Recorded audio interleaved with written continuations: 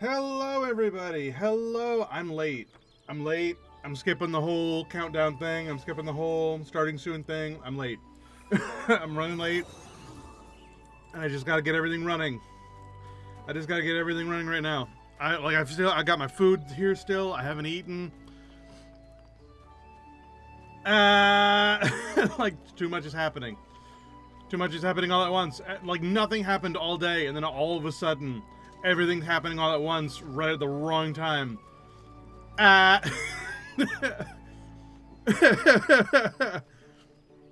didn't have time to like cool down the room, so it's all like hot. Even though it's like, you know, it's November and it's really cooling down, like because my parents are over and whatnot, like they have the heat cranked way up and it's so hot, and all of it goes straight up into my room. So it's like, even though it's like super cold outside and I'd love to crack a window, it's so hot in my room. And I usually get a fan and I like get the air circulating, but there's no time. There's no time. I'm already late. I didn't give my stream time to like stabilize. I didn't check the sound or anything. Hello, everybody. How are you guys doing today? We're playing Final Fantasy XIV today. Holy shit. And I'm also eating food. And I apologize that I'm going to be eating food on stream, like right in front of your face. It's going to be all gross. On the bread side, I got hot dog. It's got ketchup and mustard because I'm not a psychopath like like in Water Park Tycoon. Honestly, if you have your hot dog plain, that's fine. I make a lot of jokes about that, but it's just because I think it's funny. It really doesn't matter if you have your hot dog plain. It's fine.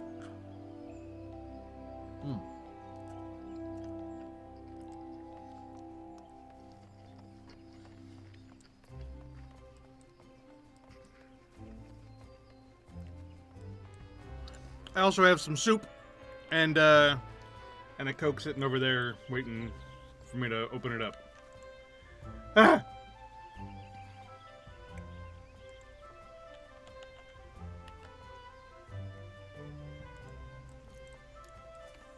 Anyway, hello. Let's do what we usually do when we get into Final Fantasy. Yeah, let's go do our weekly roundup. Get everything nice and done, and then we will go do the new content. Yeah, the new content. There's no new story content, which I thought there would be. I don't know why I thought there would be, because I'm an idiot, I guess. This is the first time I've ever gotten to the to be continued screen. It's a weird thing to remember. Even though I've been playing this game for years, this is the first time I've ever caught up to the story. I usually leave it sitting. Or I, you know, was still progressing, you know? So I'm not used to that being there still. Whatever. But we do have new content and stuff to do. To start off with, we're doing Blue Mage. Let's do Blue Mage to start off with. Yeah. Blue Mage, that one. Yay! Alright, now we gotta find a healer. Are you a healer? You're a paladin. Are you a healer? Monk.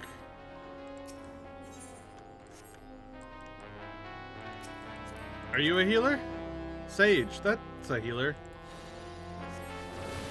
And bow for politeness.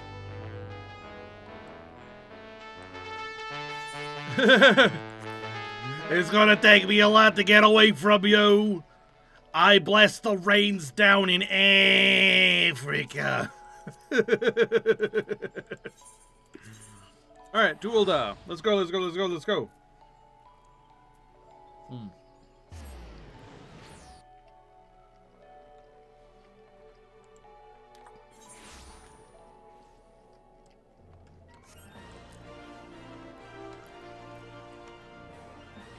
Oh, God damn it.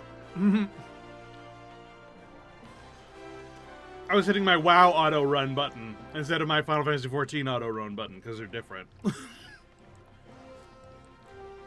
Too much WoW, not enough Final Fantasy 14. Happens to be every time. The human brain just is not built to have more than one MMO going at the same time. Excuse me.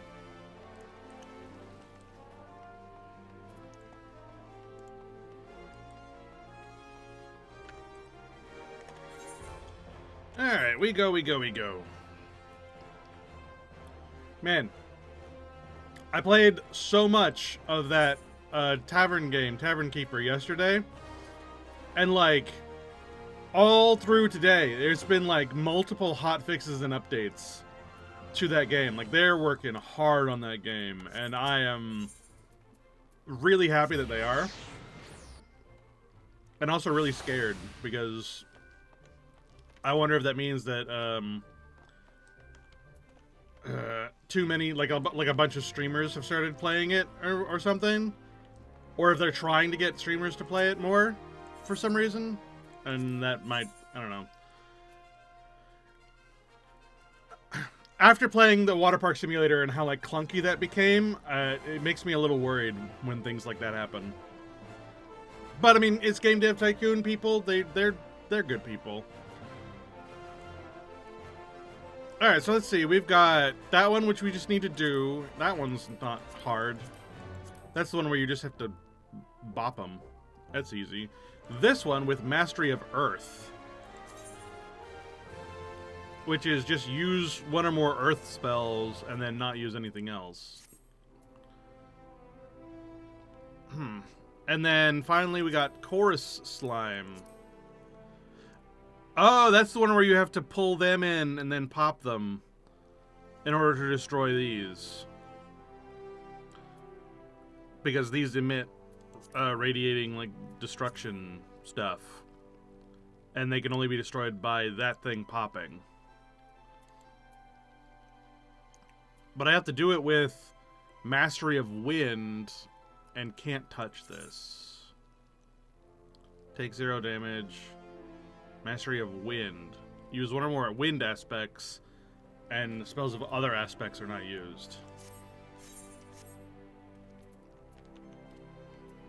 Is that an does this have an aspect to it? No, it just draws them and then has an effect of stun. So that one is fine. And then wind, I just use Sonic Boom. I need more earth spells. This is the only earth spell I have equipped right now. And that's not gonna do it.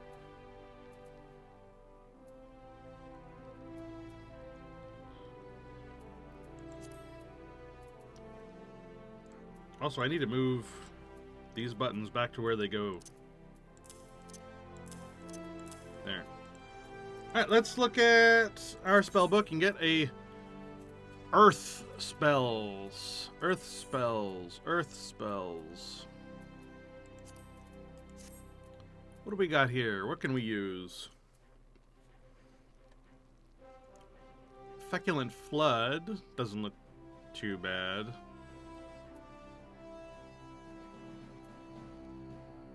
Mountain Buster, Plains Cracker, Peat Pelt.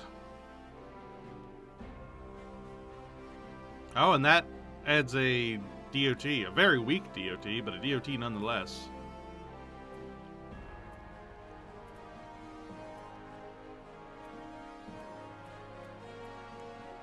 I might take off Rose and Bad Breath and add Feculent Flood and Peat Pelt. And we'll see how that goes. Not save. I don't want to save it.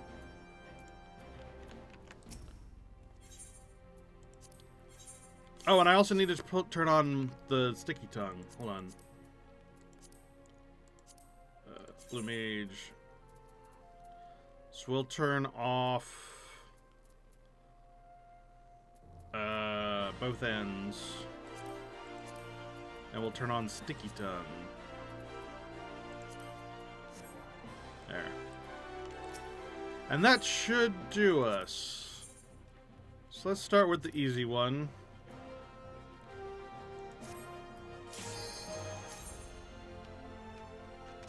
Whoop. Sticky.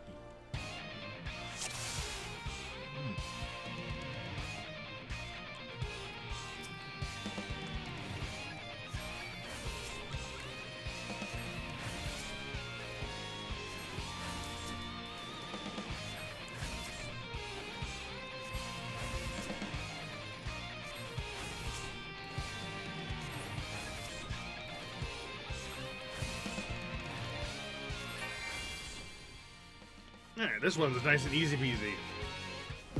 Nice and easy peasy.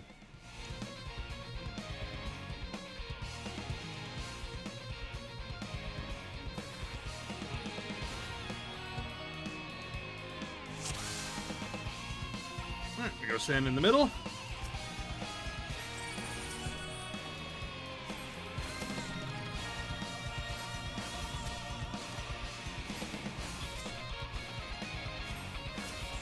And then we just go around in circles.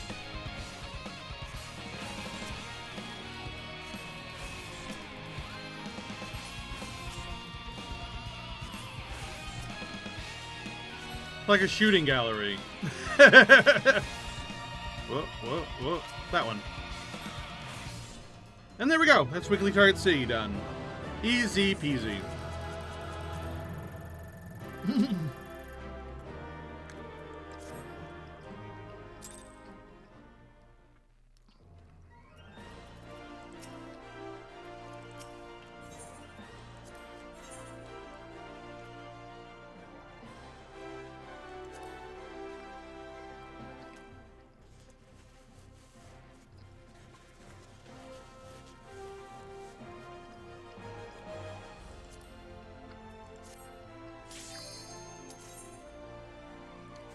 Alright, and then with this one, you just have to remember to put the Minotaur to sleep when he spawns in.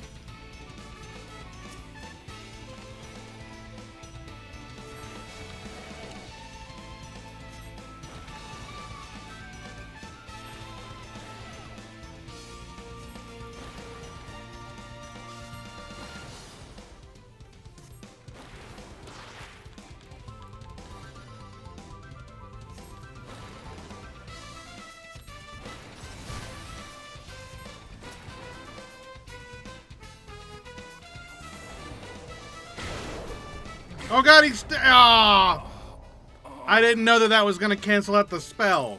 God damn it. I also had trouble finding it there, if you saw that. It was that one. I gotta remember, that's that one. Alright, let's try this again. Man, that thing does not take a lot of damage from these spells.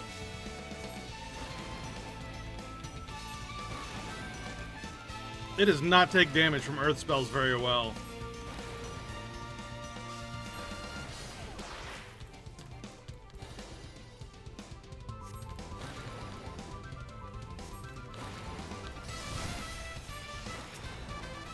Alright, and then you go to sleep.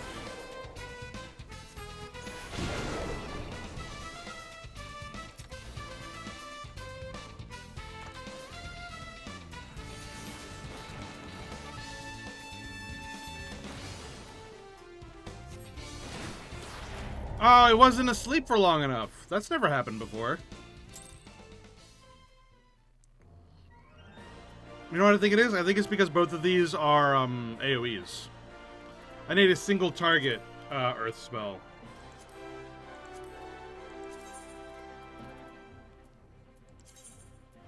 Earth. Do I have a single target one? Is there a single target earth spell? I don't think there is a single target earth spell. These are all AoEs. I've never noticed that before. I've never noticed that all earth spells are AoEs. That's a pain in the ass.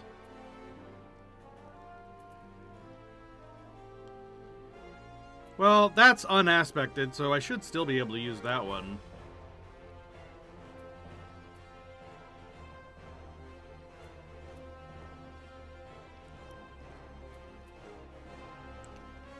Yeah, I've never noticed that before.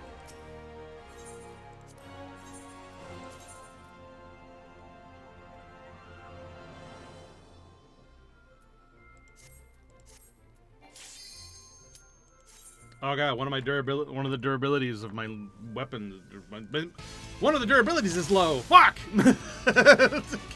Cannot speak with words.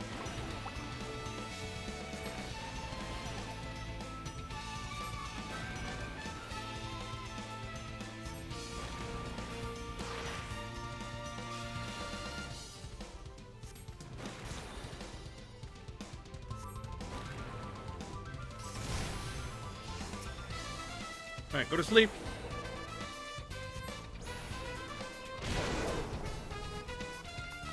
I should be able to cure myself.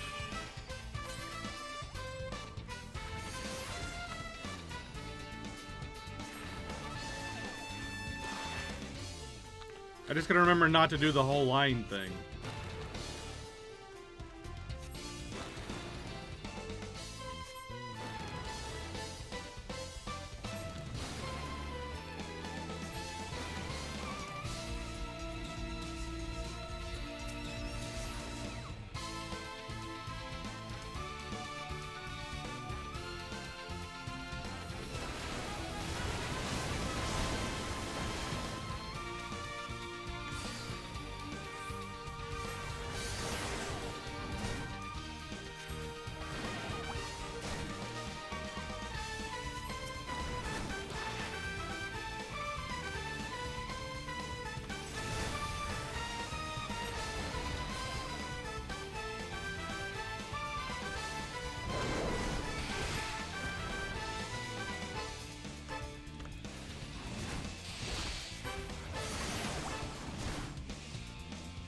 Alright, and it should just be a straight shot to victory from here.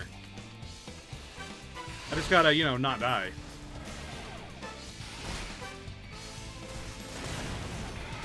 Ow! What the hell? I've never seen that before. They usually die by now. Because I'm not restricted to earth spells of all things. Oh wait, hold on. One of my durabilities is low. Let's go and get that fixed real quick.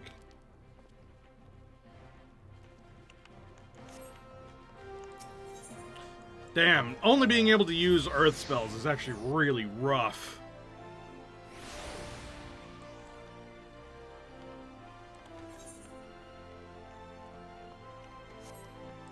Earth as blue magic kind of blows.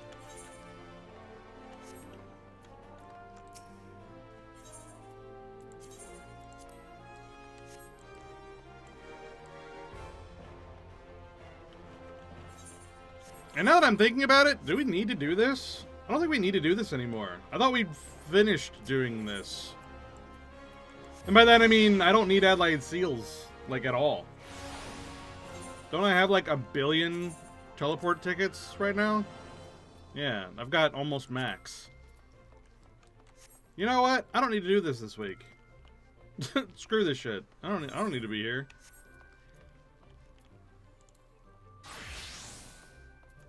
What am I trying for? Perspective. What do we want to do next, then? Oh, we gotta go stop by the Doman Enclave, for sure. Authored. Yangsha. Doman Enclave. Hell yeah.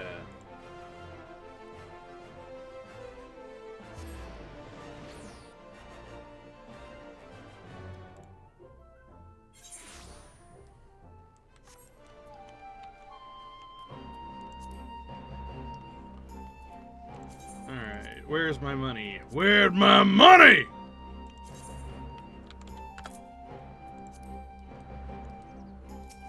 Donation basket. Donate. Excellent. And now we do weeklies, I think. Our crafting weeklies.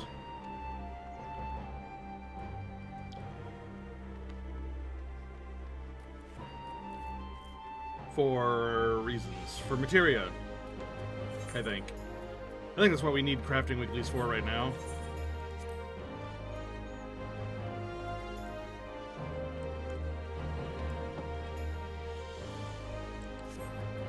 So, where's the timers? Timers. Custom deliveries. Nidawikwe has gathering.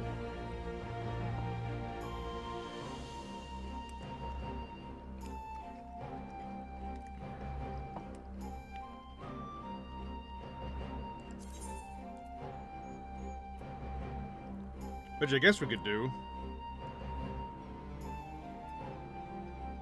It is a lot of orange scripts for them.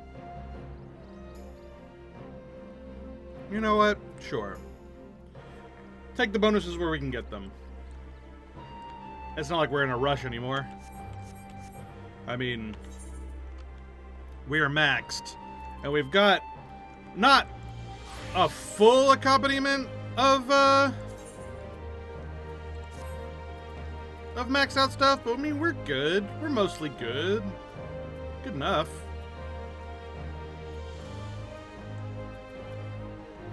We do still need to finish leveling them.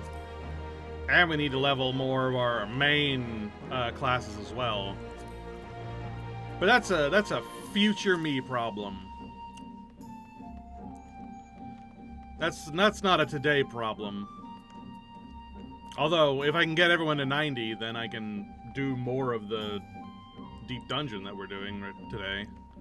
And that'll be good. We'll have to do that with... We'll start with Paladin, so that we can, like, get a little bit of that base stat going.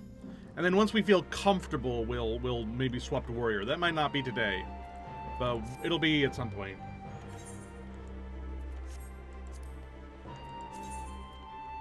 So, we were gonna do Gathering with these guys?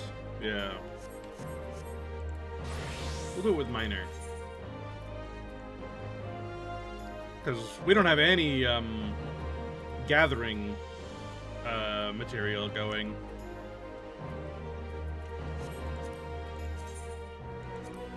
So you want track bed repair,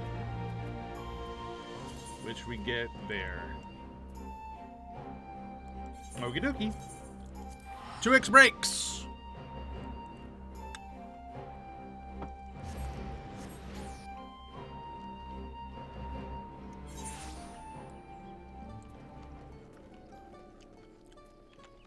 Man, the fact that the Final Fantasy 14 cooking book has Shibrak like as a recipe really makes me want to go make it. But I sure as hell don't have banana leaf on hand. It's kind of a pain in the ass.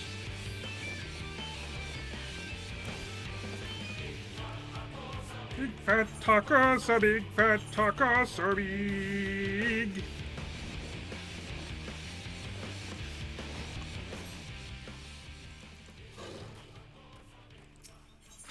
Alright. Track bed repair materials.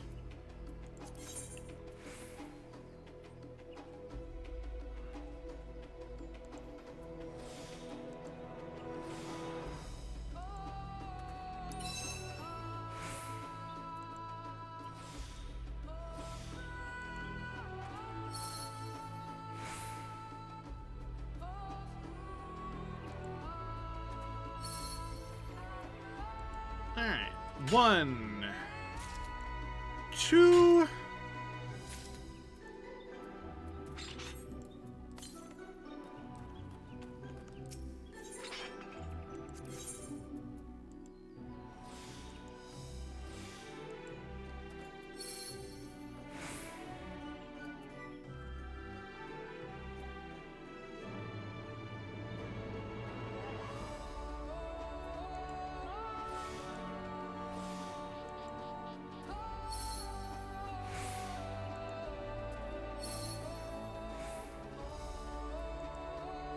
Three, 4, 5. We need one more.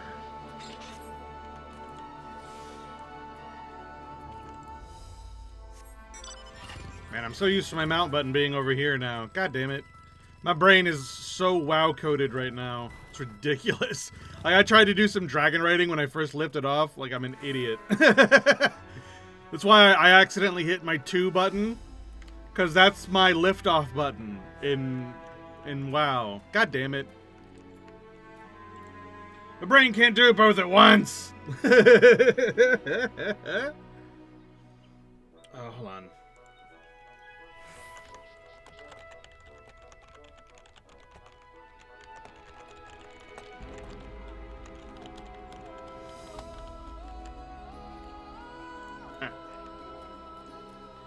And now I need like 400 GP to do a proper mining job.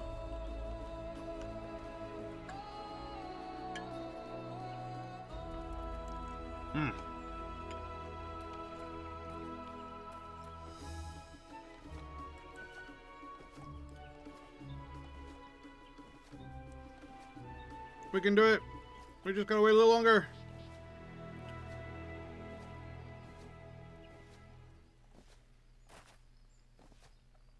Little longer, little longer, little longer, little longer. Ooh, that's making me dizzy. Ooh, stop, stop. It's not the world I want to get off. Okay. Almost there, almost there. Okay.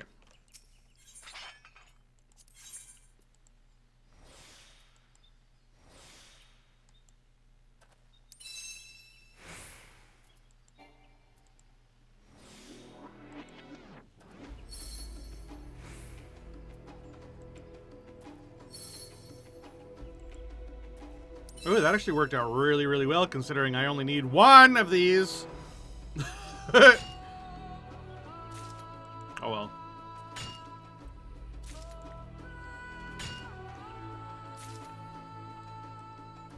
Alright, Tinted Awake Way.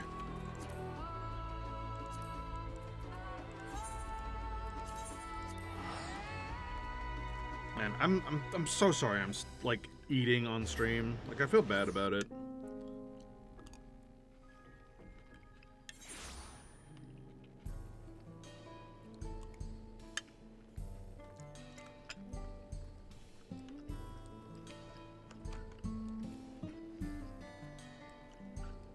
Ooh, they look cool.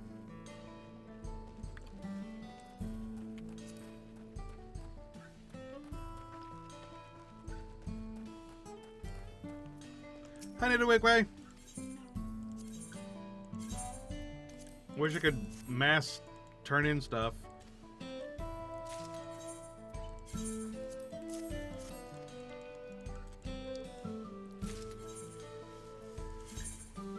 Dear Square Enix, mass turn in button, please.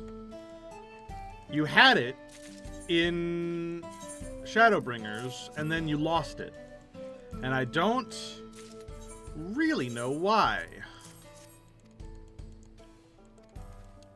It doesn't make sense to me. Oh, I'm full on perps. Ah, crap. Hold on.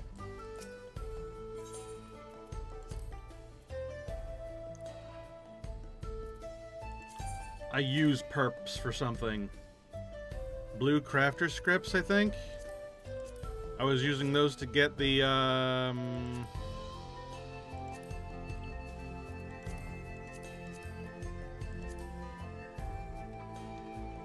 get the Heavensward relics, which I actually think I'm almost full of. Oh, this is crafter scripts. Shit. Gatherer scripts.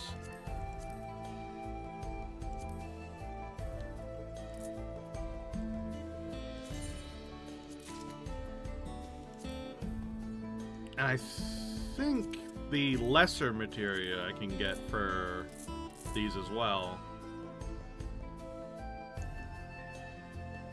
Like the 10s are supposed to be like the good ones to get right now.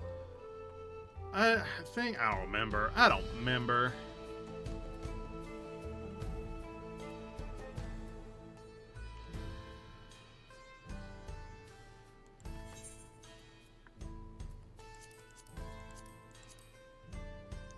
But I'm pretty sure I need some perception and some gathering. I need a little bit of both right now. So where's the 10 for perception? That one? We'll get a few of those. Alright.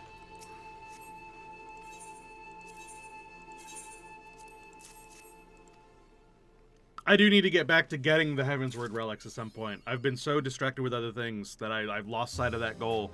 I need to get back to it.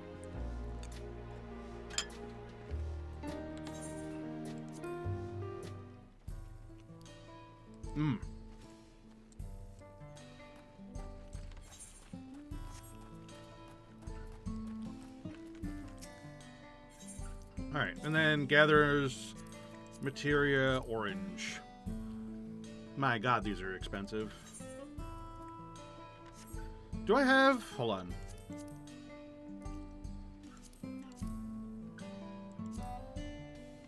Yeah. Yeah, I've got this entire set. Okay. I had to make sure. I don't have these, but that's because they're not on offer. I have to craft those.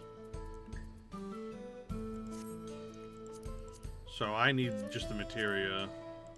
There's also, orange script stuff here. And I use them for something as well. I couldn't tell you what, though.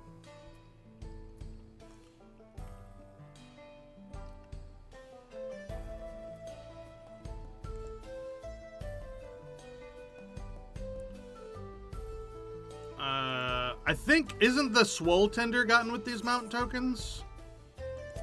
I think that's right. I'll go ahead and get one.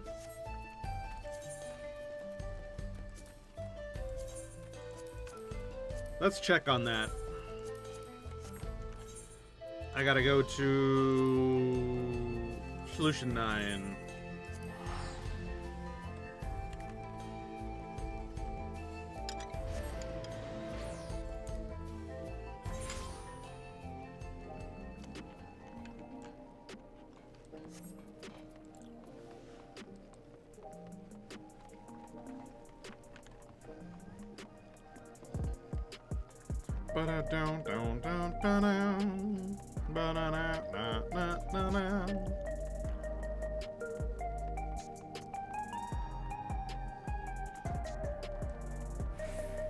Alright, Splendor's vendor. You have the thing with the mount tokens, right? Yeah. You need 100 mount tokens for the Barrel Tender, which is the Swole Tender, and then the Ronique Horn. I don't remember what a Ronique looks like. Oh, it's the Ronex! That's right. It's the bull things out there. Wow, 100? That's a lot, considering I only just got my first one.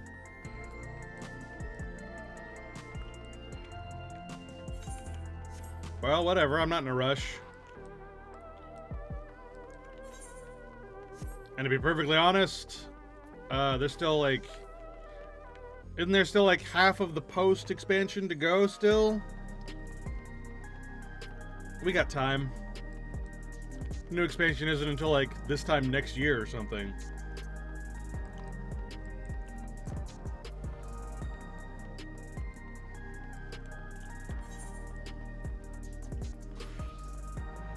Alright, so...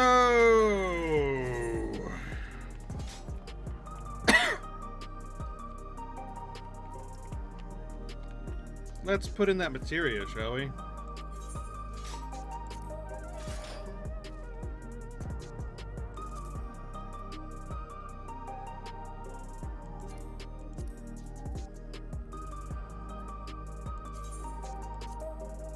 This is still, like, advanced materia not allowed gear, so I don't really care that much.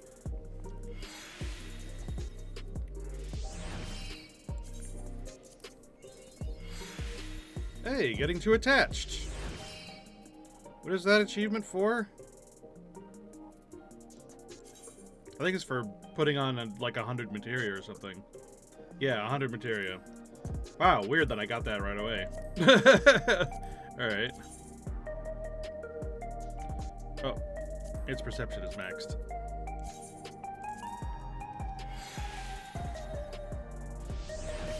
Alright.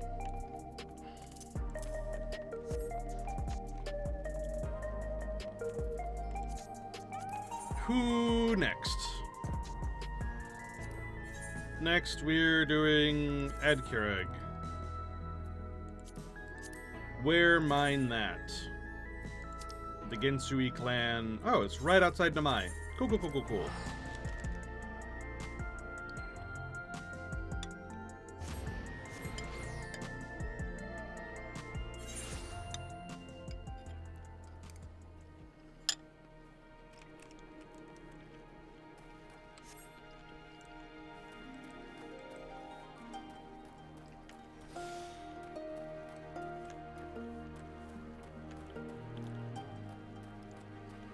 Alrighty. Hop.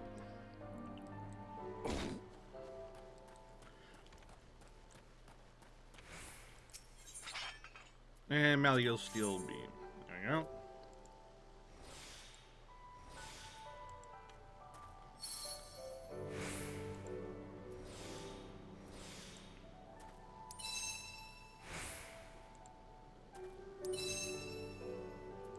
Damn, there's one.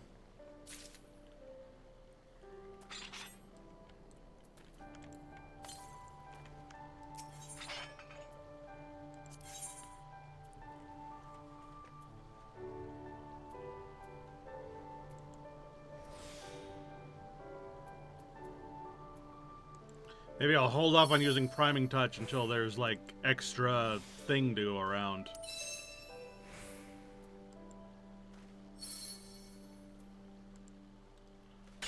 Two, three.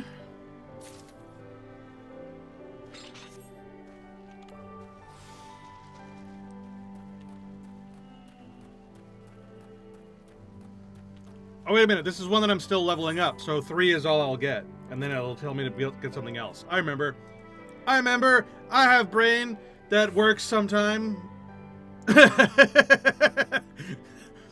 Alright, 2, Gerania, Idleshire.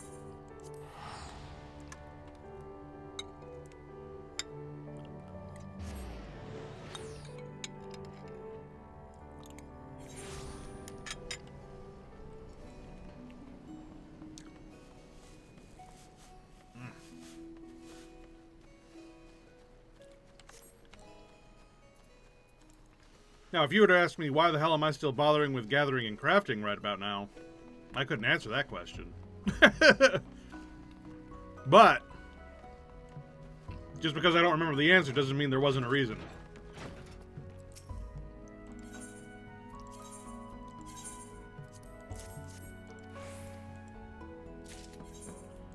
Alright, here you go, Pigman.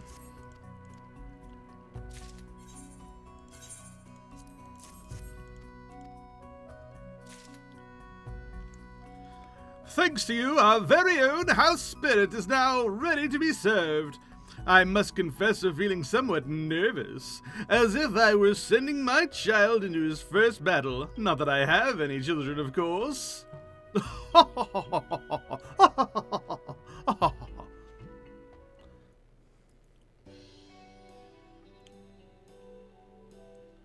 Glad tidings, my friend. Our house spirit is enjoying unprecedented popularity. Mapopo is beside herself with joy.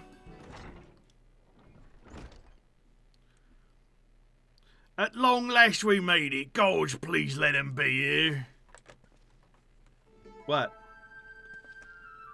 He will be. He must, after all we've been through. Algu, Teleboj, what are you two doing here? With that voice, it could only be. Oh, Chief, it's you! It's really you! Huh? What? Kadash, I believe you can be trusted with my secret. Be not astonished, but the chief was once poised to become Khan. Not just any Khan, mind you, but that of the largest tribe in all the steppe, the Adakim. But with great standing comes great risk, and after 8 assassination attempts and 4 sham marriages, he abruptly disappeared with nary a word. We two were sworn to serve the chief till death. Thus did we set out on our search for him. First we scoured the length and breadth of the steppe, but when we failed to find him there, we decided to venture further afield. And after a grueling journey during which we were runaways, stowaways, and castaways, in turn, we finally arrived here. Aha. How can this be? Can you learn the truth of my illustrious identity and not be surprised? Impressed? Well, I mean, I'm the current Khan, so... Oh, I met your brother on the steppe. You met my brother, and he's searching for me, you say. That is not wholly unexpected.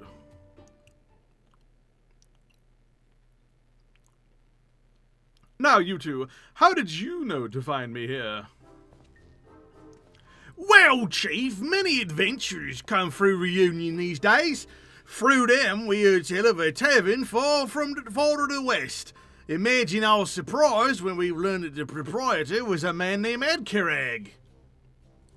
Ugh, that my whereabouts should be exposed in such a manner. Well, 'tis unlikely that any would-be assassins would follow me all this way.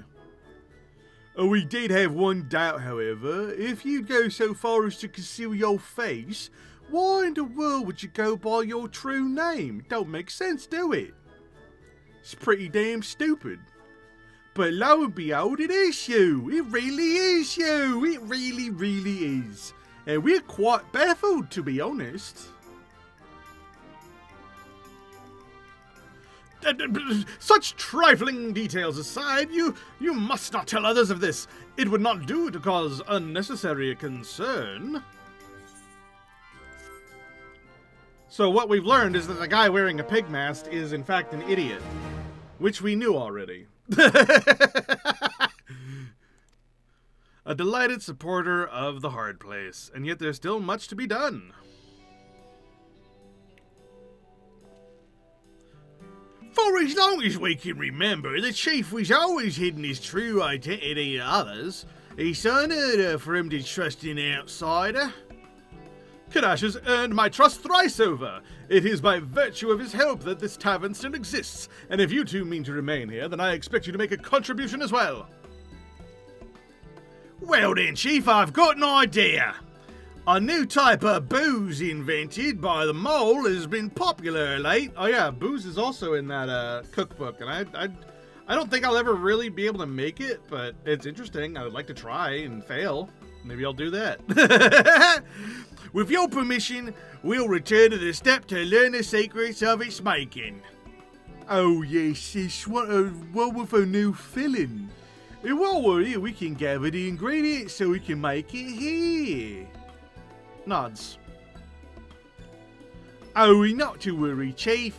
We'll take care not to be seen by our tribesmen. Why did he do that? It's like a very quick... While the idea is sound, I have my doubts of whether their ability to carry it out. I would feel much more at ease if you were to assist them. Yeah, sure. Oh, dependable as always. We are so close to becoming profitable again. Let us not lose our momentum. Go forth, my friend, and bring us the ingredients of making this new booze. Is it buzz? How do you pronounce that? Booze? Booze. Booze? Booze. Alright, so what do you want me to get now? Some strong steppe spice. Oh, it's right outside. Okay. I wonder why I couldn't point out the fact that I'm the new Khan. And that, you know, that absolutely makes sense.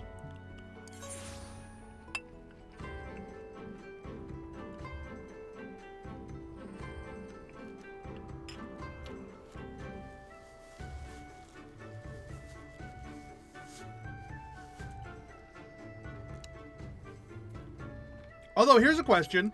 Are we still the con? When is the next competition for that? Is that just out of the story forever? Because I think it would make sense if we, like, tried to, like, you know, maintain our title. It's kind of important for us.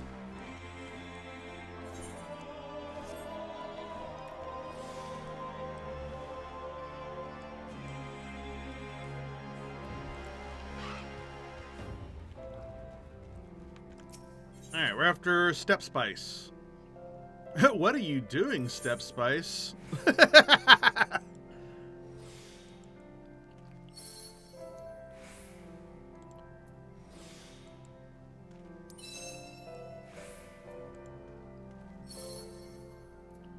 Alright, 1,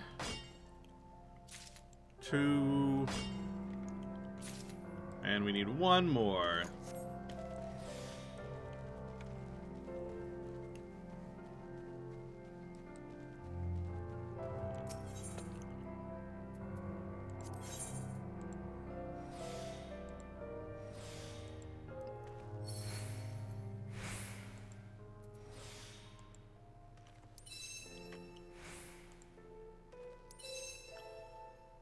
And 1.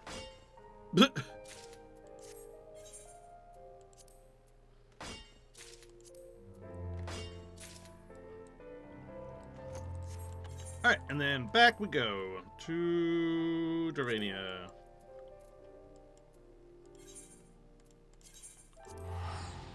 Nice!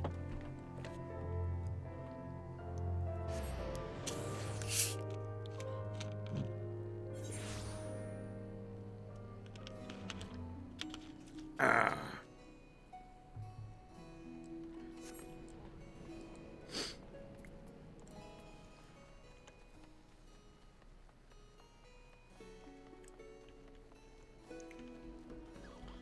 Volnus Fragus. What a name. Your Rogadaddy. That's a good one.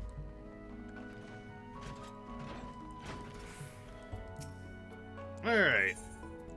Here you go. Some strong Step Spice. While the use of spices is limited to my native cuisine, a good businessman knows how to adapt to his patrons. By offering booze seasoned with the spice, we can speak to the palates of more of Idleshire's diverse visitors. By Azim, the quality is transcendent. Here, just take it. Just take all of it.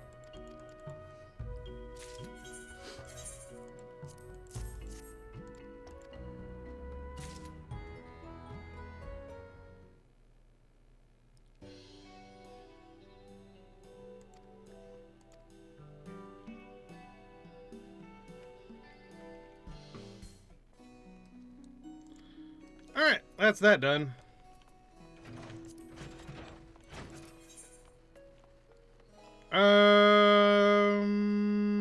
Oh yeah, we got the new rep to do. The new, Giants rep. We can spend our Allied Society dailies on that.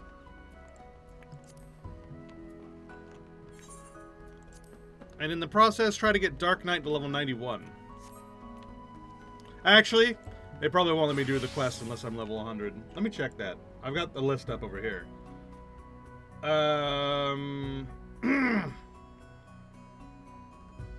Oh, you just need to be level 90. Disciple of the Hand. Oh. So it's a crafter job? Okay. We go to Urkopacha.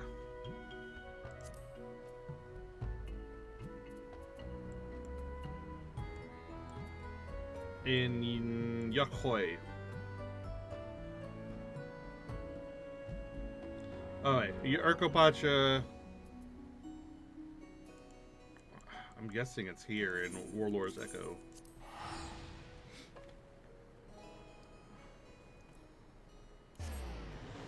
We're looking for the quest Frosty Neighbors.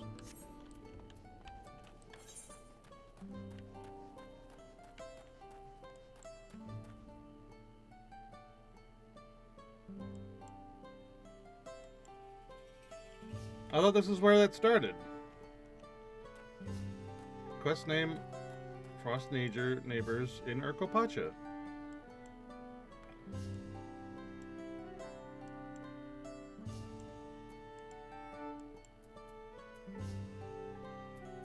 Wait, I might not have finished the prerequisites.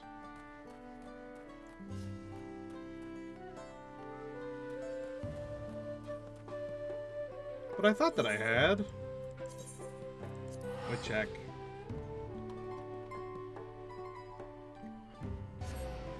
I just have to have defeated Dawn Trail.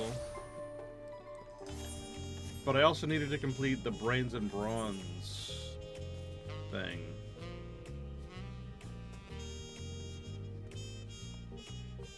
Special orders, special deliveries. What?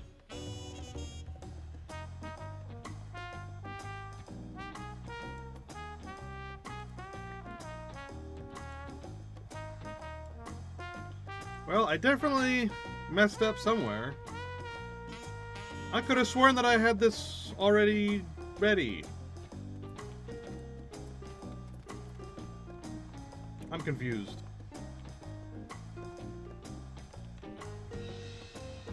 Let me Google.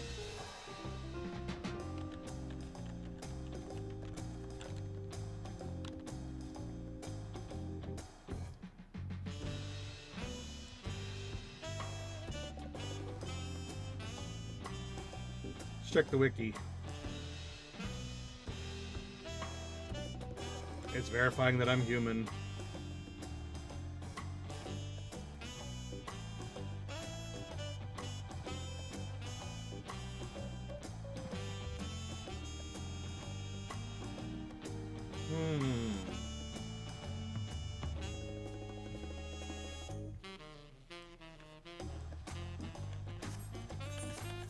Okay, so it is still over there in Urkopacha, but I've misunderstood.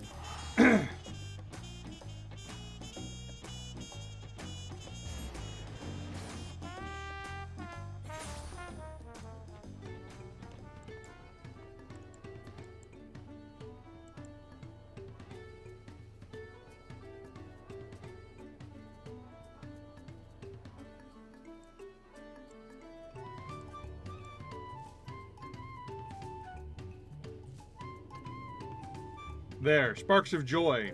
I haven't finished that quest line. That's the one I need to finish.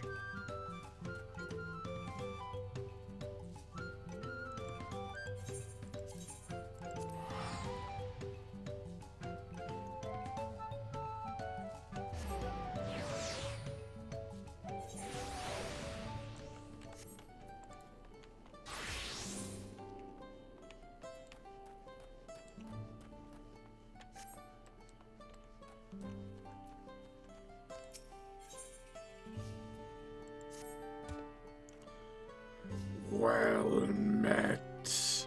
I am honored that you would return to speak with me again. Would you tell me more of your life as an adventurer?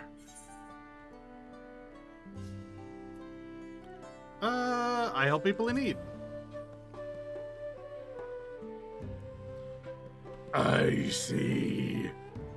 So you travel far and wide, aiding others in myriad ways, and in so doing, earn your keep. I know of someone that might benefit from such assistance. A craftsman in urgent need of a particular material. The sites replete with this resource are overrun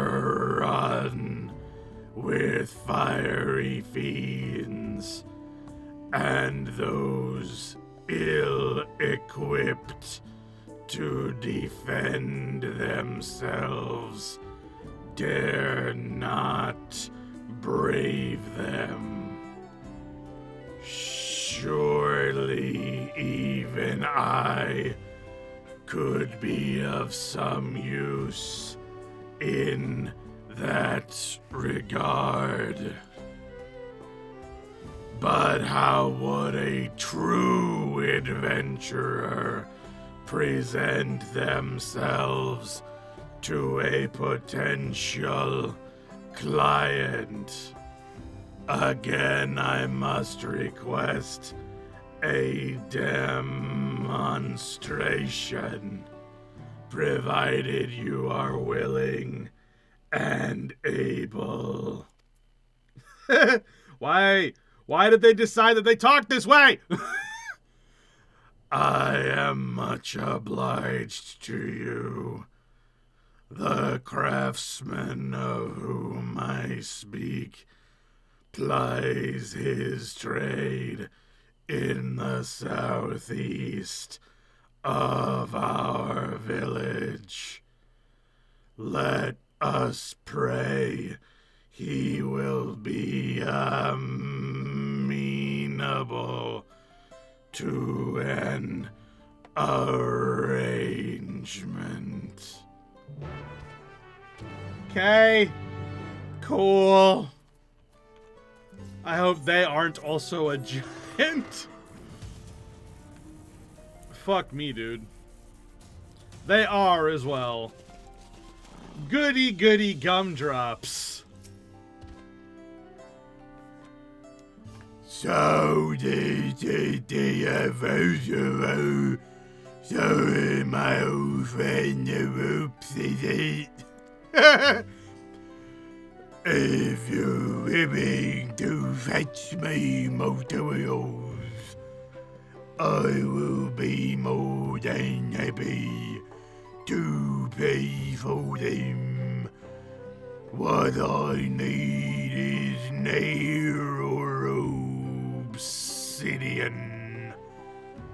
Dumbo Dubita. To be clear, this is my trial to undertake. You need only point me in the right direction, and I will do the rest. Once you are ready to proceed, meet me at Nerorgorna. Okay, bye.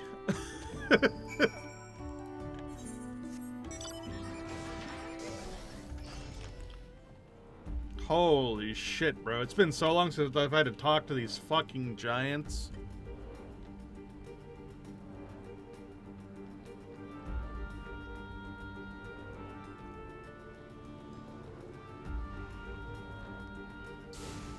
I will say, after a while, you kind of lull yourself by doing that. I'm not gonna talk to you. Are you kidding?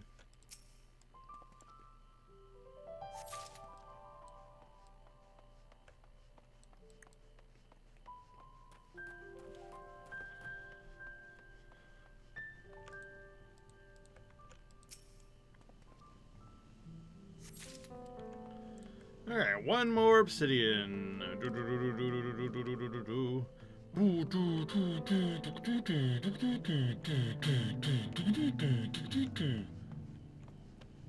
Where? Where is it?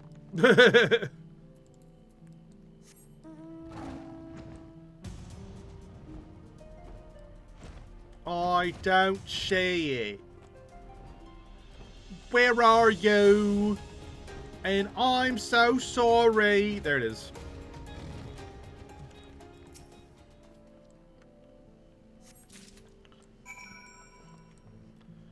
Speaking of being so sorry, I'm so sorry I have to talk to you.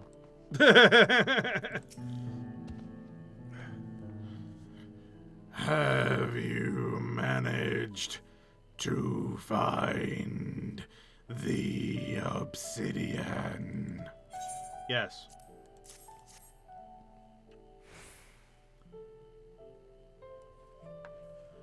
How captivating its ebon luster.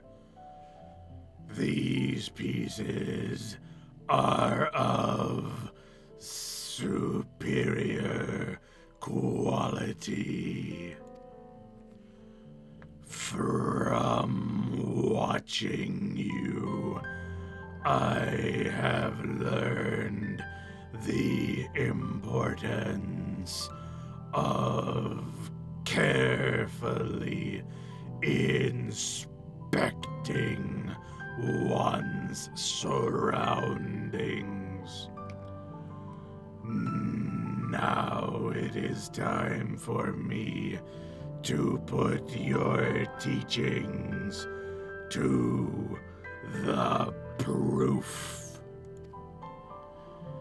In the meantime, I ask that you return to Warlar's Echo and let our client know I have this matter well in hand.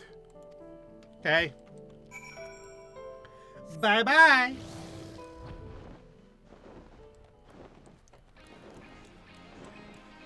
On the bright side, I get to talk to the other person, and at least he gets a lisp. Holy Jesus. Tell me it's not going to be like this the entire time.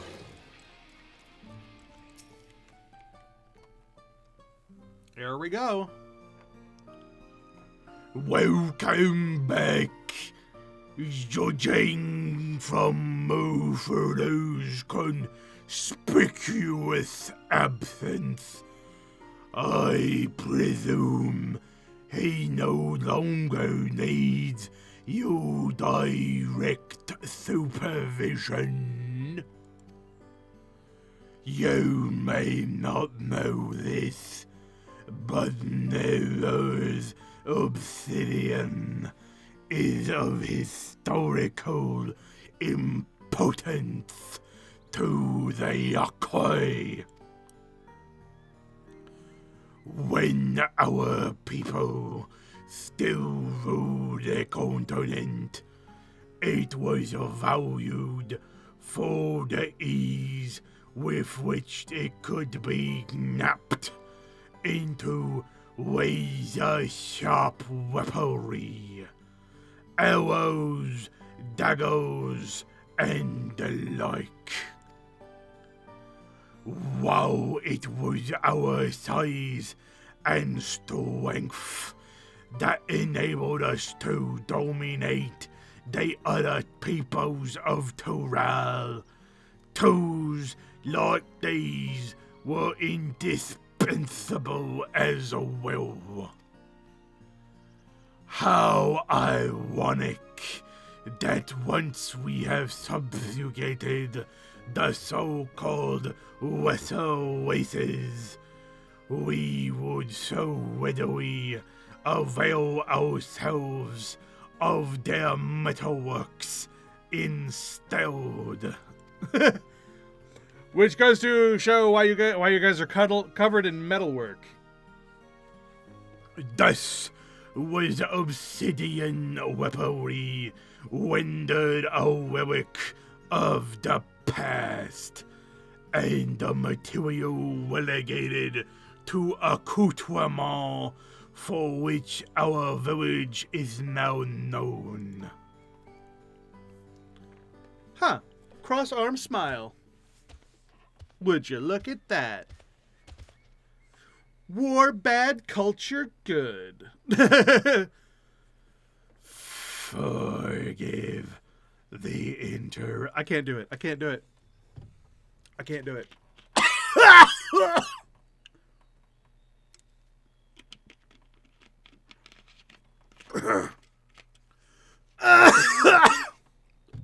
I went down the wrong pipe. Save me. Help.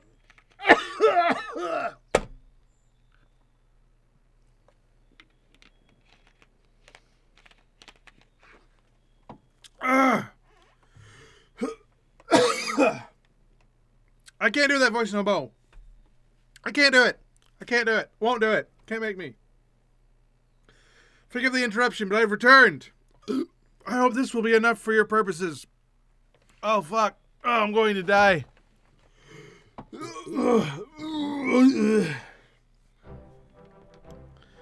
You hope? This is a tremendous amount, and all of it exceptional quality, no less. You've bought me a supply that will last me for many moons to come. Please accept this payment as your reward. I've had a little extra as a token of my gratitude.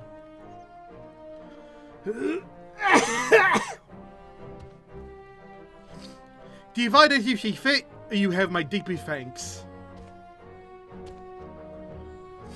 Oh my goodness.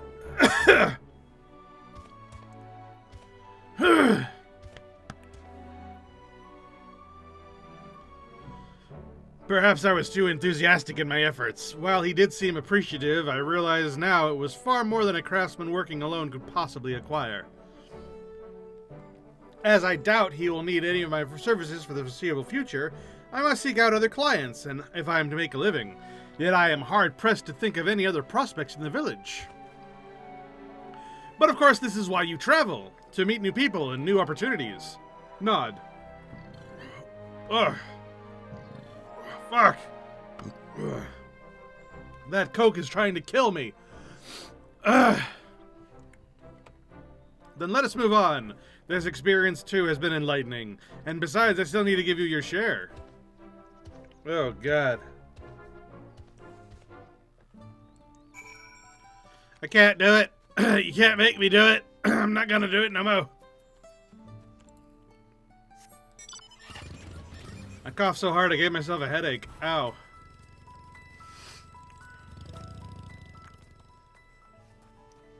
Hello, Murfurler. Kadash, it has been a delight to learn your trade from you.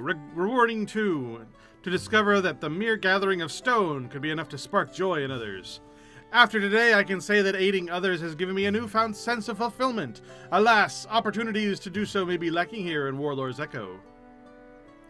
After I have some time to put my thoughts in order, I would be honored if you would advise me on my next course of action. Sure. Let's swap to Dark Knight and continue the story with Dark Knight to get more XPs. Greetings, Kadash. I seek a new venture through which I may use my martial prowess to aid others, but the fact remains that I am unlikely to find one in this village. It seems I have no choice but to beg the boon of your wisdom once more. Have you any ideas? Try asking it around another village.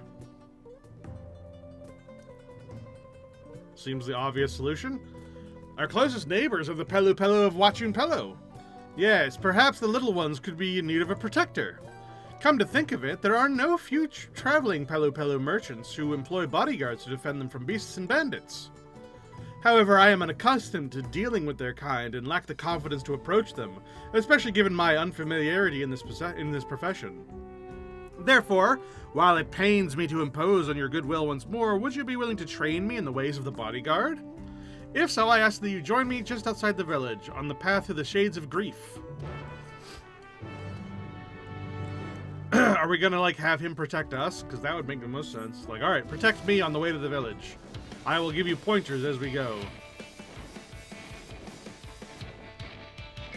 That's almost surely not going to be what happens.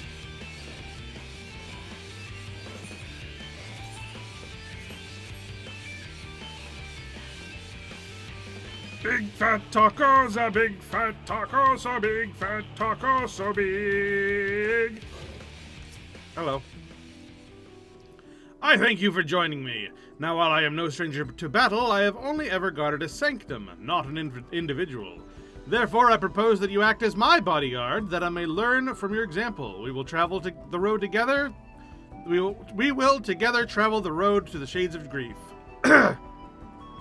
At one time, before the coming of the Sky Ruin, it was our ancestral home. I should like to climb to its zenith and get a good look at the surrounding ruins, but be warned, these days it is home to many ravenous beasts. What guarding entails? Certain duties require that you escort an NPC to a designated location while guarding them from attacks. Should you stray too far from an NPC, they will stop moving. The escort attempt will be failed if the NPC is incapacitated, you stray too far from them, or you change areas. In the event of failure, you may return to the starting point and try again.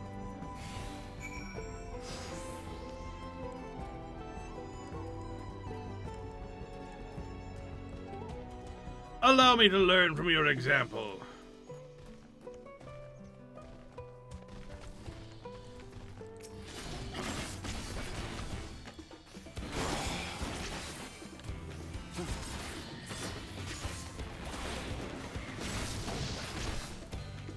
Ooh, it's been a while since I played as Dark Knight.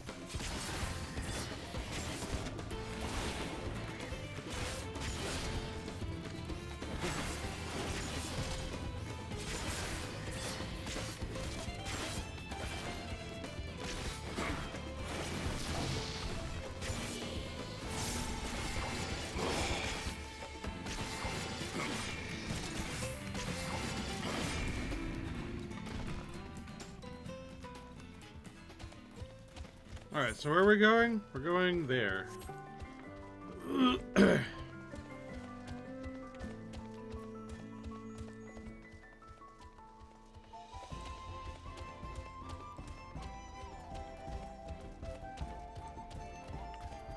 What's the weather? Windy.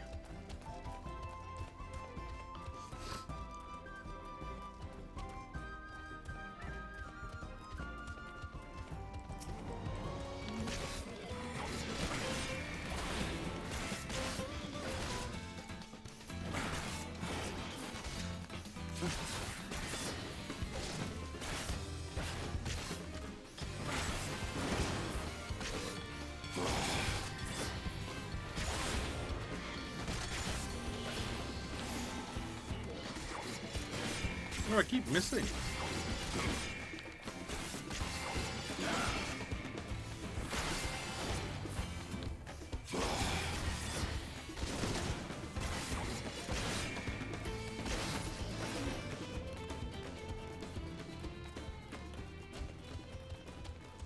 All right, up the hill, up the hill, up the hill.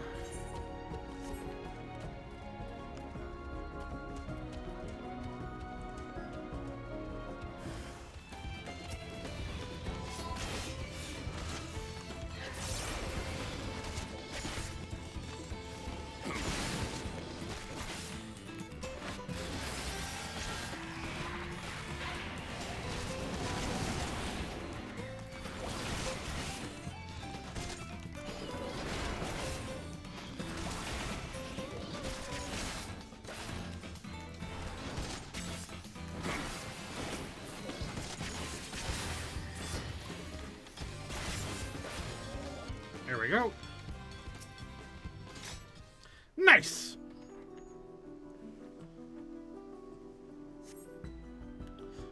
Behold these forlorn ruins, abandoned for years upon years. There is much I would recount to you, but it is unsafe here. Let us venture instead to the cliffside.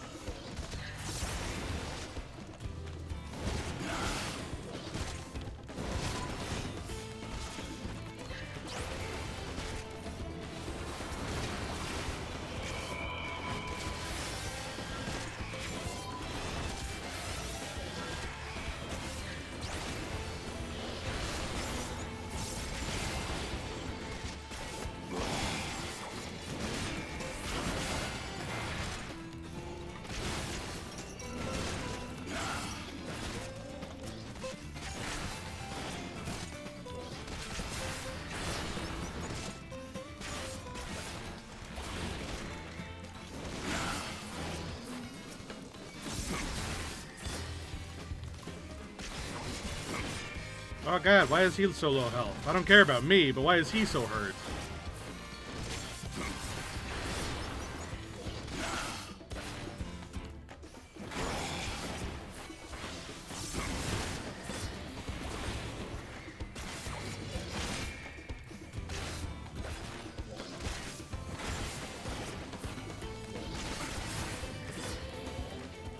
There. Let's just both heal up for a second.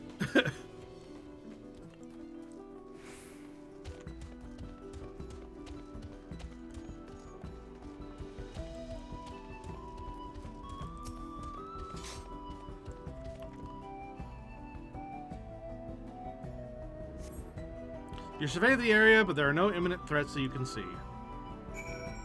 Cool, let's continue this as Paladin. I regret trying to level using this method. There are a great many elements to consider. Maintaining awareness of my client and our surroundings, particularly potential avenues of attack, all while keeping a brisk pace. In contrast, standing watch over a frozen Vidral was far less complicated. Perhaps you wonder why I chose this place for our destination. Look below. The Pelu Pelu village is within sight. Yeah, sure it is. It's very pretty. Our homes were once connected by a mountain road when we were their oppressors. But until Galul Jaja put an end to the practice, we demanded yearly tribute, and in exchange granted them our protection. The elder Pelu Pelu have not forgotten. The memory of my kin as towering tyrants haunts them still. Times have changed, and now we treat the Pelu Pelu as equals. I hope to one day live on in their memories as a gentle guardian, but... Ah, forgive me. My idle musings are of no moment. Let us return to Warlord's Echo. That is supremely pretty. As just like a picture. Like standing over a mountaintop and like seeing the hills and stuff. Like that's just really nice. That's very pretty.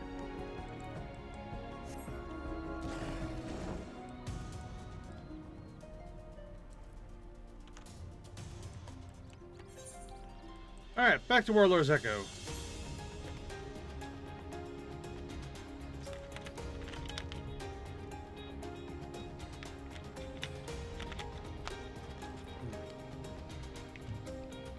I will say, I wish I was better at photography when it came to like MMO stuff.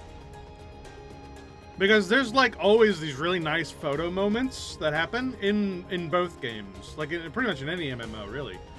And like I've never been particularly good. Like I see them and I'm like, ooh, that's pretty, and then I don't like, you know, I'm not good at making it look the best that it can. I'm just like, ooh, I appreciate. Move on. I'm in your debt. You have helped me explore a potential life's calling as a bodyguard. As a Yakhoi warrior, I have the power to show the Pelu Pelu that we are not our ancestors, that we can offer them peace and protection as equals, not conquerors. I only hope they will prove amenable. That said, I cannot begin to pursue this goal until such time as I find a client. That search begins now. Resolve reignited. Kadash, it is time that I formally offered my services, and if it is not too much to ask, I would like you to bear witness. While the Pelu Pelu who visit Warlord's Echo do so primarily to sell their wares to us, we sometimes see fishers passing through on their way to Carvorhor the First. Regardless of their trade, surely there is at least one who will have need of my protection. Come, let's ask around. Okie dokie.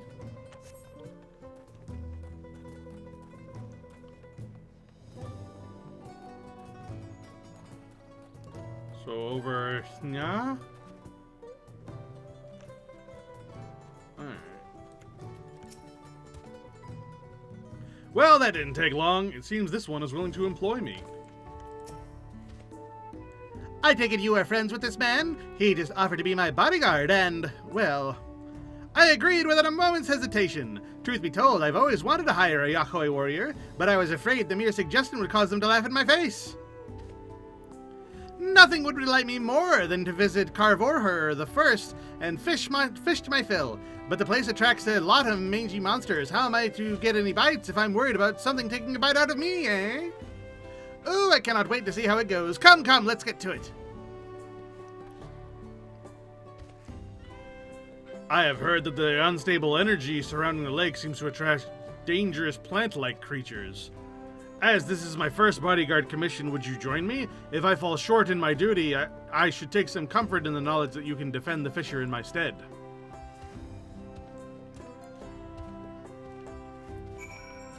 Alright, to Carvorher the First.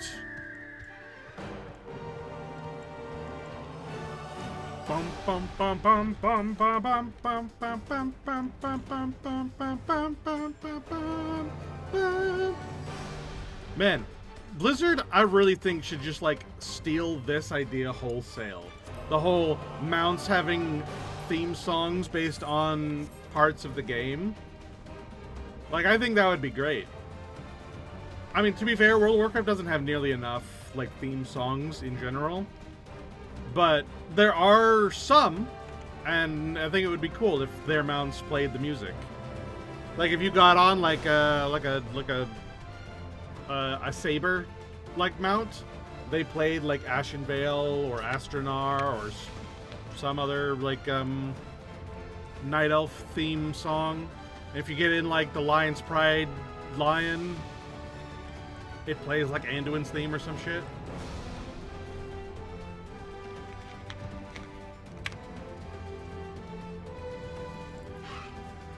Why not, right? Incredible! My grandpa was right. These big fellows are tough. There you are. As you can see, I've already dispatched one threat. It seems strangely aggressive. Perhaps I am overthinking it, but caution may be warranted. While the fisher and I lead the way, I ask that you watch our backs. I can't really watch your backs if you disappear.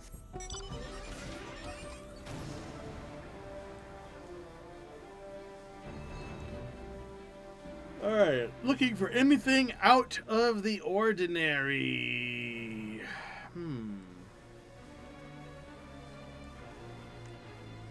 Anything strange? Aha! A marble seedling. What you doing there, buddy? You note the presence of a marble seedling, yet see no signs of the creature that spawned it. Help! A cry from the Pelo fisherman rings out to the west. The silence which follows bodes ill. Uh-oh.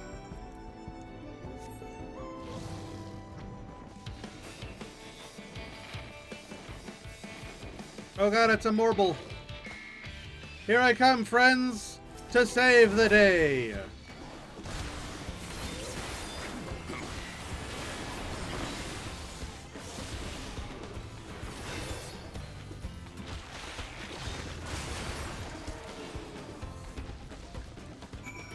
Hello, friends.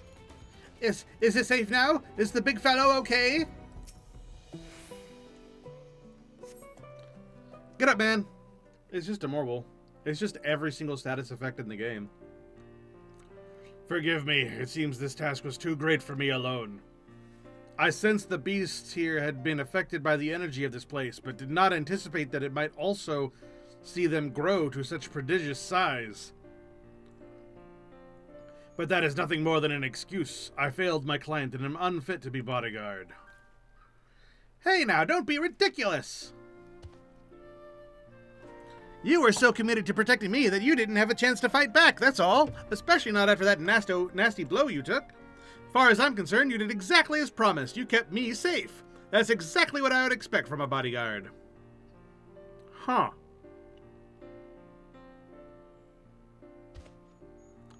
I suppose that is a matter of perspective. How would you evaluate me?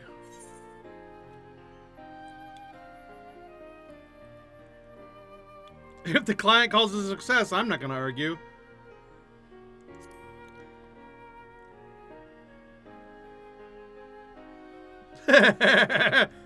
You heard the man. Sure, there's always room for improvement, but overall a passing mark. Now then, with that brute out of commission, we ought to enjoy some peace and quiet for a while, yes? That settles it. I can't afford to let this opportunity slip off the hook. I'm going to fill my bucket while I still can. The what? Even after the harrowing experience, you remain undeterred. You've a strength of will that rivals that of any Ahyakhoi. Small in body, large in tenaciousness. Like any gnome in World of Warcraft.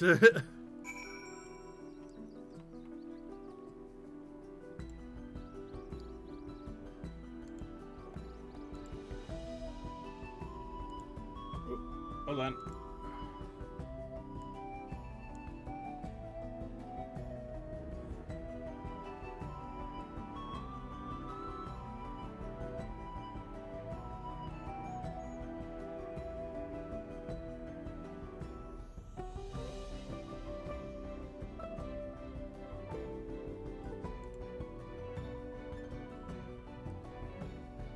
Okay. See, what did I tell you? Feast your eyes on this hearty haul. When it comes to fishing, being able to concentrate makes all the difference, and I owe it to the two of you for standing watch. Now to drag my bucket back to Warler's Echo.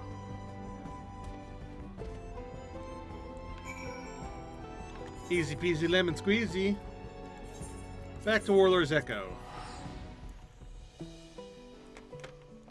Yay!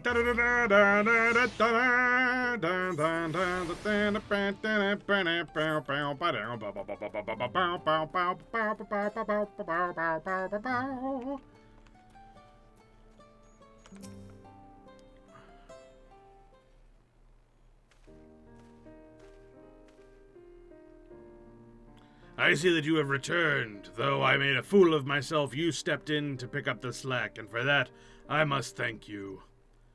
I shall reflect on this experience and use what I've learned to sharpen my skills. Doubtless, it would not inspire much confidence in my future clients were they to see me falter as I did today. That's the spirit, big fellow! You know, most of us grew up hearing the old stories, that the Yakhoi are as dangerous as they look, and a people to be feared. But you, my friend, you put your life on the line to protect mine, and that's a story I intend to share with my entire village. They'll see that you folks aren't so scary after all, and if they ever need a gentle giant to protect them, they should ask for Murfurlurler. Bye-bye. Wave and walk off screen. It takes me a little longer because I'm so small. Kadesh, I know not what twist of fate led you to me, but I am grateful. Not just for today, but for everything you have done. In hearing that fisherman's words, I realized the true reason I felt compelled to relinquish my post as Temple Guardian. Huh? A great honor though it was, deep down I yearned to protect not a place, but the people. The living who have yet to finish their stories and be enshrined in memory. Rest assured, your efforts to teach me will not go to waste. Henceforth, I am Murfurler the Defender, and I will do everything in my power to build a relationship of trust with our good neighbors, the Pelu Pelu. Yay!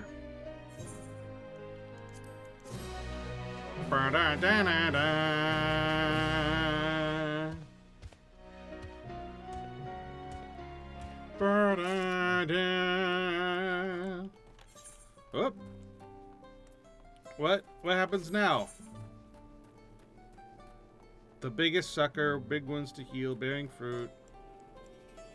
Where is... Ah, there it is. To catch a merchant.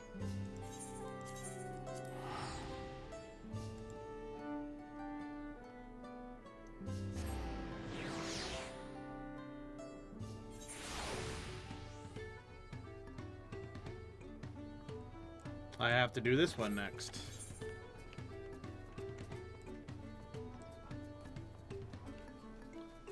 I also have to do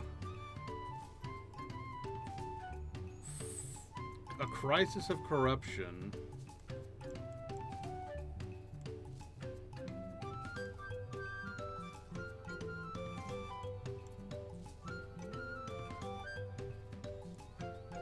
finding bait, springing the trap.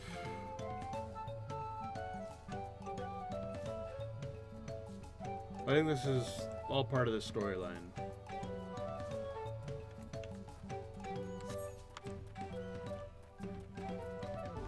Hello, Nopely. Every moment we leave that peddler to his own devices is another opportunity for some unsuspecting traveler to be hoodwinked. That's right, I remember this storyline now. This storyline was the crystals. This guy got a shipment in of corrupted crystals and thought they were more valuable than normal crystals. And I had to be like, actually, corrupted crystals not only are plentiful and all over the place in Eorzea, they are basically worthless.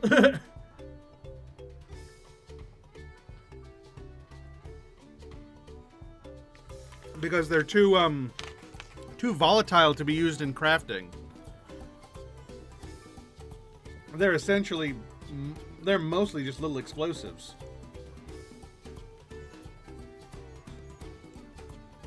I'll ask around Witch and Pello to see if anyone else has similar run-ins with a disreputable merchant. In the meantime, I'd like to ask you to find the scoundrel and keep him in your sights by whatever means necessary. We can't have him leaving before we've had the chance to settle this matter once and for all. I expect he's still in Urkapacha, visiting the markets to use his ill-gotten pel to stock up for his return to Eorzea. Like as not, he's inspecting the stalls at Ikuvlo's Inn. Ask after a Lalafell by the name of Gigamulo, and be discreet. Once you've found him, try to keep him occupied for as long as you can. Okie dokie, Nopely.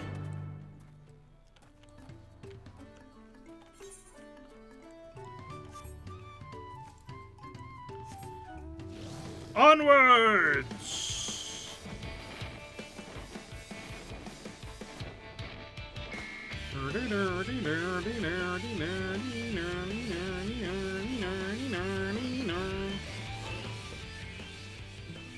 Lower! Too expensive! I refuse. I've lowered the price enough. What are you guys even, like, fighting over? Hey, there's Gigi Molu. Are you the sneaky what's-name? Well, this is a pleasant surprise. To think we would meet again here of all places. You do recognize me, don't you? The merchant you spoke with on the ship to Tuliolal. I neglected to impart my name to you at the time, but I shall happily rectify that now. Gigi Molu at your service. Since my arrival on the continent, I must say business has been booming. I'll spare you the details of my most recent transaction, but suffice to say, I earned quite a handsome sum from a most generous young merchant. Truly makes the lengthy voyage here feel worthwhile. All that remains before I return to Eorzea is to purchase some commodities. Alas, ever since I felt the soothing waters of Panak Pelu retreat on my skin, I can think of little else.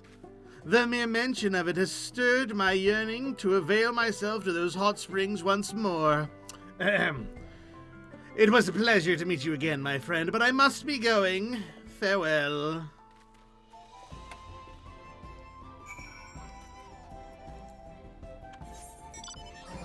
So he's hanging out at some springs.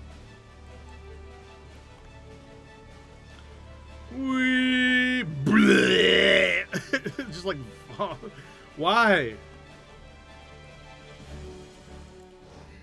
Alright. Hello, Uplu. Alright. I thought you were going to tell me more about this place. Well, this place is nice. I would probably sit over here and look out that way. Like, ooh. Or like maybe sit on this rock here. Like if I was hanging out at a place like this. Yeah, sit on like this rock here and look out there. Have like some nice alcohol sitting on the rock over here and just like lean back, sip, look out. Man, that sounds real nice right about now. I'm not gonna lie. That sounds really nice. Especially with, like, the nice hot waters of a hot spring. God. That would be great. Anyway.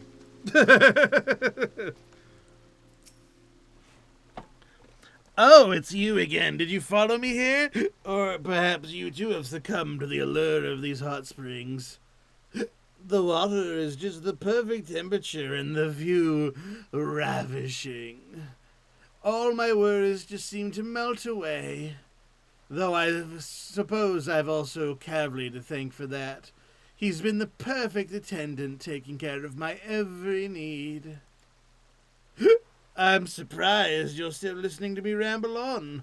If I didn't know better, I'd think you came not to enjoy these springs, but to speak to me. He's doing kind of what I want to do, except he's looking in the wrong direction. You should be looking out that way. Jijimolu has grown suspicious of you. Perhaps it would be best to speak to Cavally instead. See, sitting and looking that way, it's not nearly as nice as looking out that way.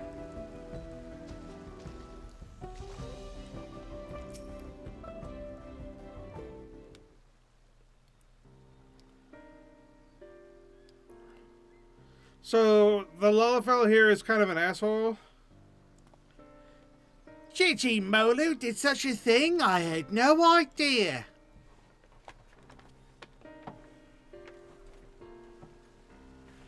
He only recently began to visit these springs and hired me to take care of odds and ends for him during his sojourns.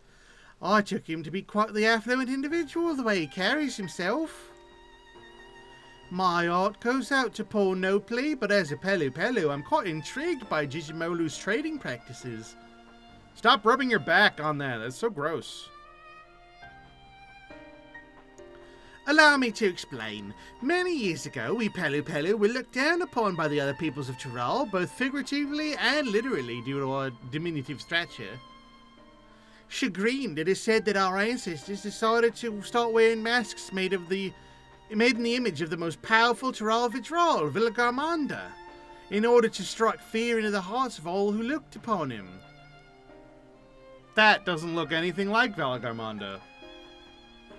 Today, however, the meaning of the mask has changed. After becoming peddlers at the Dawn Servant's suggestion, the masks have come to symbolize fair transactions. Indeed, they are now proof of our reputability. Instead of focusing solely on our own profit, we endeavor to make every trade mutually satisfactory. Countless years of doing so have earned us the respect of those around us, and now we rarely experience any belittlement. Sounds nice. Yet it seems Jijimolu wishes only to fill his own coffers, even at the expense of those with whom he does business. That is the norm, unfortunately. It is a shame, and after what he's done, no Tyroli will wish to barter with him again, no matter what quality of import he has at hand. I will keep a close watch on him from now on. I don't want to see anyone else swindled out of their hard-earned pell. Stop rubbing your back on the rocks. It's so gross. Though given his present euphoria, I doubt he'll be doing anything of the sort anytime soon. That said, I'm sure Nopli must be anxious to hear from you. I have matters well in hand here. Why don't you return to him?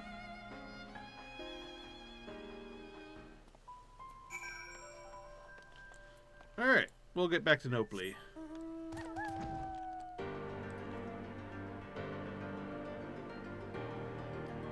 We fly!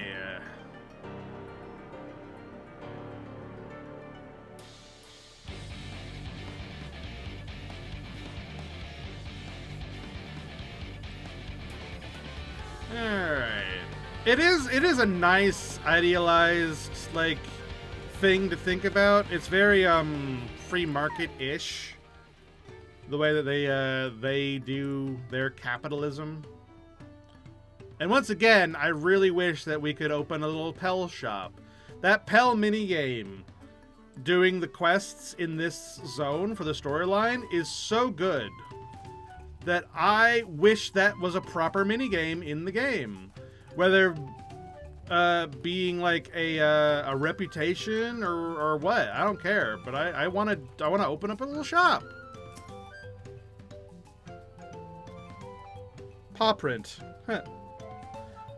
What? You met Digimomi during your voyage to Tural? What a small world. In any case, thank you for lending your assistance once again. It is reassuring to know that Callie will be keeping careful watch on him. As for my investigation here, it seems I am presently Digimo's only victim. But I fear I won't be the last. There's no telling what underhanded tricks he'll use to procure those wares that you spoke of, and I refuse to let him besmirch all that it means to be a merchant. I have a plan, but I'm going to need your help. Men. Not to be gross, but one of my toenails is like half off, but it's like curved wrong to like just like get it off, and I'm gonna have to like go like nail clip it later, and I can't stop fiddling with it because I'm gross. It's like I just want it. I just want it off because it feels wrong. Ah, and whatever. Finding bait. I'd like your opinion on something. Should word spread of Digimolu's underhanded practices, it won't be long before there's not a soul in all of Tural that will deal with him. How do you feel about that? It's only natural. Indeed. Yet I would be disappointed by such a conclusion. After all, we'd lose one of the few merchants willing to voyage across the sea to do business. If he is to remain a potential trading partner in the years to come, he needs to be made to see the error of his ways. I suspect a few words of warning will do little, however. He needs to be taught a proper lesson, to feel the sting of being swindled for himself. And we shall make sure that he does the Pelu Pelu way. I don't know, he's a Lalafell. I'm sure he's used to it. Like, where he comes from, that's the norm. Like, you doing that to him is only, like, doing what he expects. So, I don't think that makes any sense. First, we'll need an alluring piece of merchandise to serve as bait. Hailing from across the salt yourself, I can think of none better suited to finding something that might garner his interest. Have a look and see what local specialties we have to offer. I should like to know if anything catches your eye. Okay. But yeah, I don't think this is gonna work. Well, I'm sure it's Final Fantasy. It's gonna work no matter what, but I don't think it should work, is what I guess I should say. Oh, something rare? I can think of nothing better than coffee plants. They'd surely fetch a handsome price, seeing as you can't likely find them where you're from. Oh, so you can find them there. Oh, well, in that case, I'd like to try your coffee for myself.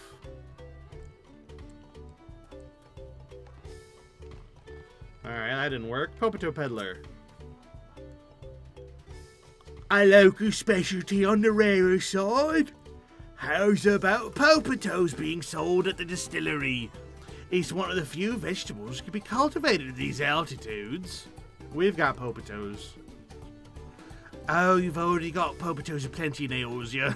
Well, I'll be. If they're as popular across the salt as well, I couldn't be prouder.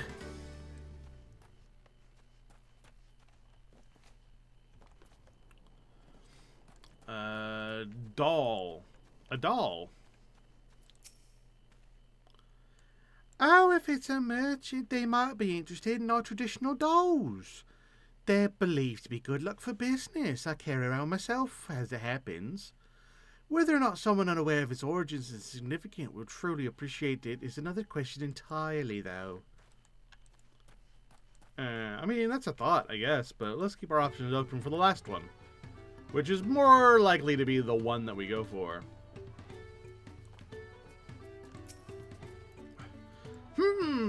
If you're looking for something out of the ordinary, I'd have to recommend an Uolan bristle hairbrush.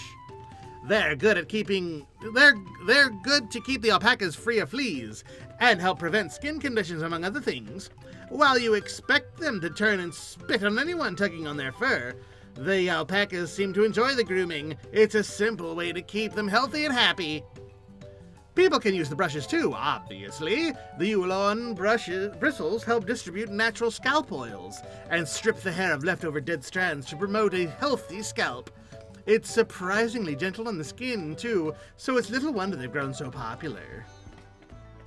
Poptos and coffee plants don't seem to like bait enticing enough to draw Gigimolu's interest. The doll and hairbrush, on the other hand, may be tantalizing enough. Report to Nopley and inform him of your findings. Okie dokie.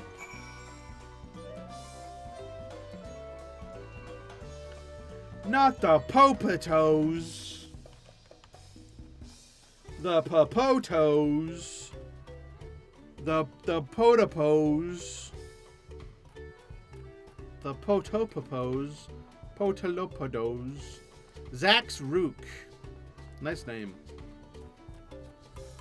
Soaply.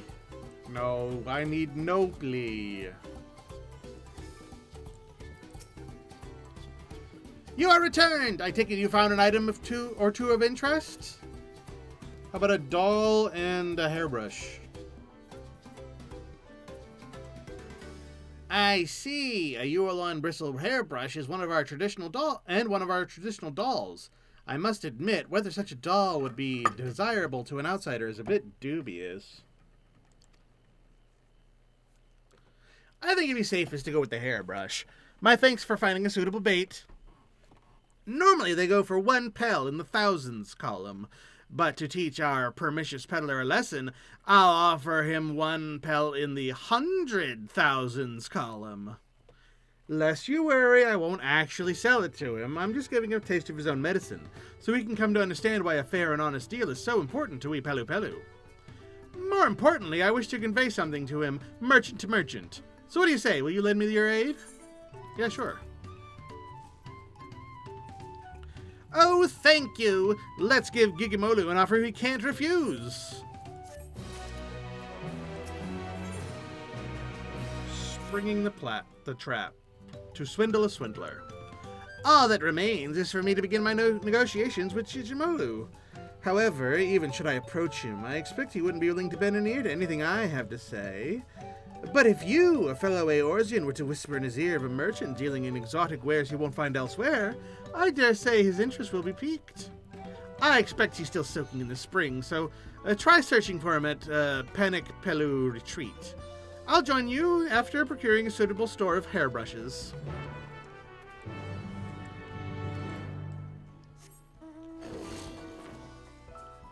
Alright. Come, Croc! We go to swindle a swindler. You can eat him later.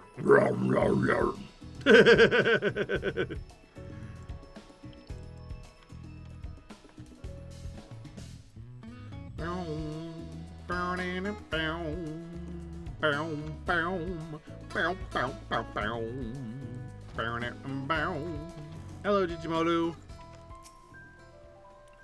Oh, it's you again. I take it you are too unable to resist the allure of these waters.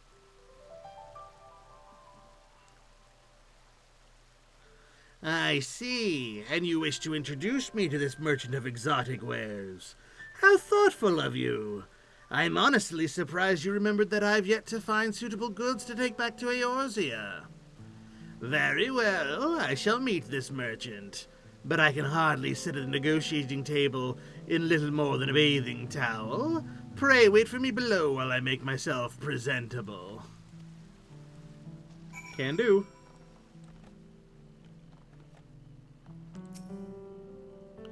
In the following sequence, you'll be tasked with supporting Nobley's negotiations. As the negotiations may take several minutes, you may wish to cancel pending duty finders. Okay. Well, I don't have those things pending in the first place because I've got tank privilege.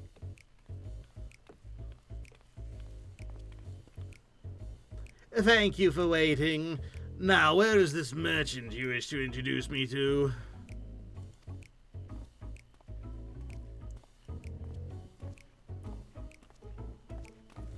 Le gasp! Nobley, I see. So you two were in cahoots. If you've come to return the corrupted crystals, I'm afraid I do not accept refunds. Oh, didn't just tell you I'm here to make you an offer. Make me an offer? I wasn't born yesterday. Whatever it is you're planning, I want nothing to do with it. The Pelu strive to bring others happiness through trade.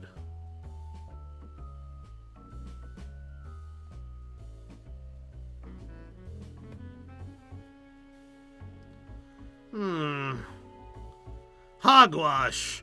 You really expect me to believe that I could benefit from another deal with him? Oh, this is not only for your benefit, but that of a new customers you're certain to meet in future commercial endeavors. Upon my mask, I swear it. You can swear upon whatever you like, I still won't believe you. The only thing I trust less than your word is your meager eye for quality. Any product selected by your hand is unworthy to be at my stalls.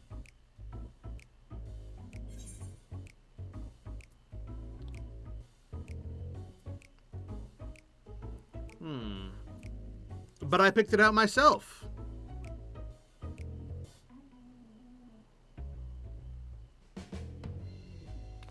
You selected it?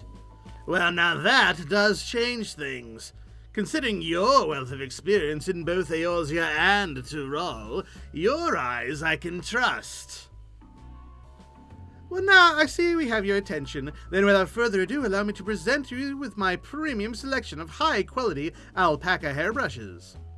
The bristles are firm yet subtle, supple, gentle on the skin, and exceedingly pleasant to the touch. Even the most sensitive alpacas won't get enough of it. Indeed, I dare say these brushes are unparalleled quality. We already have brushes for livestock in Eorzea. Furthermore, the market for such a commodity would be limited to farmers, all but squandering any chance at profit. I will not purchase a product merely because it is of good quality.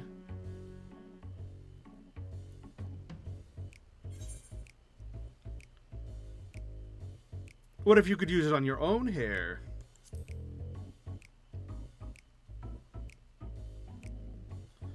Well, I must admit, as a merchant, it is important to always make oneself as personable as possible, yet I am confused as to why you would ask. Ah, so you can use the brush as well! Or then might I try it for myself? If it is a quality product for men and women of good taste, then the potential market would expand considerably.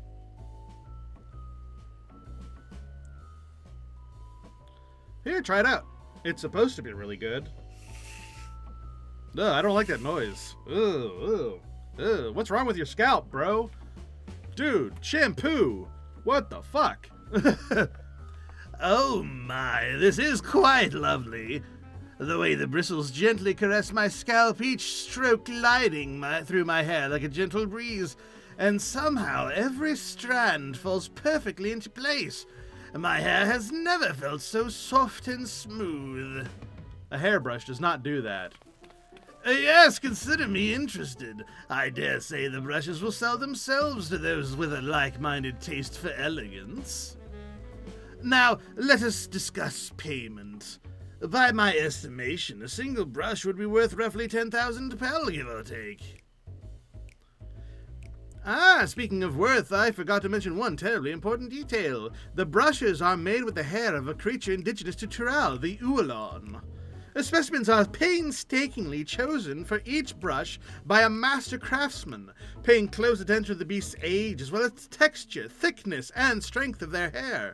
I'd say a single brush is worth no less than 2 pel in the 100,000s column. Say what? I beg your pardon? 200,000 pel for a brush? You must be out of your mind. I shall take my business elsewhere. Oh, but wait! After purchasing the corrupted crystals from you, I'm in urgent need of funds. If you agree to not disclose this to anyone else, I'm willing to sell the brushes to you at half the price. You'd go as far as to offer them at half their market price? And it certainly comes as no surprise that you lack capital. I may not find a more opportune bargain.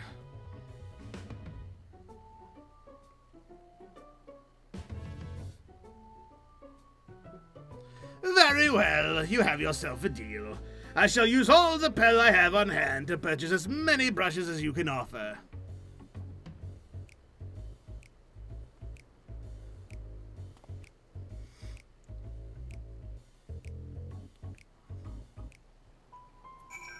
All right, so I failed to see how the trap is going to be sprung right about now. Now then, let us return to my storehouse in Wachinpelo to finalize our transaction. I trust that's fine with you, Jijimolo? Oh, indeed. I shall make a short detour to Ikvulu's inn to gather my things before joining you. Pray, excuse me. Whew, the negotiations went rather well, if I do say so myself. I cannot thank you enough for your assistance. But now the negotiation can truly begin. We should hurry back to Wachinpelo as well. So how is this trap supposed to be sprung exactly?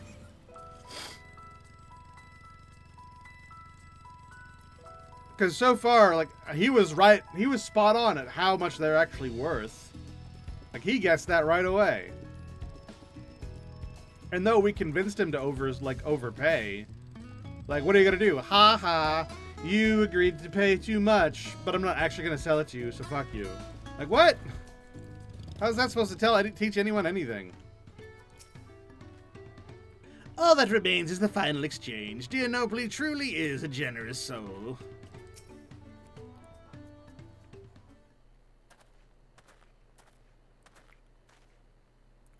There you are, Kadash. Now that we're all assembled, let's continue our discussion. What is there to discuss? The deal is already agreed upon. All that remains is the exchange of goods. Are you sure? Even if I told you the actual value of a brush is a single pel in the 10,000s column? What? You deceived me! Oh no, nothing of the sort. I merely followed your example. I do personally believe that a single brush is worth 2 pel in the 100,000s column. I urgently need funds after purchasing those crystals, but more importantly, the brushes are of unparalleled quality. To think that I would be outfoxed by the man I took for a fool. Yet why tell me its true value now? Had you remained silent, you could have made back all the money you lost. Well, I find that a strange question. Are we not both merchants? Rather than prey on one another, hoping to make our fortunes in a single exchange, would it not be mutually beneficial for us in the long term to become trade partners? As far as I'm concerned, this is a chance I can't afford to let slip away. Foreign merchants willing to sail all the way to Tyrol are few and far between, and I certainly won't have the wherewithal to travel to Eorzea myself anytime soon. Well, after all I've done, you would still have me as a trade partner?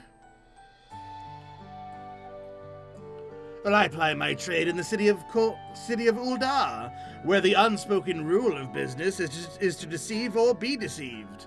To seize what opportunities you can and quickly move on. Long-term profits have ever been the furthest thing from my mind. Yeah, any businessman's mind. Like, honestly, the moment he heard that he had been deceived, he should have just turned and walked away. Like, that would have been the end of the deal in any normal conversation. It's like, oh, you have proven that you also are untrustworthy. I don't know what the hell you were trying to prove. And then he leaves.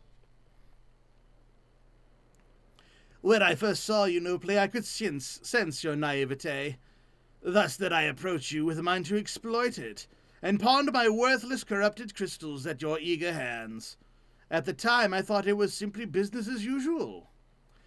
And yet I am wholly embarrassed by the thought of it now. That you would use the same ploy against me, and for even greater profit, it makes it all the more shameful. No, it doesn't. You just said that that's the norm where you came from. It's not shameful at all to you. From your perspective, what he just did was the correct way to deal business. It doesn't make any sense. Nobly, I'm truly sorry for deceiving you. I shall return all the money I took from you and make what amends I can. You spent it at the resort. You can't say you can give it back now. Whatever. I do not deserve your forgiveness, let alone your partnership, but if you're certain that is the best course... I am, but forget about the money. I'd like you to bring back more of those corrupted crystals. If I can find some use for them, we'll have a product that can be easily sold at a premium, and we can corner the market here in Tural. Well, I'm happy to oblige, but until such time as the crystals become profitable here, I could not proceed in good conscience without a product that we can both benefit from. Well, if it pleases you, I'd like to explore our options.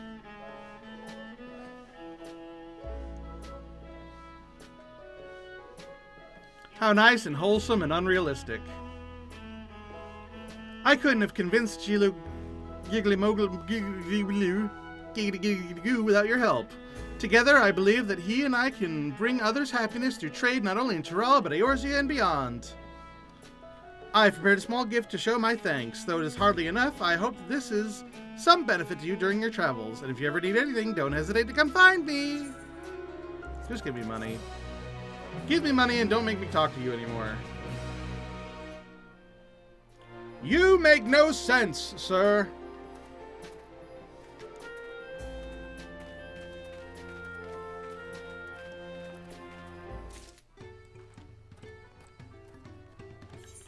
Alright, where to next?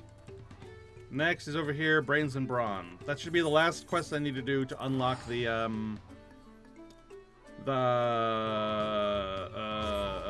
society. Allied society. The rep. Ugh, my voice is still all torn up from talking to these people. Brains and Brawn. We meet again. This occasion calls to mind a question I had been meaning to ask you. Do you recall the fisher who said he would sing my praises to his people? Rather than wait for his words to bring new clients to me, I want to take the initiative and travel to Wachinpelo to sell my services. However, I am aware that many Pelu are still intimidated by my kind. You wouldn't happen to know of any who could use a bodyguard, one with whom you may have worked before? How about Nopli? A merchant named Nopli, you say? Perhaps you could make the journey to Wachinpelo and speak to him on my behalf. I do not mean to suggest that you will be going alone. I shall descend the cliff and wait for you outside the village, so as not to cause a disturbance. Well, I think you just hanging around outside the village will cause a disturbance, but whatever. At this point, who cares? I need to go get another drink. My throat is completely destroyed trying to talk like these frickin' giants. I should have known better. I should have.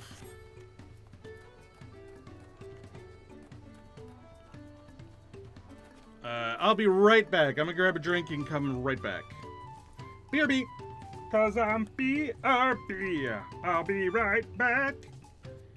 Let's turn this on. Boop. Idle camera. Alright, BRB. What the hell?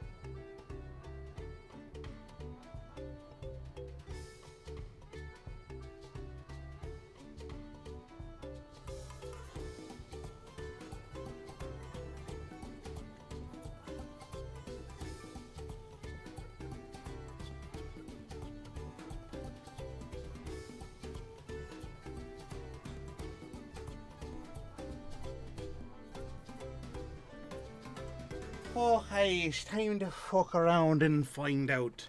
That's what we're going to do today. Oh, yes, we're going to fuck around and find out. Hello! I have a drink.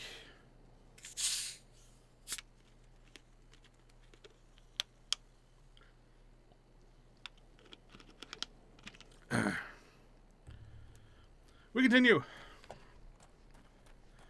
Hello, Nopley. Well, if it isn't Kadash, thanks again for helping me sort things out with Gil. As for those corrupted crystals, I've stored them in a warded pot to contain the chaotic energies. The good news is, I think I know just how to put them to use. Right, enough about me. There's something I can do for you. Oh yeah, there's a giant outside who wants you to hire them. Merfuller the Defender? Well, of course I've heard of him. He's the Yakhoi who saved one of the fishermen, right? Everyone's been talking about it. I would love to make his acquaintance. In fact, I might even have a job for him. How soon can we meet? He's right outside the village. What do you mean he came down the cliff? Wow, these Yakhoi are something else. If anything, in any case, if he's nearby, then now's as good a time as any. What do you mean? Hop, hop, hop, hop. Hey, look, an alpaca. They're alpacas.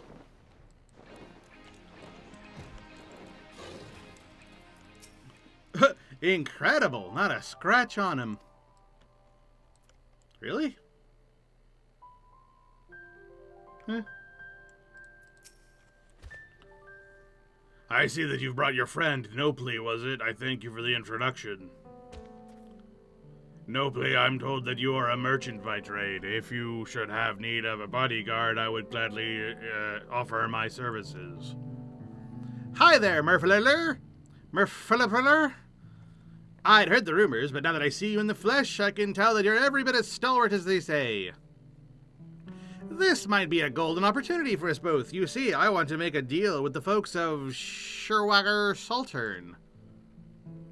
Thing is, the Sherwager are infamous for bullying the weak into buying their salt at outrageous prices. The word no tends to invite vicious neck throttlings, or so it is strongly intimated. But hey, I like a good challenge, and as long as I have you at my back, I'm sure I needn't fear for my neck, right? So follow me! Oh, with your help, it seems I've already secured another commission, yet I must confess a feeling of unease. The Sherwager cling to the glory of the old days, when the Yakhoi ruled over all. In their eyes, to wield violence and take that which they covet is right and true. However, regardless, I shall do whatever it takes to keep Nopley safe. All right, so here is where we go and we talk to the them, to the those guys, to the evil giants. The giants, what ho are the evil?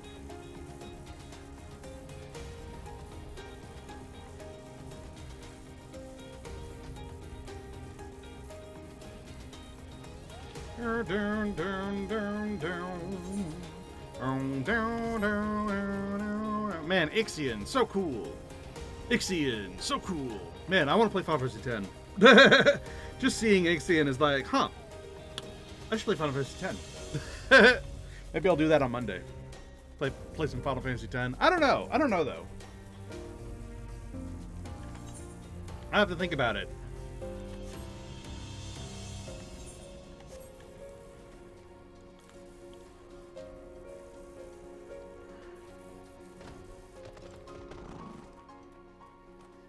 Hi, Nopley. Wow, that is a lot of dudes. It is as I feared.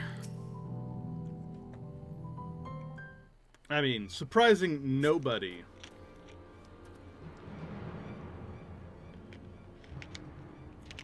I just wanted to barter. What offense is there in that? Greedy tongue this one has. The divine blessing is not for him. Surrender coin and be gone. By divine blessing, they refer to their salt. and Nopli is in no position to bargain. The best course may be to retreat.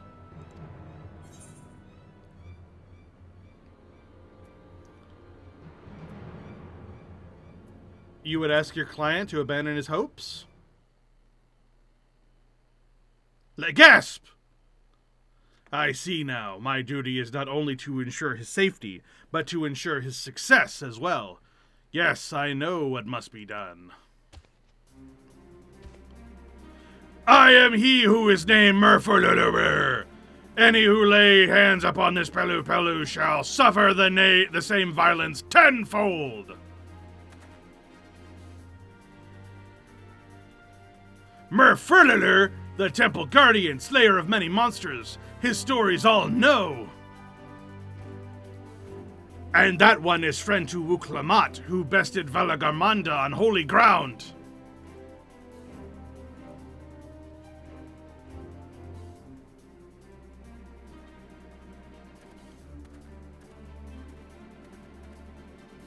Terribly sorry about this. I didn't mean to pressure anyone. Let's see if we can negotiate an agreement, and if not, the three of us will be on our way before you know it.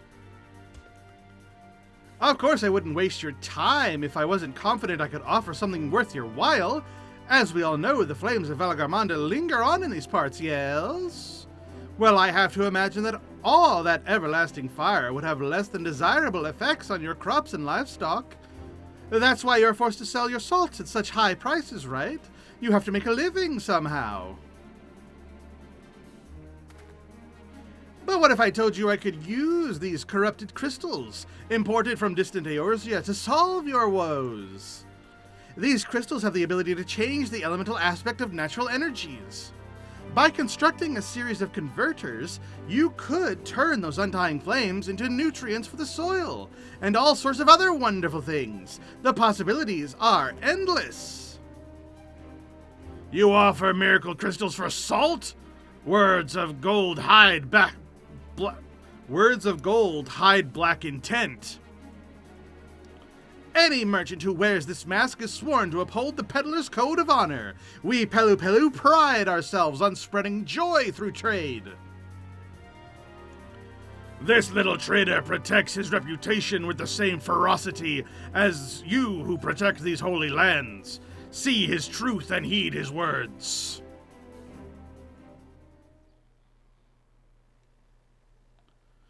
Corrupted crystals turn fire to earth, fill soil with life and Urkopacha with green. False promises all! Little ones offer nothing for divine blessing. Begone!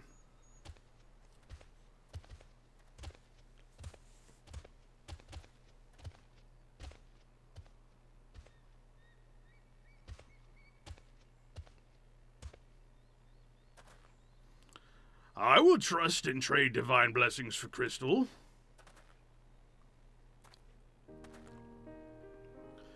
You cannot tell Sugarware apart, but we met before. With Vorporlor. Wuklamat saved me from Mountain Bird. I do remember that, actually. Yeah, I think you're actually the only one who looks like you do. You...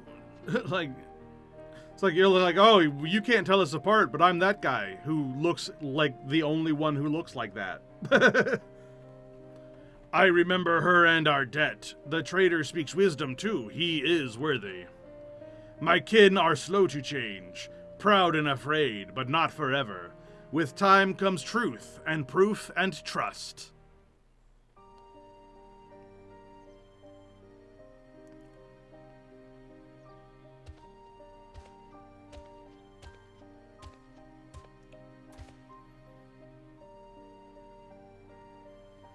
Yay! We did it! We success! Now they will do it, and it will work, and things will be happy for all. Of all your many connections forged here in Terrell, I never dreamed one of them would be the Sugarware.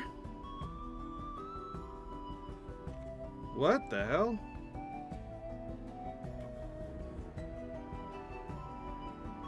Oh, it's that. Oh, it's that ledge. The lip of that ledge. I was like, what the hell? Is that like a torn seam? What's going on with that?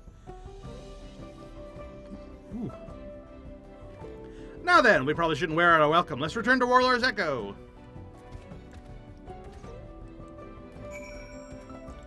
The Sugar. It's like sugar, but sugar. That's what I'm going with. I don't know how you're supposed to freaking pronounce that. The Churwager. The Sugar.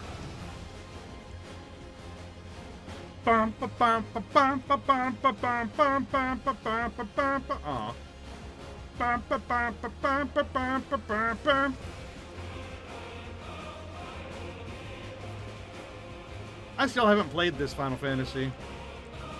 I don't think I even own this Final Fantasy. That didn't go as well as I hoped. I only managed to trade one measly crystal for a fistful of salt. But if we look on the bright side, it was a small yet crucial step towards building a trade relationship with the Sugarware Sultan. And to me, that is the biggest, wildest success I could have ever hoped for. Next step, to stock up on all the different kinds of corrupted crystals from Jigamolu, and then try my hand at building an elemental converter. I just know I can find a market for these things one way or the other. Plus, once the Sugarware see the actual results, they're sure to come around. Yes, this is all thanks to you and your seemingly endless cavalcade of acquaintances. Last but certainly not least, I'm grateful that you were there to protect me, Murphyler. Meeting them in person was a lot scarier than I thought it would be, and well, were it not for you, I would have lost my nerve completely. Likewise, I was moved by your impassioned speech. As a bodyguard, it was an honor to support such noble aspirations. Gow, you're making me blush. Anyway, I dare say I'll have plenty more work to offer you in the coming days, assuming you're up for it, of course. Kadash, it was you who gave me the confidence to pursue a new line of work, and for that I will always carry your memory in my heart. I pray you carry mine in yours wheresoever their journey takes you. Yeah, sure, Murphyler. I will forget you as soon as I leave this village.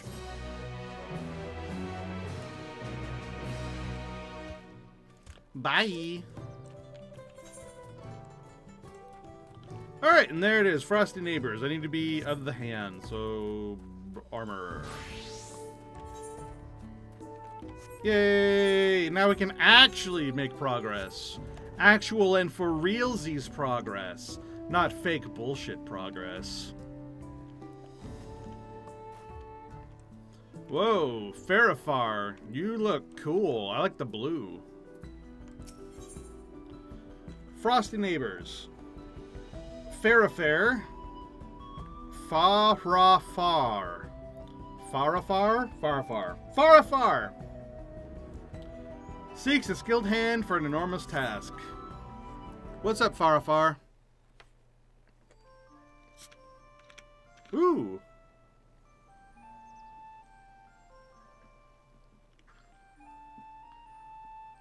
That's new.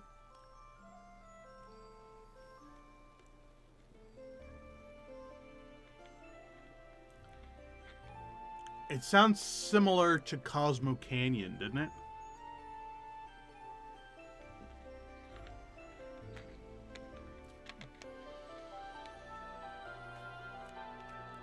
Like, not quite the same, but similar.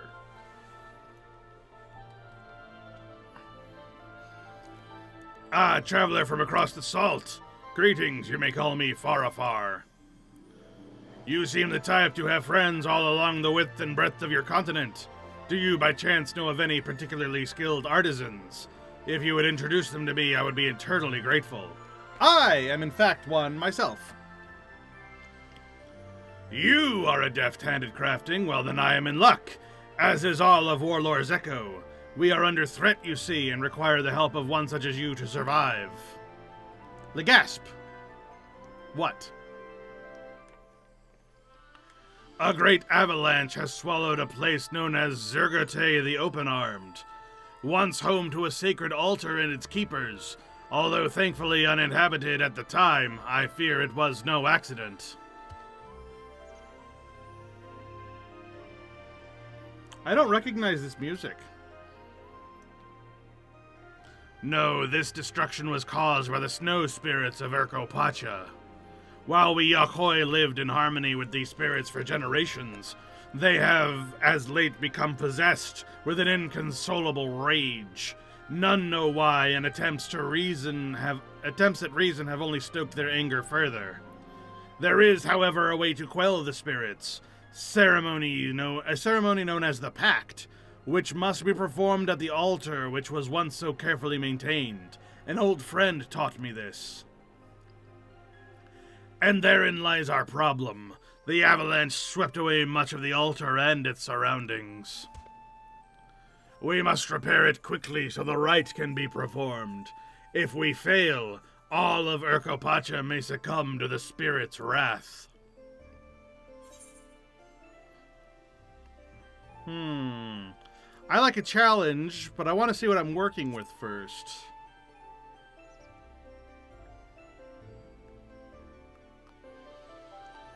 That is to be expected. Very well. Let us visit what little remains. It will help you understand more clearly what is at stake. To the south of Warlord's Echo, you will find stairs leading to the ritual site. The guard at the top will allow you passage up the mountains. Excuse me. Oh, cool.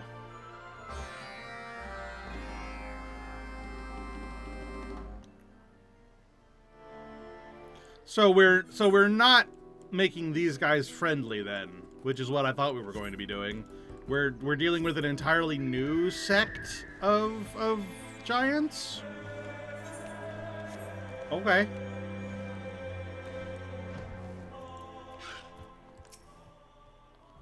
You came good. Before we cross, might I ask your name?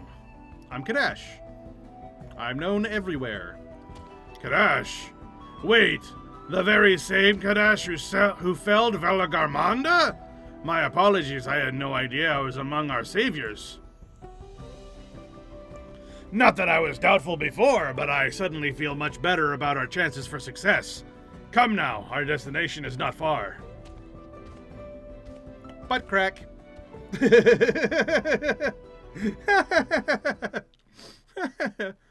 it's nice and snowy up here. Very pretty. Oh no! Dong. Ooh.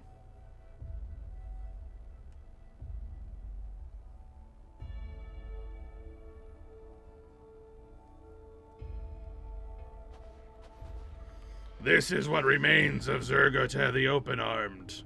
The damage is unlike anything I've ever seen. Even our histories contain few stories of such destruction. That structure at the far end is the Breathless Altar, where the ritual was performed. Although to see it now, one could hardly guess what purpose it served. Do you feel that? Something beyond the usual chill in the air. Oh no! What the fuck? Hello. They're bunny people. Grrr!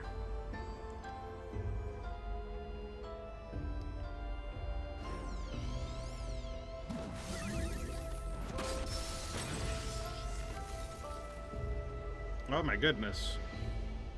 What just happened?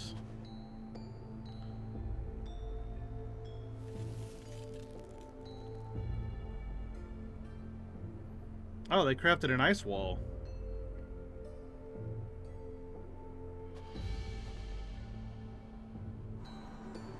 Grrr. Fluffy bunny creature. Swoosh. Okay.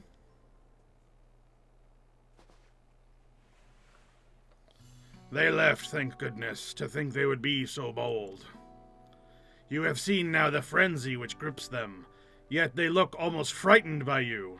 Have you encountered the spirits before? I used to live in a place that was ruled by spirits. You bested them during the feat of proof. Well, I should expect no less from one who defeated a Tural Vidral. If you are even half as good at crafting as you are at fighting, then I believe we are at good hands. Yet even as the spirits are felled, they will be born again when the next snow falls, and they will rage. The pact is the only way to set things right. Yet even if the altar were whole, there are none left who know how the ritual was conducted. Dartorgor was the final caretaker remaining and a dear friend of mine. However, before the avalanche buried all of this, her body was lost in a tragic accident.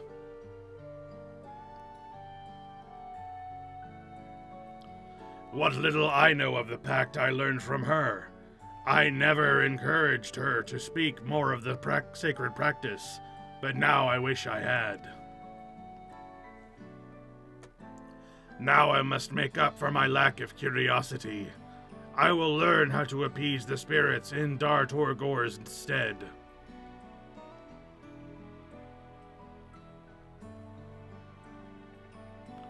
For many years she was Urkopacha's silent guardian, and I shall take up the mantle she left behind. Now that you have seen the scale of the undertaking before you, I ask you once more, will you join me in rebuilding Zergorte, the Open-Armed?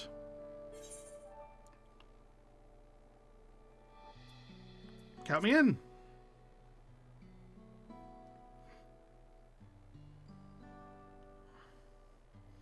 Thank you. You have given me hope in these dark times.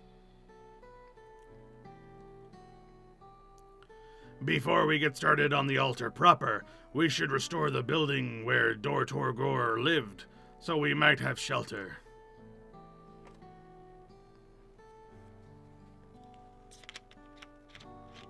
Okay.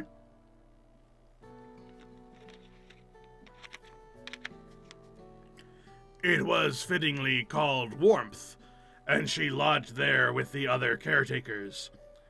It should make the perfect base from which to conduct our restoration. Now rest assured, I do not intend for us to just shoulder this burden. For just us to shoulder this burden, we would do well to recruit a few more pairs of helping hands. I suppose that will be my first request. Please ask around Warlord's Echo for anyone willing to lend their aid, and I will make what preparations I can for the work ahead.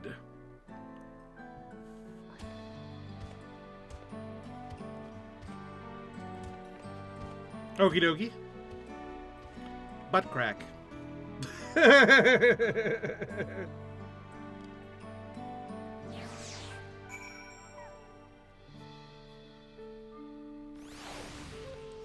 Alright, well, if this is anything like previous expansions where I had to do a long-ass zone-wide quest chain in order to meet people and bring them together to do the thing, I have a feeling that that Nopley and Furligler are going to be involved in this somehow.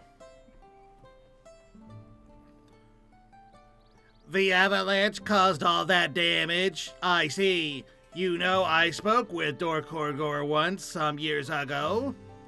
She said she lived alone in the mountains, and was the sole keeper of an altar up there. Despite her solitary life, she seemed a bright and kind soul. I was saddened to hear her body was lost when she suffered that terrible fall. I had always hoped she would visit again, and tell me more about her unique experiences. Although I only met her the one time, I will not soon forget Dartorgor. To honor her memory, I pledge my aid to Zergorte, the Open-Armed Reconstruction. My trade is carpentry, but I am ready and willing to help wherever it is needed. I shall speak with Farafar to see where I may be of some use. Cool. Bye, Warrior.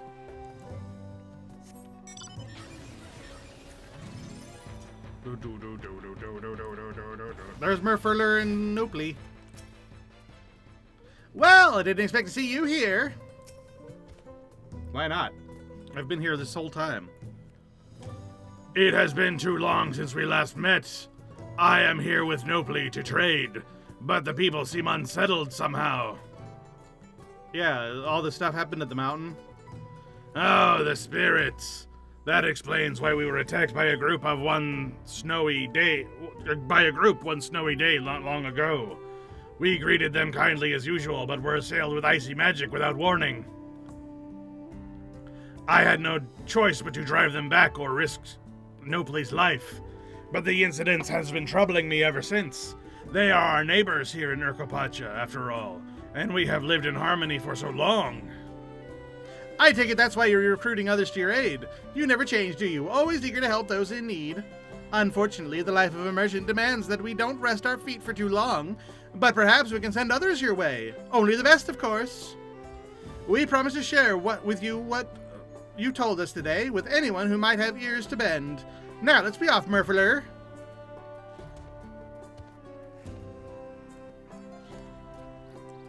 Okie dokie. Well, that's something at least.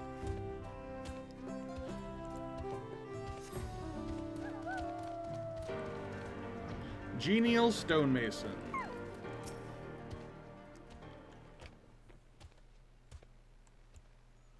The spirits have been acting strange, it is true.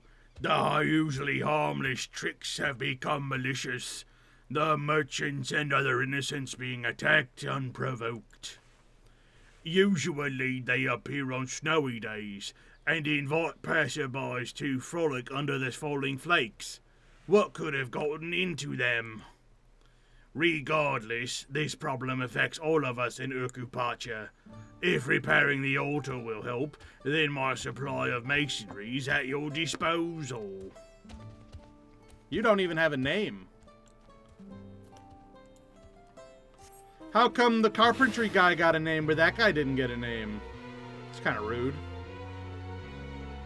In fact, a lot of NPCs that I never interact with ever have names, and that guy doesn't have one. What did that guy do to lose his name? That's fucked up. Justice for Stonemason. Give him a name. This guy doesn't have one either. Strapping Yakoi. You need help rebuilding Zortorter the Open-Armed? Ah, I know the place. A group of Yakoi lived up there and looked after an altar, right? Was quite the trek, as I recall. They would visit from time to time. I knew there weren't many left of them, but hadn't heard the last of them had gone. Terrible news. But if you're going to rebuild their legacy, then you'll need brawn. And I have plenty of that to offer. Great. Great. Great. Happy for it. Back to Farafar.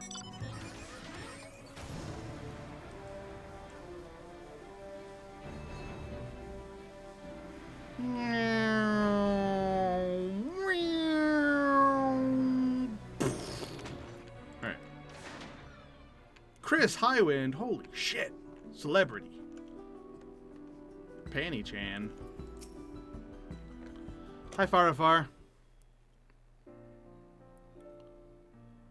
You did well. I think we have a dependable crew to get started with. Vuyargar seems especially eager to pitch in. If I may, Farafar, I can do much more than shovel snow and haul stones. I am willing to assist in planning the reconstruction from start to finish. With you in charge of the larger picture, I can assign people to work where it is needed most. Having overseen many projects of this scale, I believe this to be the surest path to completion. You would do all that? Then I would be grateful to accept your help, Vuyargar. You are most welcome to it. Now, before we get started, do you happen to know where Dartorgor's living sepulcher can be found? Upon it must be engraved stories of her life and work.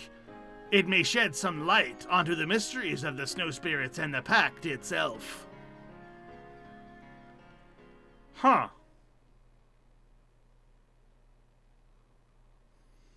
It was likely erected near the altar, but if so, then it too may have been buried in the avalanche. I see. Then, since the snow must be cleared away anyways, we can search for the sepulchre in the meantime. We will find it, I'm certain. Nods.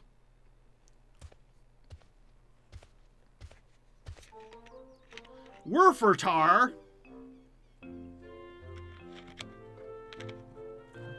Oh, there you are. You're the ones rebuilding the altar, right? Nobly told me you needed more help. When I saw how fearlessly he wheeled and dealt with the sugarer, I knew I had to become his pupil in trade, and so here I am. Consider me Nobly's eyes and ears. If you need someone to make deals with other merchants or procure supplies, you can leave it to me. He sounds kind of like Barney the dinosaur, huh? I know Nobly has been making a name for himself as late. If he vouches for you, then welcome aboard. This project is off to a better start than I ever imagined. We have all the help we need and then some. So now is as good a time as any for the hands of Zorgor to rebuild warmth.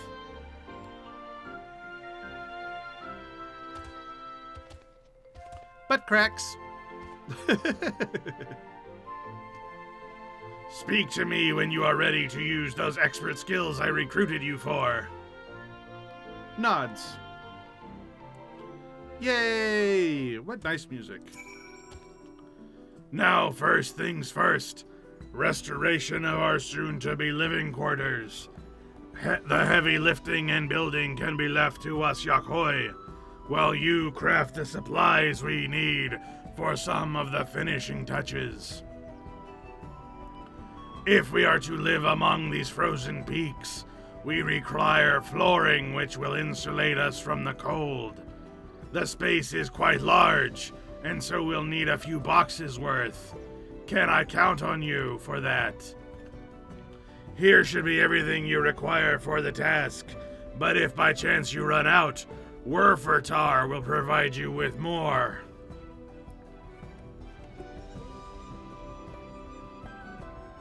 While you do that, I shall assign tasks to the others. Let us get to work then. Okie dokie. So I'm an armor crafter right now. High quality is uncraftable, so I just need to actually build the damn thing.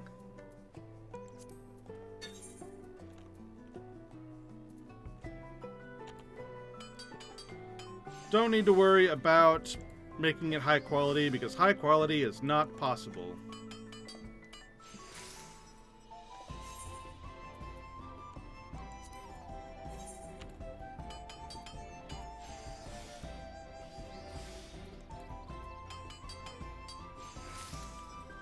That means that this is easy.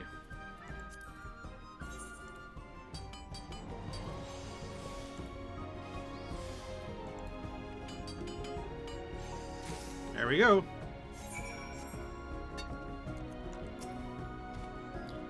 Hello, how goes the crafting?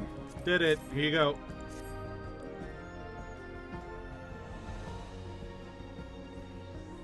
Aha! I see your skills were no mere boast. Excellent work.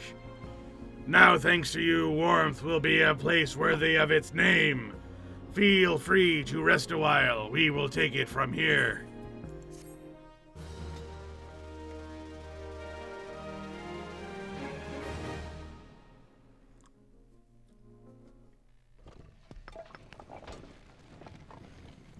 Nice.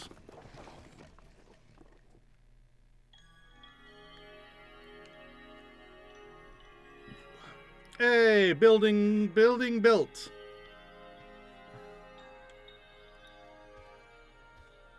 We got ourselves a nice hut. This is very much the kind of building that I would build. It's like a big square with all the stuff in it.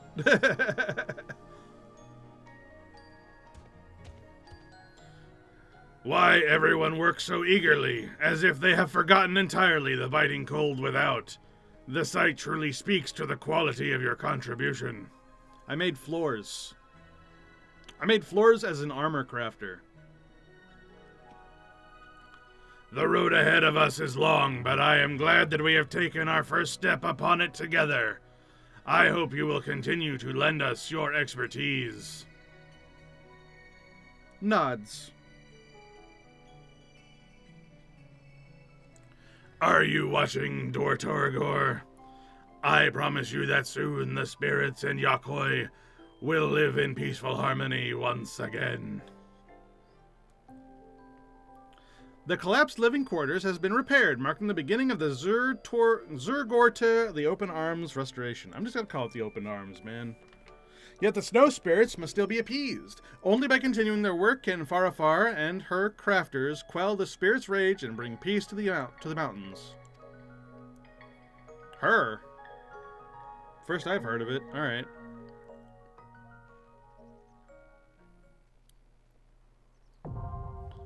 Society quests unlocked. Reputation up to friendly. Yay! We are now friendly. Furthermore, we can now purchase wares from Rar Korgor. Moreover, you can now use mounts within the Open Armed. Yay!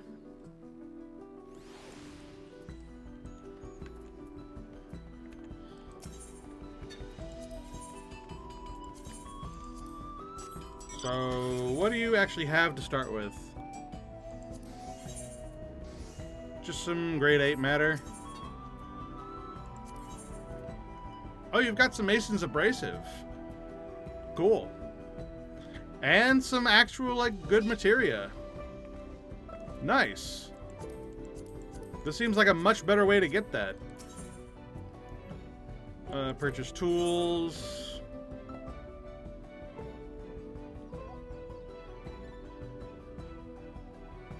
You've got level 97 tools, but you don't have, like, max level tools, huh?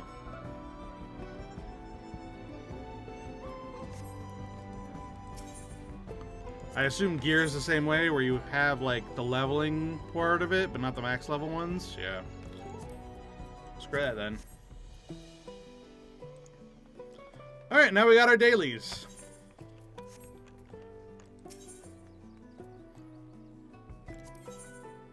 I'm not gonna read these.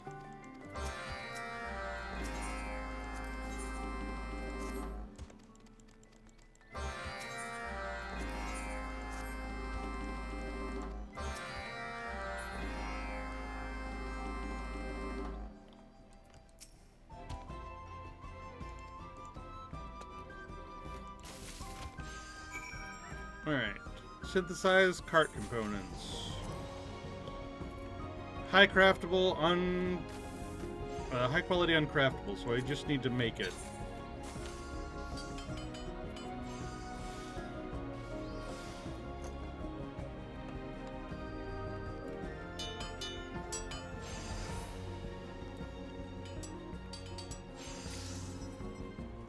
Easy peasy.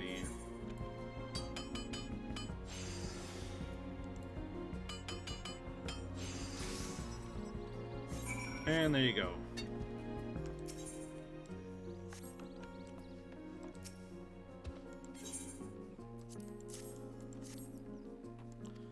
Cart components, done.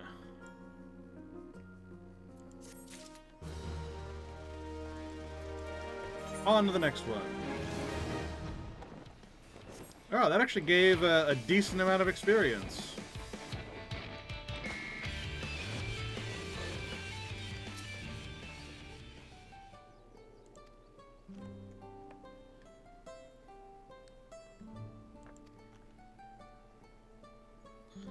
Eorzean style plaques.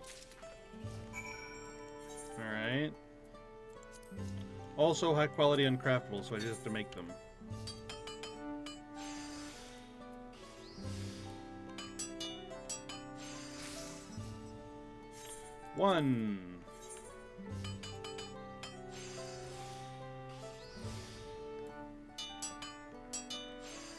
2 and 3. Oh no, wrong thing. God damn it.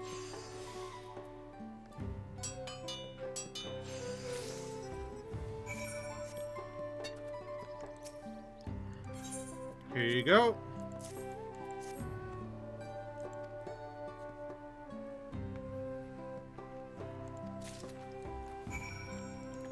And on the last one, over there.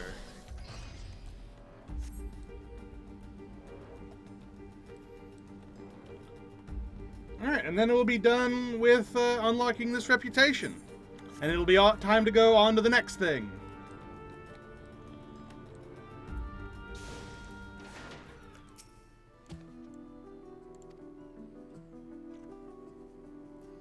Which I think will be the deep dungeon. We'll go ahead and do the deep dungeon next.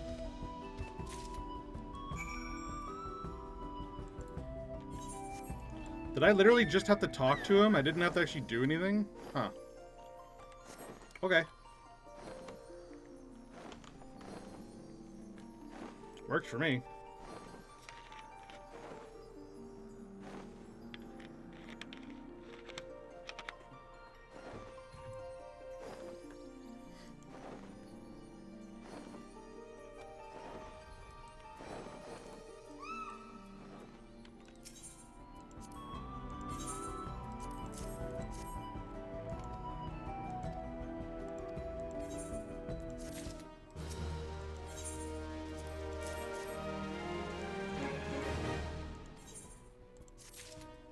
There we go.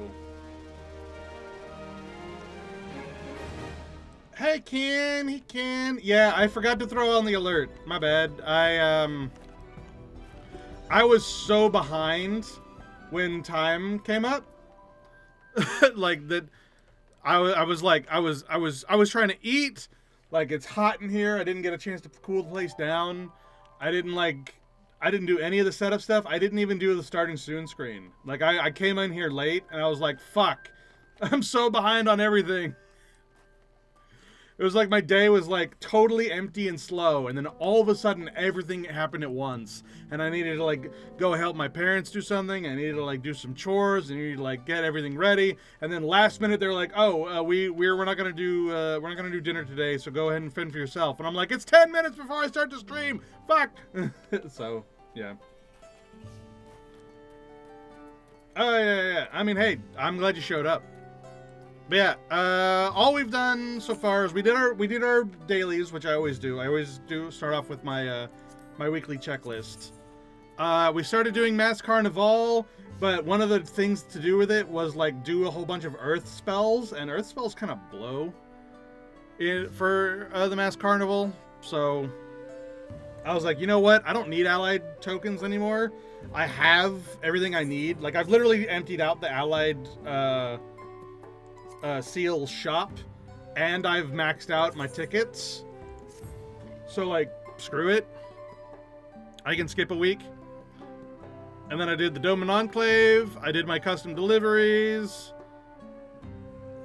And we just moved on to doing the actual new content. So we started with the new Allied Society, which is these giants. The giants are the new reputation.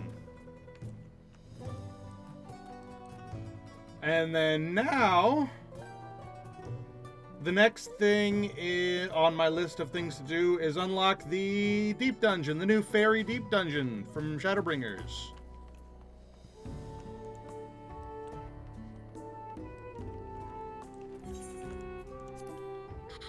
So I believe I have to go to the Crystarium for that. Alright.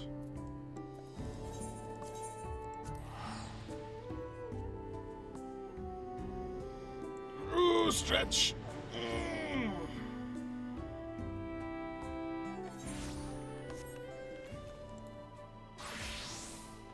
What class am I playing or focusing on this time?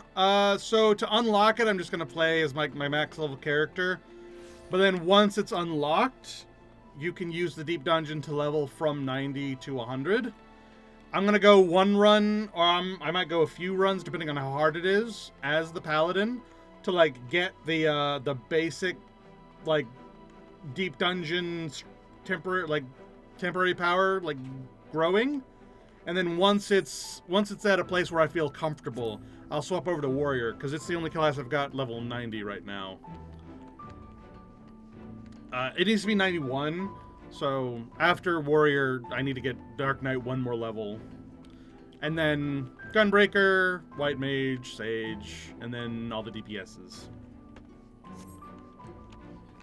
But yeah, so for today, we're working on the new content that just came out.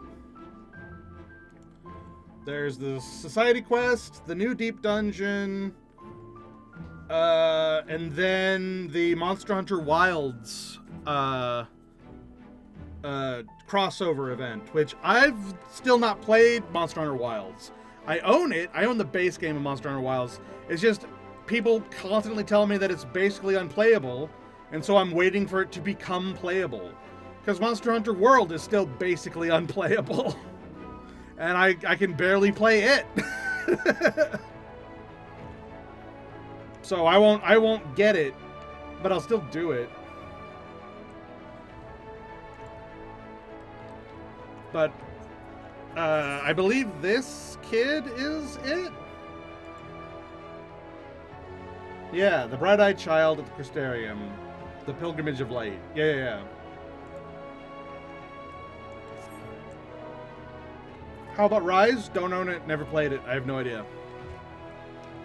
Actually, I might have gotten the two confused. I might own Rise and not Wilds. And just never played it. Monster Hunter is so bad at optimization. I don't know. They're all equally broken. I've only played World. I've only ever played World, and it is so hard to play World. Let me check. Let me check my my Steam. Monster Hunter. Yeah, I own Rise, not Wilds. And it's not even installed, 0 time played.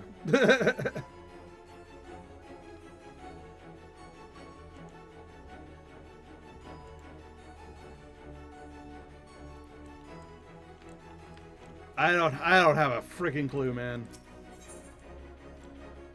Alright, Pilgrimage of Light. The bright-eyed child is regaling her mother with a tale. It's true, Mummy. I saw one right over there. It was green and smooth. It had big round eyes and a little tail like a leaf and a feather in its cap. Just like the fluff from my picture books, Mummy. I know it was the fluff. May we please go find it? My book says fluff for waterfolk, so I bet he went to the Horatorium. Can we go, please? Oh, hush, child. You're not to go following Fae. Is that clear? They'll spirit you away to their kingdom and you'll never see Mummy and Daddy again. Besides, a Floth would never be foolish enough to go visit the Crystarium. The guard would have had them for frog legs. Come now, we've shopping to finish and Daddy is waiting. Oh, that's weird. I think Rise is less intensive than Worlds and Wilds, but yeah, no reason to force you if not interested. I mean, I'll give it a try at some point, I'm sure, but... But, Mummy, I did see a fluff. It had a feather in its cap. A Floth running loose in Crystarium would bode ill for the people's safety. It may be best to investigate the Horatorium just in case. Alright, let's go see if we can find a Fluff. By the way, it's really hard to say Fluff. I don't know why, it's very, very difficult to say Fluff.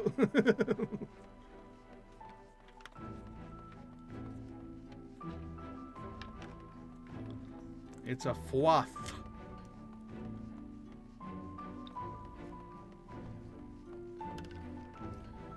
He's not gonna ask for seconds, is he? I don't know. He just wants to follow the fluff because they're froggy folks. Oh yeah, there is a Fwoth here. Hello. What are you doing here, Fwoth? The muttering Fwoth.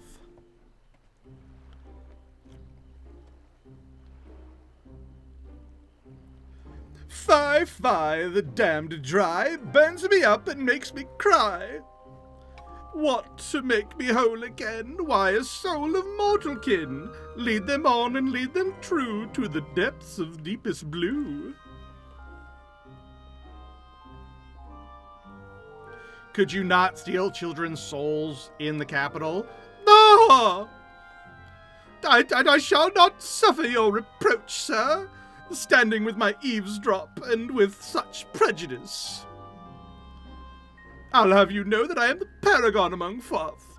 Regard these charming brown eyes, and tell me that my innocence is not as clear as mud. What's more, I am come to the Crystarium on official business. Impede my mission, and my master shall break their fast upon the angle of your ears. I'm warning you. Yeah, try me. I like that. It's like narrowing his eyes. You like fucking try it. And I shall warn you, ain't Dane of Watersphere. I bet it's her. I'll bet you anything it's her. My good books bent at the spine, my beautiful library flooded, and my no more keepers fit to faint. Sin of yours, you old crook. 'Twas your promise of service that bought you mercy, yet ere you stand babbling away. I knew it! I knew it!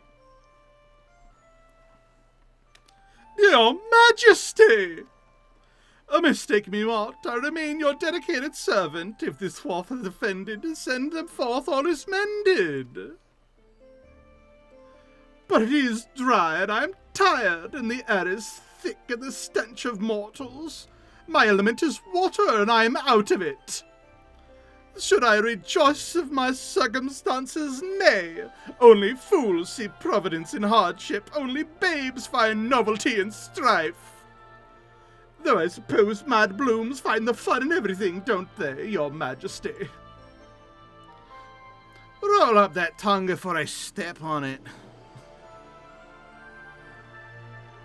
Never you mind that old leatherkin. You, my durable sapling, are a sight for sore eyes. I followed your every step of the journey. Our bond is as sturdy as it ever was. Smiles and nods. Yay, it's nice to see Feoul again. Perhaps that's why you found me now in my hour of need. Errant sin eaters have been moving roving ill meg, you see. Le gasp! Not more sin eaters. Clawing their way out of a ruined church of the First Light. Yet we've yet to investigate further, as the site is worried to be charms repellent of the Fae folk. Thus I have thought to enlist the help of mortals for the Crystarium. And though it may beggar belief, among the band of troublemakers that owe me penance, Ektin makes the most suitable envoy. Yeah, I fucking don't believe that for a second. Being far older than I, knowing much more about the church, they were meant to enlist to instruct a sympathetic mortal.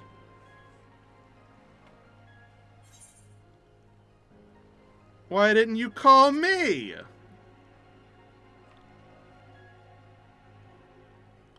What's that?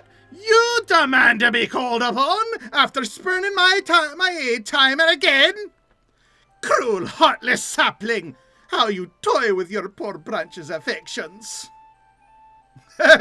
That's kind of the point I was making. But it seems I've had my revenge and all is forgiven. Now neither of us need hesitate when calling the other. Understood? Yeah, I got it. How delightful a mortal acquired with nary befuddlement, and the fairy proverb known, that every king shall make their own. May I go now, your Majesty? No! Your service lasts till Inmeg is no longer played by sin eaters. Lead this man to the church's remains and await my revival. await my arrival. Arrival. It's hard to say. Listen, it's I'm doing the best I fucking can. I shall see you again shortly, my brave and benevolent hero.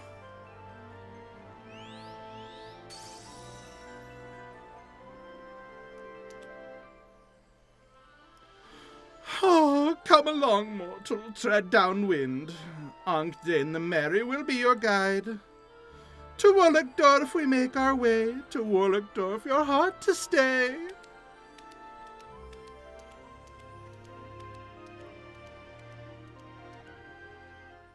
Oh my goodness. Hey, why is my connection so unstable? That's weird. Is my connection unstable? My connection is unstable. That's never happened before. I've dropped frames. I've dropped lots of frames. What's wrong with my computer? That's never happened before. Like, ever. What the fuck? Am I okay? Can you see me okay? Can you hear me okay? Is everything broken? Oh my god. I'm dropping tons of frames. Why?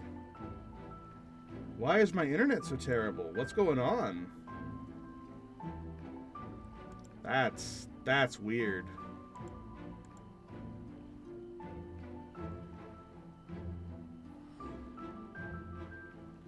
What's extra strange too is that even though it's like terrible and like down, it's still like 3 megs. Like 3 megs is what we consider bad. What the fuck? Why is life like this?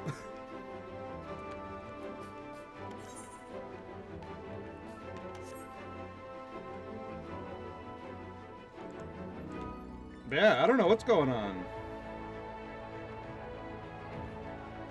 I don't know why I'm dropping frames. Odd. Alright, to Willigdorf.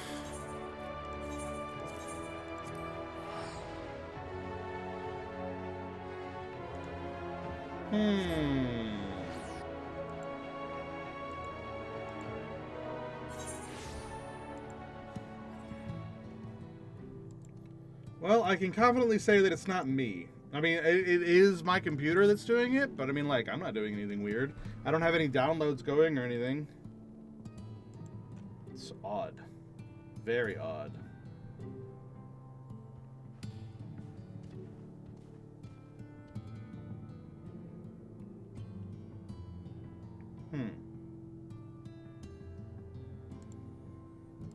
Okay, well, it seems to have fixed itself. Assumedly. We'll see. We'll find out.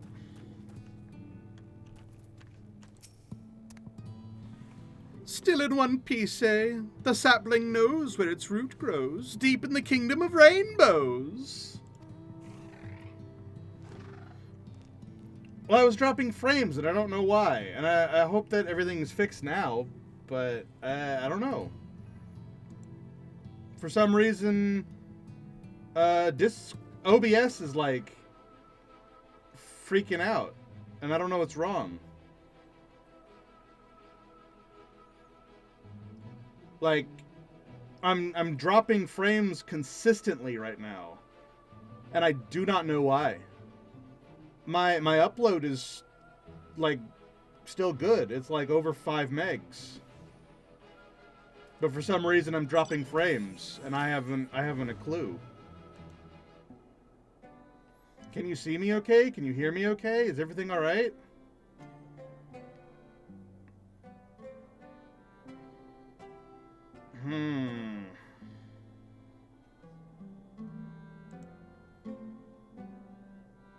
I don't know. I don't know what's going on. Odd. Very odd.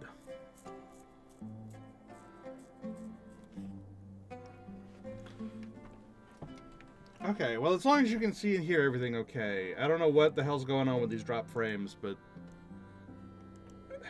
it doesn't seem to be causing too much problem. It's just unstable and weird.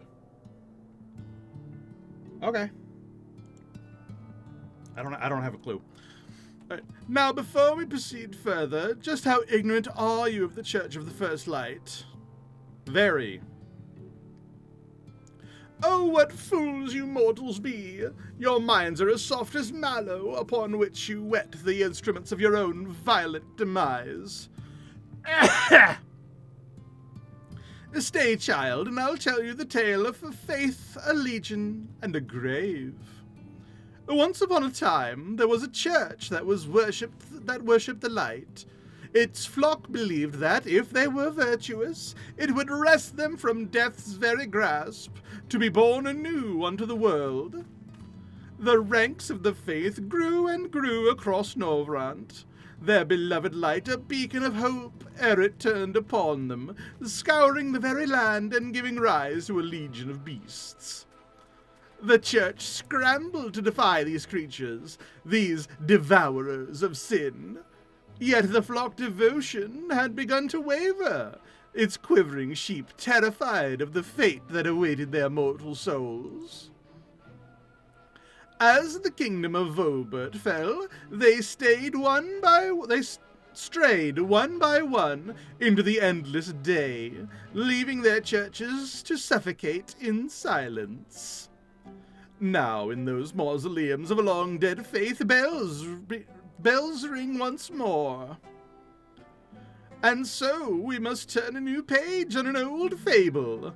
Come along, Maiden Bark, and bend your trunk to the church of Damron Field. The rascal awaits.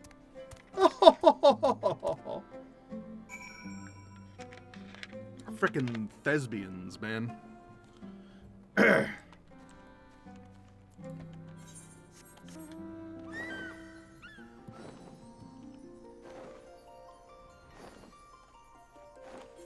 Alright.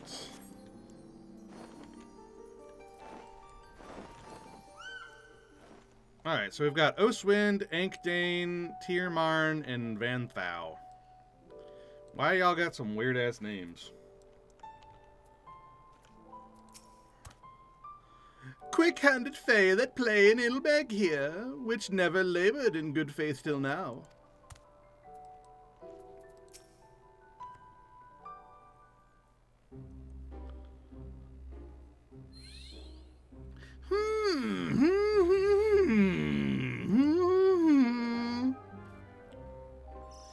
Why, it's the King Sapling! The King Sapling's come to play!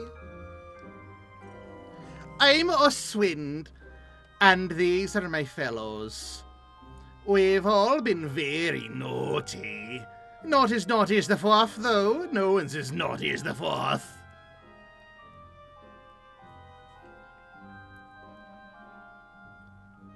I'm in charge of watching, and Van Thou there is in charge of trembling quietly.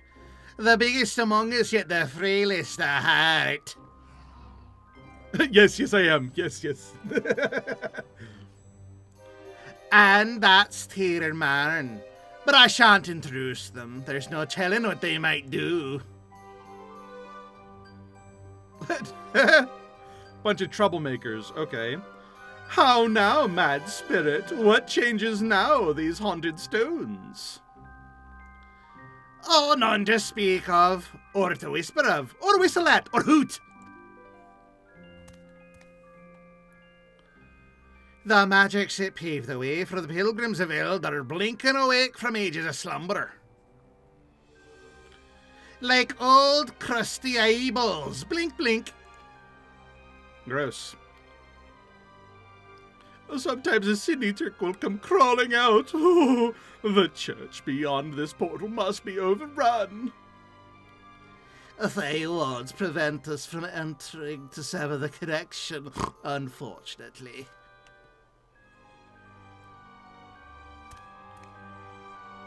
Fortune's got naught to do with it. In the old days, those light worshippers were always finding reasons to shut their door and window to us.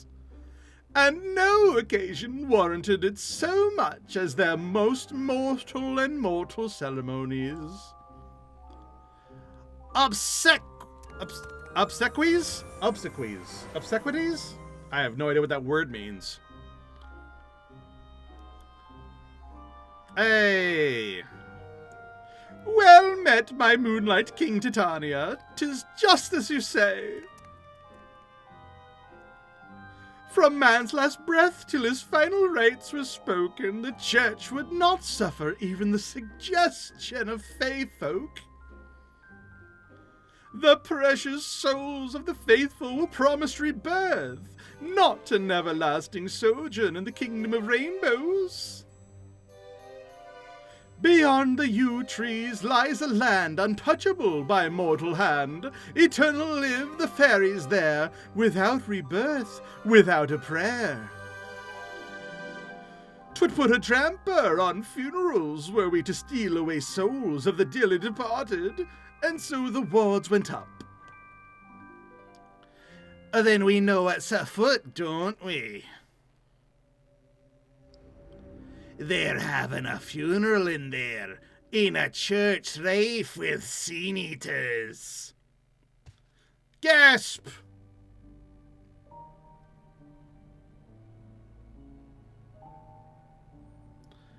The onus of discovery is yours, I'm afraid. You'll lay rest to whatever's being laid to rest, won't you? In the meantime, I'll support you any way I can. First, with a gift in the castle vault. These will serve you well on your journey.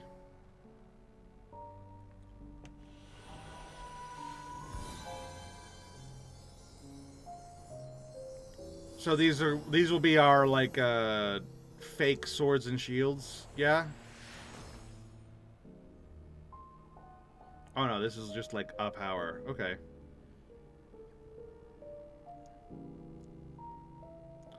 Your determination is a fierce beauty, my sapling, among the finest I've ever seen.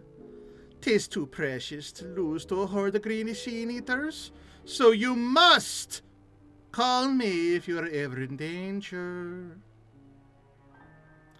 Begging your pardon, your majesty, but the church's uncouth wards make no exception for royalty. Not even you could blow down those walls, huff and puff though you might. Perhaps. As a pixie, my path is barred. The only ones permitted to attend a funeral are living mortals. And the faithful deceased.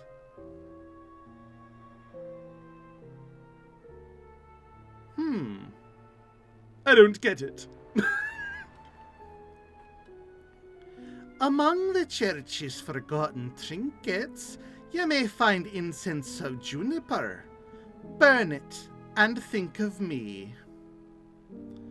All shall return to its rightful place, and I'll come to you, my sapling.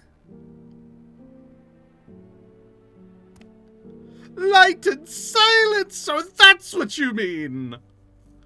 Our monarch proud, our monarch great, the great fairy king who cheats their fate.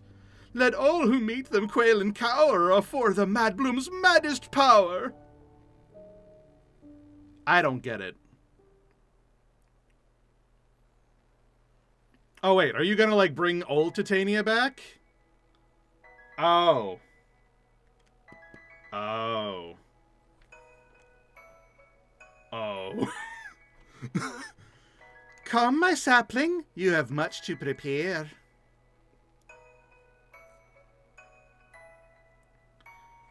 Return to Olecdorf and attend our hero. Your service pays your debts and aids our kingdom.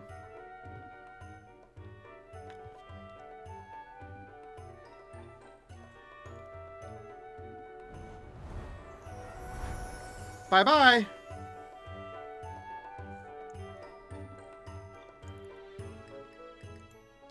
Well, that is, okay.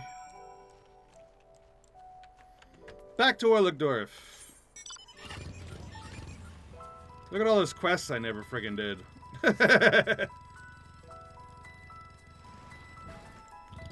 Man, I love Final Fantasy XIV's representation of the Fey folk. They did such a good job making them so, like, inhumanly chaotic. Like, even the nicest of them are so fucked up. Like, in the story, when you finally see the cutscene of, like, all the dudes coming together, like, it's fucked. Like, they're just playing and having fun and murdering people and turning them into plants and sucking out their souls. Like, it's absolutely fucked up. But they're just like kids having fun. They're just inhuman and in the wackiest way possible. It's great, and I love that representation. They almost can do that in World of Warcraft. The fairy dragons are very much that same way. The dryads kind of are too, but to a lesser extent because they do interact with mortals more. They tried to do it a little bit in Shadowlands with the pixies, but they gave up on that almost immediately, and they were like, "Oh no, this is like too serious and dour to like possibly be acting a fool." And like, that's dumb. That's lame. That is not in the spirit of the Fae.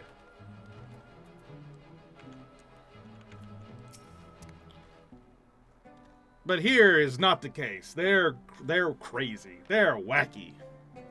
First things first, supple trunk. Let's have a closer look at the king's gift. A royal gift in times of need must be of great worth indeed. Greatest worth.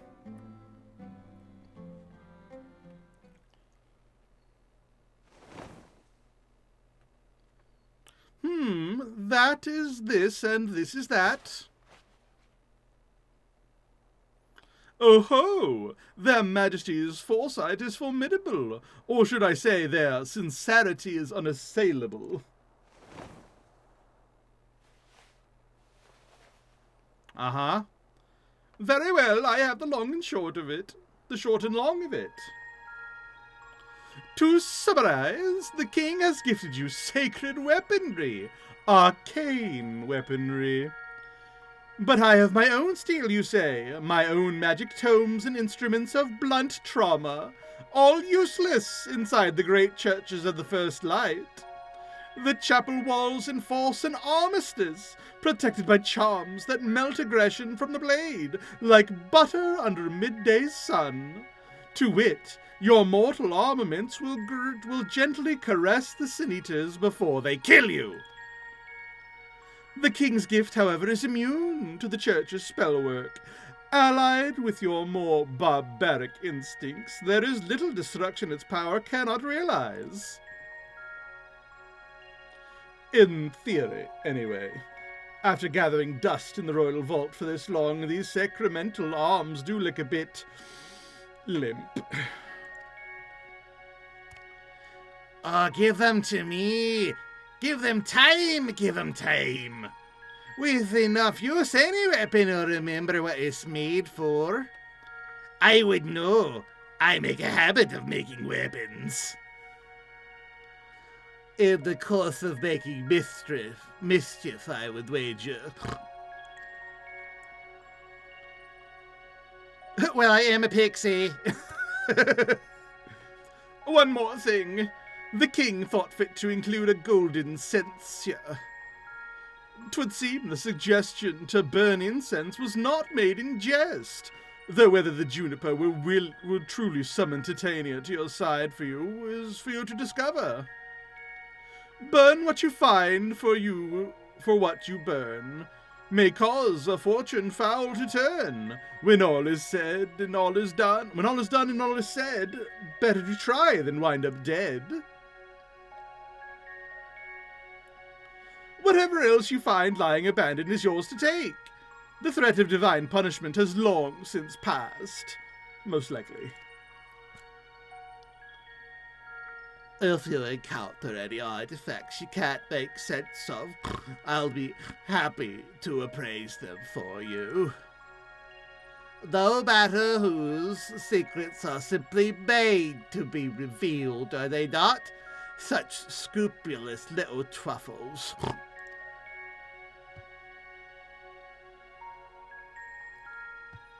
I'll keep my mischief if you keep your mushrooms. Deal? A final word to the wise for you, mortal.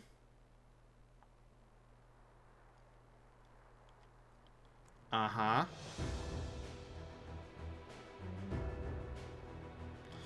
Though the Church of the First Light may lie in ruin, its chapels are still connected across Norvrand by a web of living magics, not unlike your Aetherites. Be not surprised if your journey leads you farther flung lands than you imagined. From chapel door to chapel door, no one can know what lies in store. A blessing or a curse, or perhaps a curse, upon the long pilgrim's traverse. I cannot speak his stupid rhymes. Follow the stones, royal sapling, and unearth the roots of our troubles. Can do. It may not be much, but I can carry you to the portal, save you the walk. Just be sure that you're fully prepared before we go. Nod.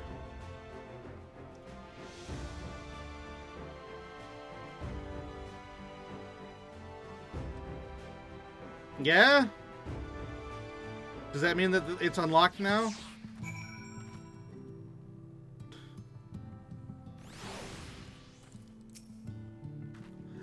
If you ever feel overwhelmed, there's no shame in turning back. Were anything to happen to you, the king would... Just please be careful. All right, then, whenever you're ready. What's this? Luminous oil. Viscous, liquid, and distinctive alluring aroma. Files can be traded for special items.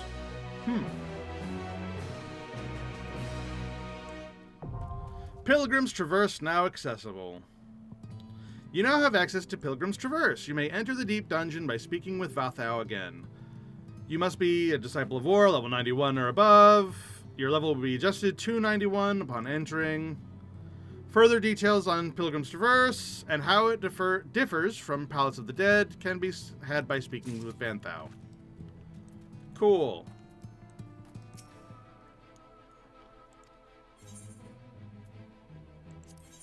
So, you are where I exchange stuff. Simple and clean is the way that you're making me feel. A sin beaver. Okay.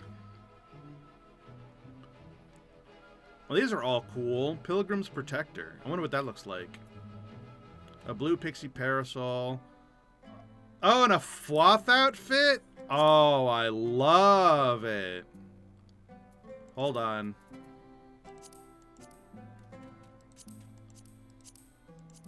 Oh, are you kidding? I want that so bad. Especially since it's dyeable. What? What does it look like when you dye it? Hold on. Ooh, I like it.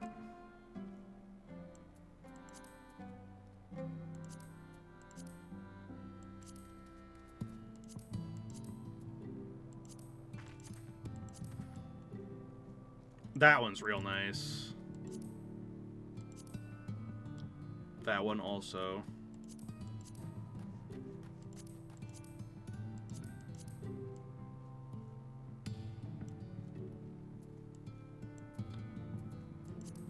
Can I dye separate parts of it? Yeah. Ooh hoo hoo.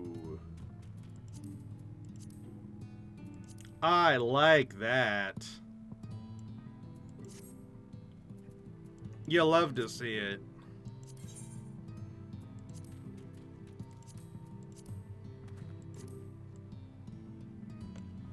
Oh man, I gotta get that. That's a great Mad Hatter type outfit, and I love stuff like that. I would dress my bard in that for sure. Maybe also the blue mage. That's great. And it costs these illumined ether glass.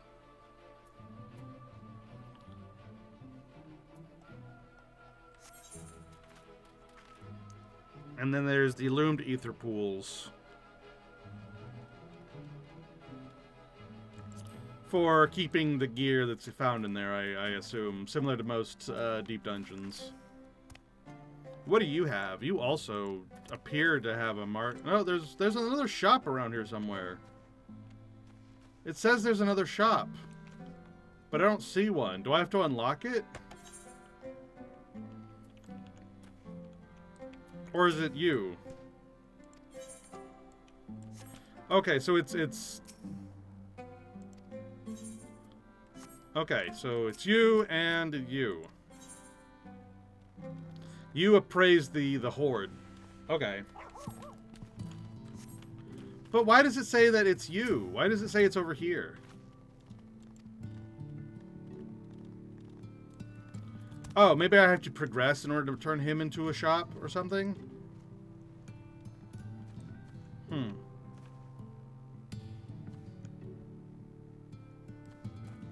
I don't get it. Whatever. Let's give it a shot.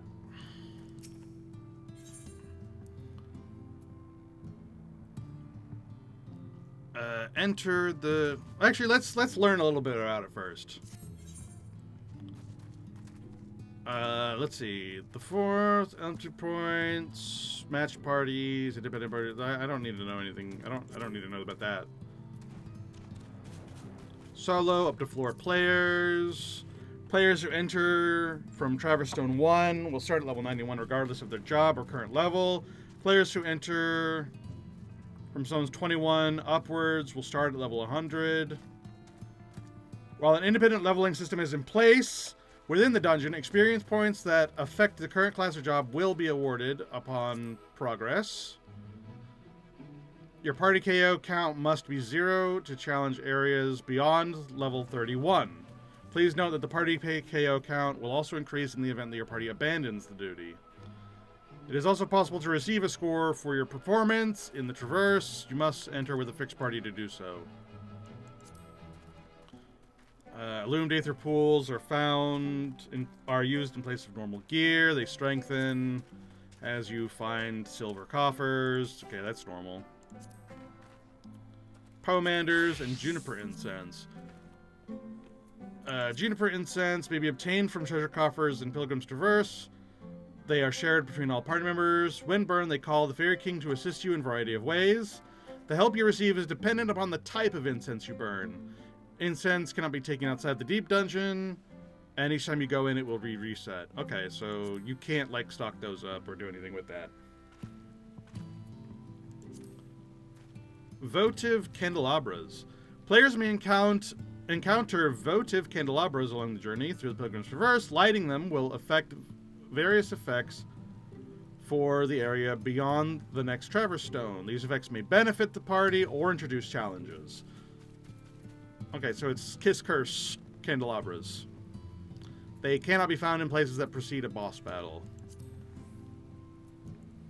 So there's the Accursed Horde, and then there's also the Blessed Horde.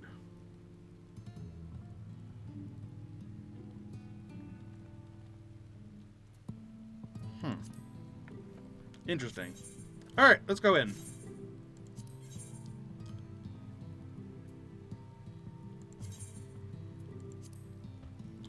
Alright, going in by myself. Pilgrim's Traverse.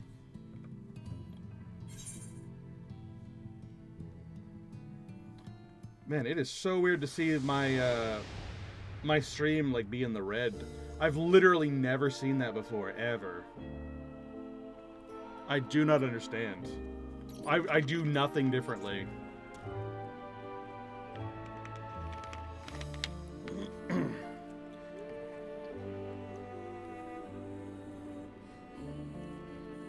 The music is very pretty.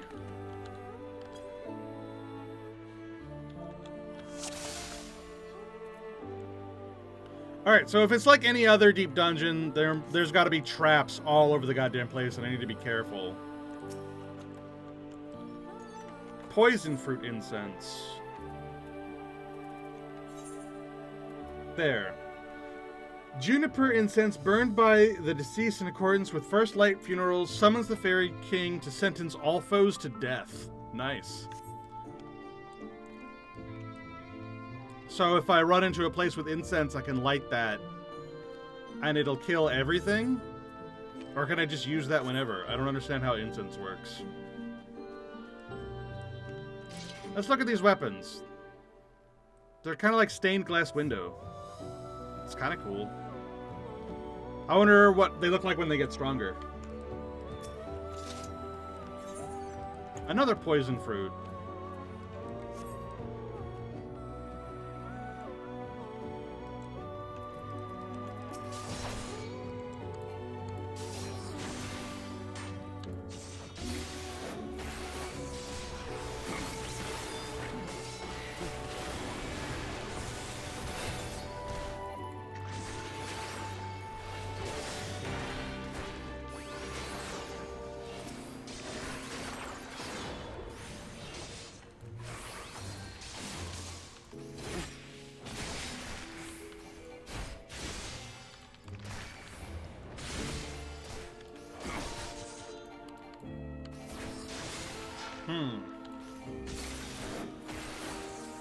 Beware of the mind plus danger combo, right?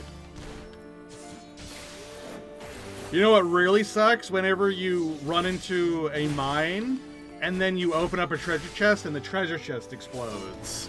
And that kills you. Man, I hate it when that happens. That always friggin' sucks. That happened to me on like floor 99 once. And I was like, son of a bitch. Not in this, in Palace of the Dead. And that pissed me off so much. I was like, you gotta be fucking kidding me. Pomander of Intuition reveals the current floor's hidden treasure. It doesn't look like there is a hidden treasure on this floor.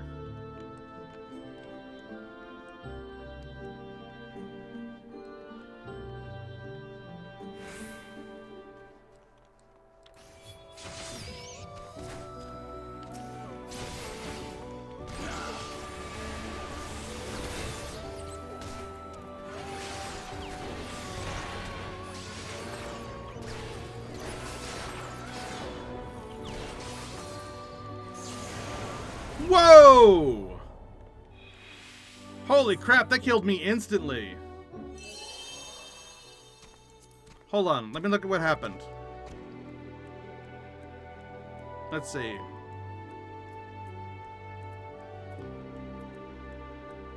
I was transformed into a fae by a trap. And then I was hit by tornado and incubus, and then was put to sleep, and then slapped. Holy shit, that happened real fast. What the heck? I went from full health to dead. Let's try again. What the fuck?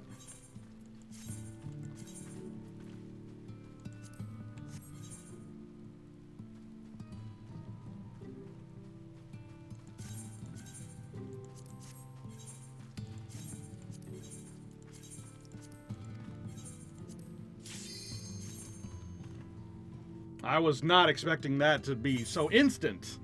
Like, what the fuck? And I was, well, I did lose the effect of Holy Sheltron, but still. There we go. A +1. Permanent upgrade. Now it was worth it.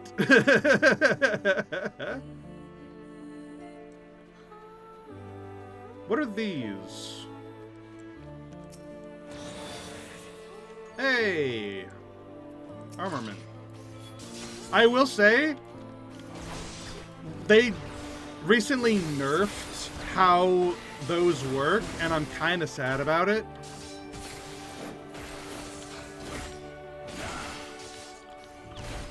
So it used to be that even at lower levels, you still had a small chance of gaining these upgrades, even when you had, like, a large amount of them. So, like, I could, in theory, go to Deep Dungeon, and even though I've got, like, 90 and 90, if I just ran the first 10 floors over and over again, and I found those silver chests, opening them wasn't a 0% chance that I wouldn't get anything. It was just very, very low. Now, it is a 0% chance.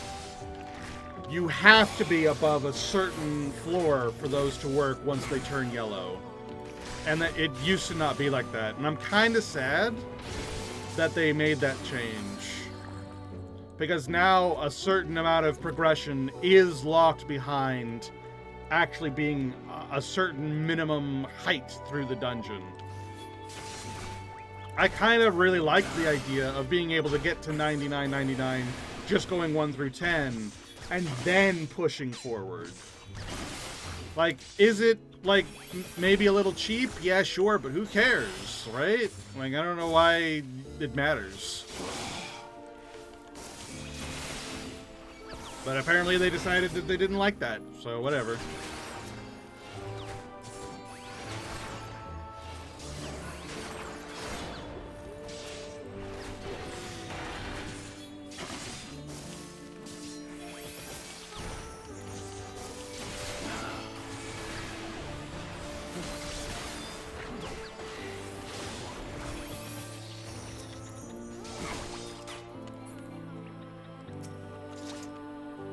Alright, a Pomander of Safety removes all traps. And a Pomander of Intuition. I'll go ahead and pop that again. Oh, there is a treasure on this floor, and it's right there. I've never seen a treasure on the first floor before.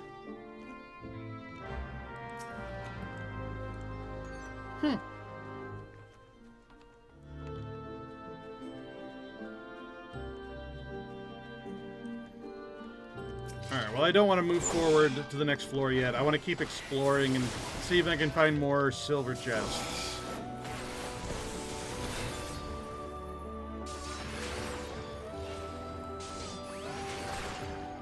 Not to mention getting more experience points.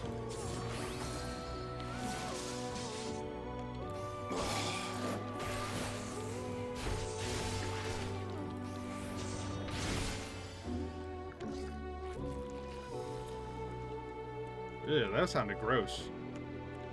So there is a silver chest in here. Right there. Yay! Strength is now +2. That's what we'd like to see.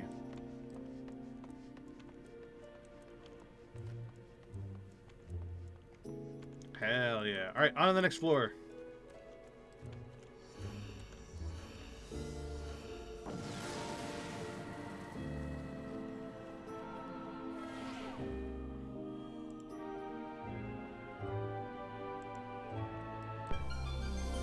Damage dealt decreased. What does it say? You pass Traverse Stone 2. So the damage I deal is now decreased. Uh-oh. Let's remove all traps. That way I just don't have to think about that anymore. For this floor, at least. Alright, you are the scary guy who can put me to sleep.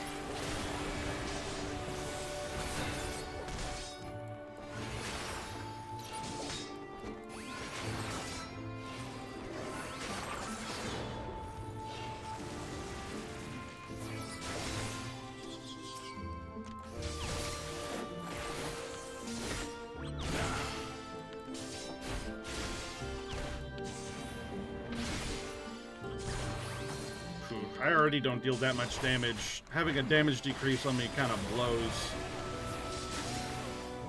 But there's a candelabra. It's supposed to have a kiss curse on it. Do the upgrades carry over from dungeon to dungeon in Deep Dungeon? These do. Nothing else does.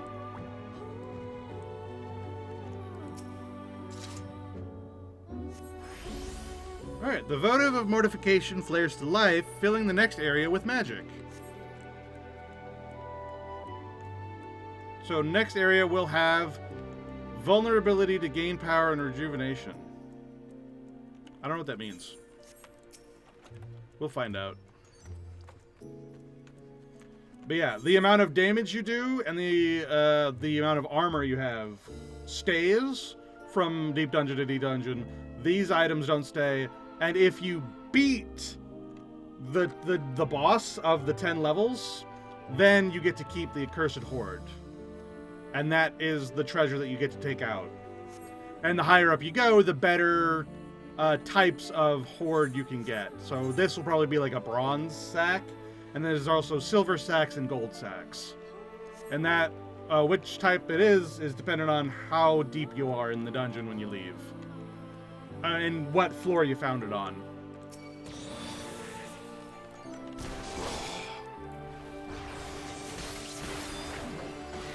Yeah, it's a roguelite. All the deep dungeons in 14 are roguelites. Where there's some stuff that you get to keep and makes you stronger, and some stuff for like little temporary bonuses as you go through. And it's 1 to 4 players, so you could go with multiple people. And you're kind of supposed to go with multiple people, but you can go at it single player. And some of them are easier than others, and some of them are harder than others.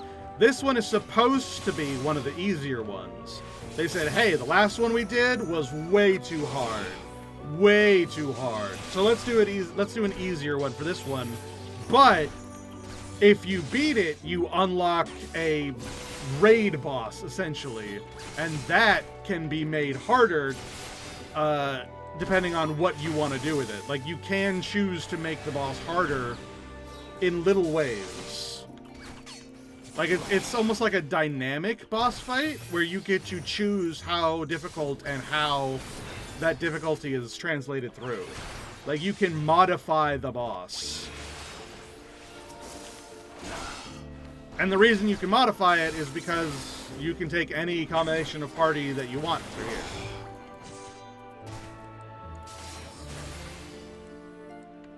Oh, you meant if the arms and armor levels carried over from previous deep dungeons. Like, oh, you mean like if you had levels in Palace of the Dead, does it carry over to this one? No. They're all their own individual thing. The illumined ether pool of this place is for this place alone. I'm 90-90 in Palace of the Dead. And obviously I'm not 90-90 here.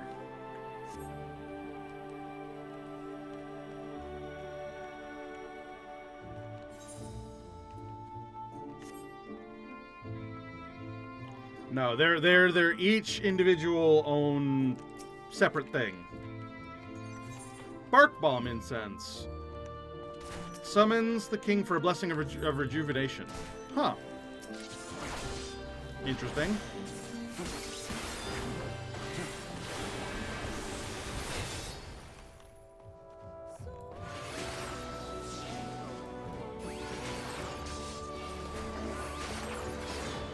Well, I did see an incense burner back there. Why don't we go try that out and see what happens? Huh, an ultra potion. Restores 25% of your HP. Huh.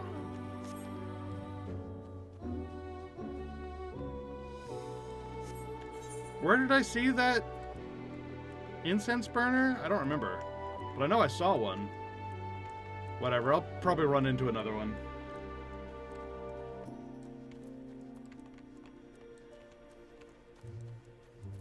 But yeah, they're each individual own thing. But there's also lots of rewards and cool shit you can get from each one, so it kind of makes sense that they'd want you to progress separately.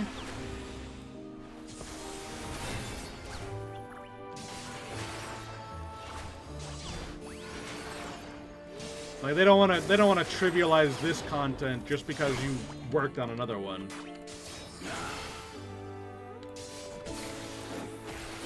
Especially since if you worked on one of them, you probably like this kind of content. Now, that wouldn't be fun for people who enjoy this stuff.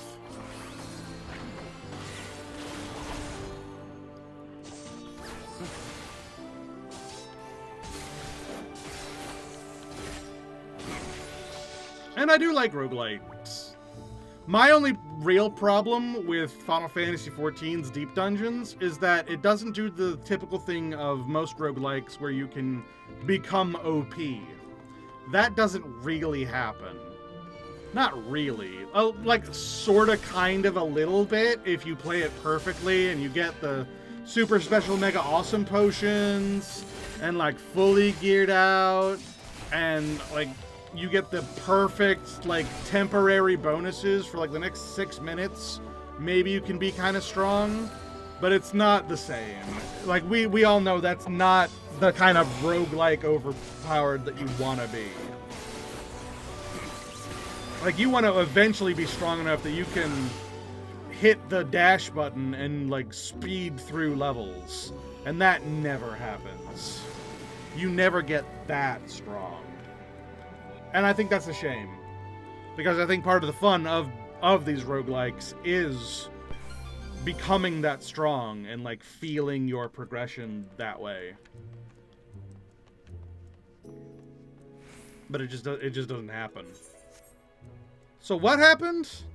I've got this. Damage taken and damage dealt are increased, and attacks generate HP with equal to the portion of damage dealt. So when things hurt me, they heal. When I hurt them, I heal.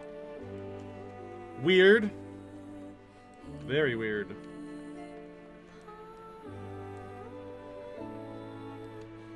I gotta fight something to see how that works.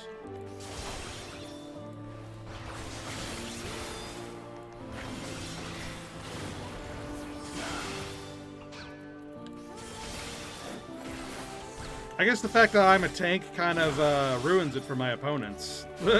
I block their damage, they don't heal as much.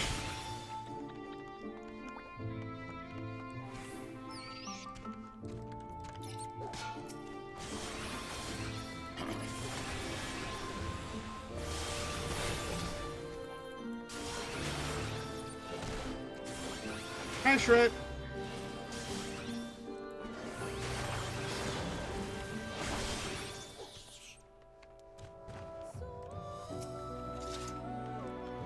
So we've got the new Deep Dungeon that I'm doing right now. We got the new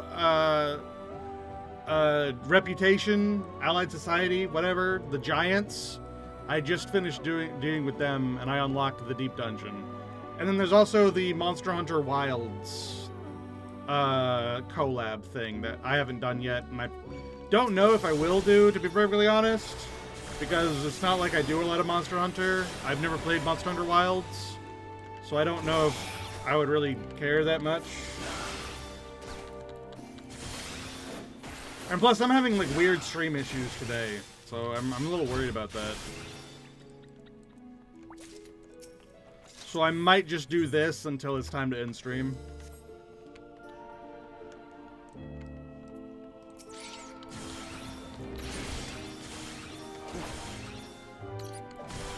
But, one of the rewards for this is a cool Floth outfit that I definitely want. I think it looks really cool. It's very Mad Hatter core. Well,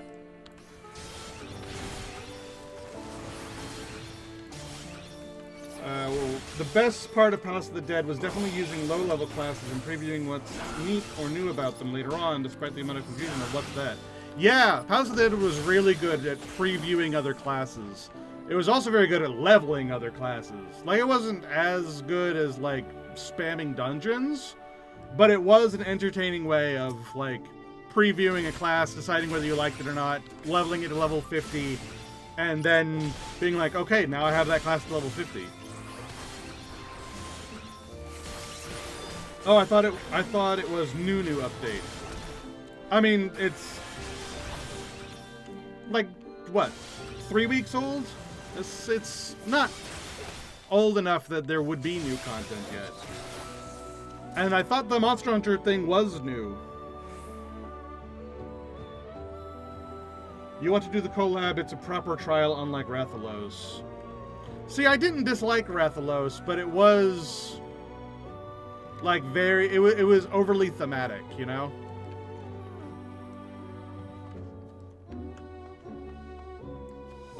But even so, I'm having weird network issues, so I'm a little worried about doing a proper trial. Especially one that's current content, you know what I mean?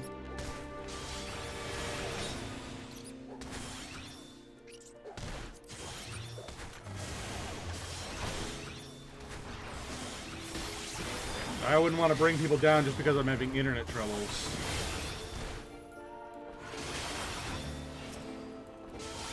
I need to do the story of this new deep dungeon and still need to do the Thirst variant dungeon. Yeah, I haven't really done variant dungeons, like, at all, I don't think. Like, I've done a little bit. Enough to see that there are rewards that I want. I definitely want the cool, like, Men in Black outfit that one of the variant dungeons rewards. I.e., you get gear higher item level. I mean, I don't need it. My item level's already 743 or something like that. I don't really care. Like, what do I need higher item level for?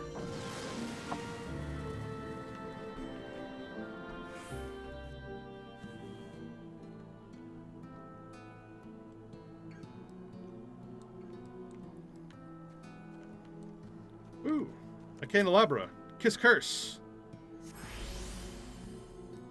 Devotive of rapid acceleration. Rapid recitation. Oh.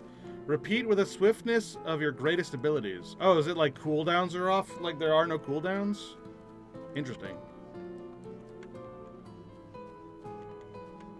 Variant Dugans are okay, but man, if you do all the routes in a single sitting, it's oof. Yeah, why would you do that to yourself? Like, enjoy the video game. Why would you do that?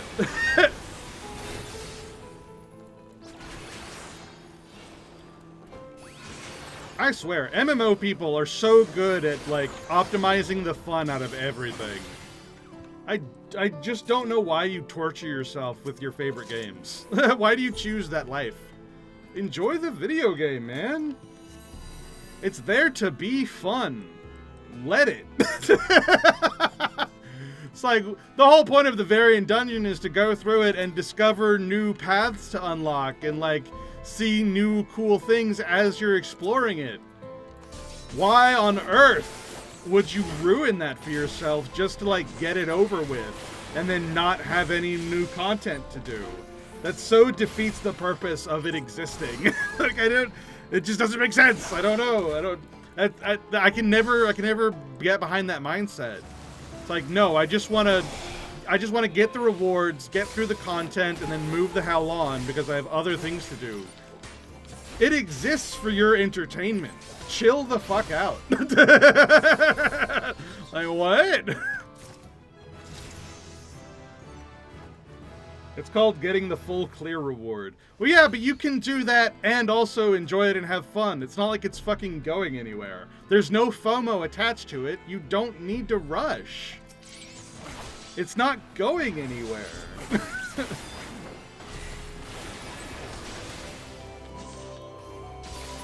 It's like buying a premium steak, getting it cooked perfectly by the chef, and then just like grabbing it with your bare hands and shoving it in your face. It's like, like, why?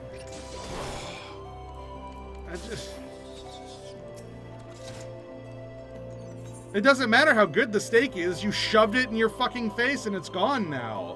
It's like,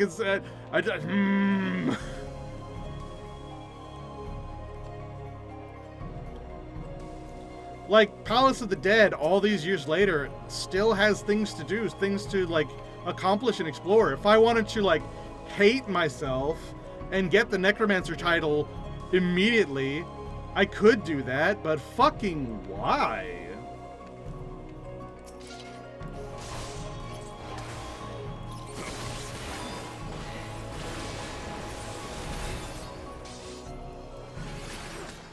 Like, I'd rather enjoy it as good content that I enjoy. Because otherwise, why the hell am I doing it? If I'm not having a good time doing it, why the fuck am I doing it? It's very much, if I don't love it, I don't swallow. Uh-oh. Uh-oh. Uh-oh.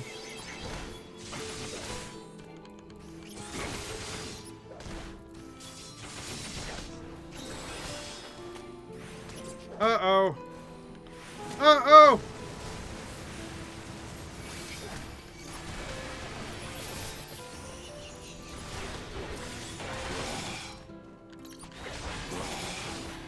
Oh god. We do 3 on our own, and then the hidden ones would get a guide. I mean, sure. Like, there is definitely a point where it's like, okay, I have had enough of this, and I want it to be done now. Like, I can get behind that. I probably am almost at that point with the Namino one, because I've done, like, 12 of the... like, I've done about half of them, just accidentally. Actually, I think I've done more than that. I think I only have, like, 2 left to go, and I'm like, I don't know which ones are those ones, but I need to, like, you know... I have very clearly reached the point where I cannot figure it out on my own. Then a guide makes sense, sure. But not to just, like, shotgun the content, you know? Because once it's over, it's over. Then it's done. It doesn't matter how good it was. It's done now. It's over.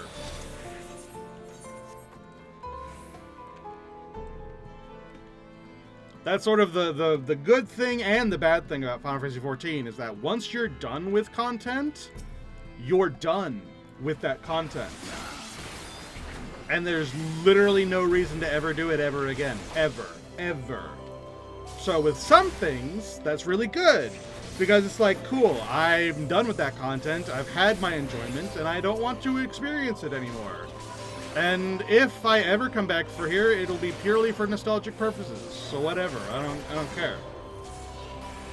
But some stuff, it's like, man, I rushed through that content way too fast. I didn't get to really enjoy it.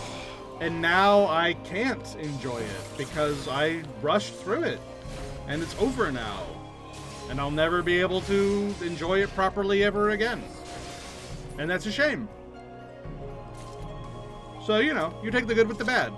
But doing it on purpose to yourself is just plain stupid. My personal opinion. It's like, choosing that, I think, is not the smartest thing in the world.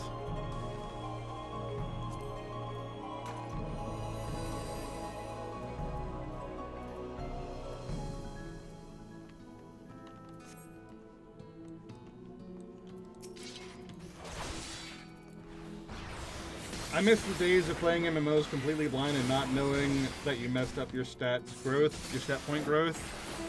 Right? And that, I mean, that does still exist. You just have to choose to do it. you just have to make that conscious decision on your own. And that's actually one of my favorite things to do in World of Warcraft, especially with the new skill trees. Well, I call them new. With the current skill trees, how they're set up, it's really, really fun to create a new character and be like, I'm not going to look at what's best or what's good. In fact, I'm very purposefully going to choose something that is off meta and just enjoy the content for what it is. And that's really fun to do. If you ever play Retail WoW, try doing a sword and board warrior, or try being a Ret sword and board paladin. Like, you are very clearly not supposed to play that way. But you can. And that is interesting. It feels different. It feels unique to doing that content that way, which I think is cool. Whoa! What the hell? Ooh. I really need to, like, turn off traps in this floor. because this could get me in a lot of trouble.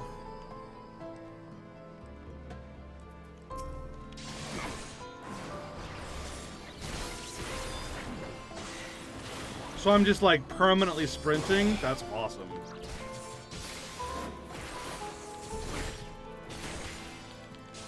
Yeah, you can't really do that in 14, which is a shame because they've made it so, like, every class is so streamlined and so the exact same. There's not really any chance to mess it up. There's not really any way to play your way, you know? Every paladin is the same paladin. The only thing you can really do for yourself is your outfit.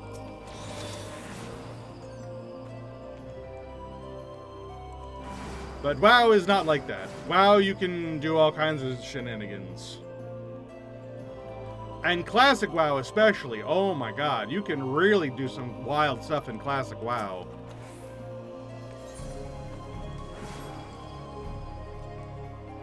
And when I say wild stuff, I mean wild stuff. You could be like a spell hunter. In fact, that used to be like a legitimate way to play, to like do the class. I think it still is a pretty effective way to play. You like level up your spirit and your mana as a hunter, and you focus on your spells doing more damage, and you become like a magic hunter type thing. And it's a very different way to play.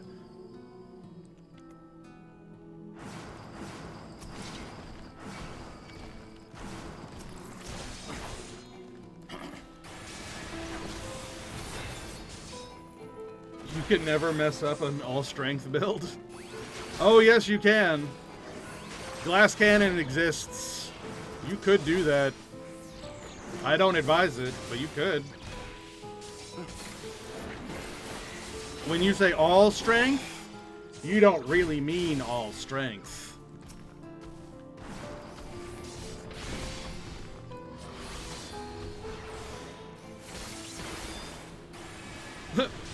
One shot KO for me or the opponent.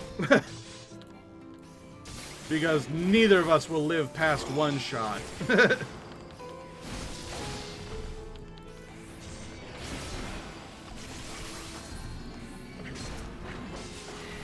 Oh, I'm scared of these killer bees. I wonder if they're gonna do what deep dungeon bees always do, which is that final sting that absolutely wrecks your shit. There's unfinal sting, which is scary in its own right.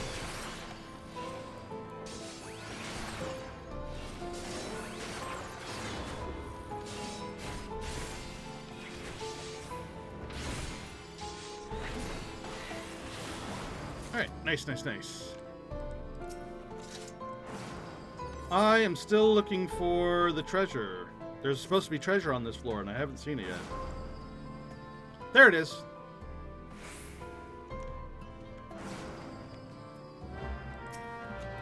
Ha ha ha. It's how I did SMT. All strength until it capped. SMT? I don't know what that is.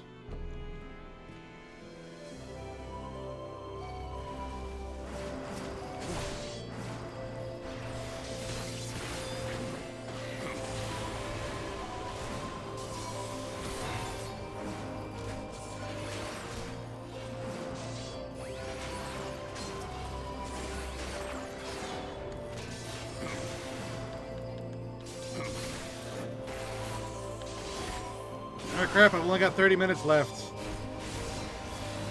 I've been going too slow.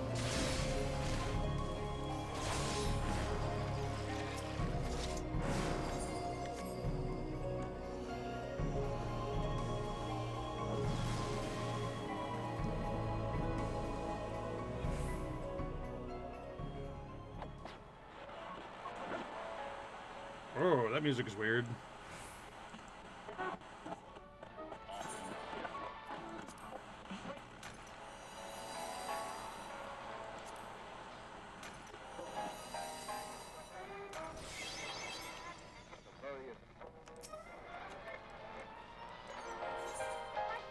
Hey, I got a defense one. Excellent.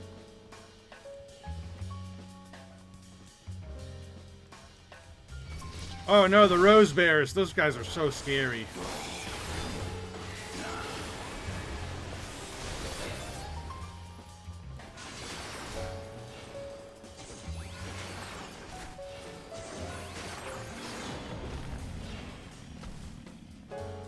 Alright, there's a trap there.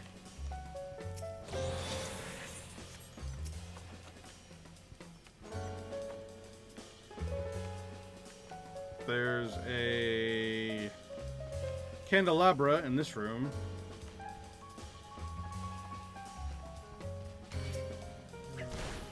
Ow.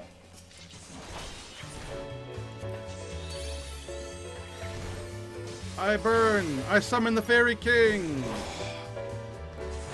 I gained Midsummer. Maximum HP is increased. Okay. How long does it last?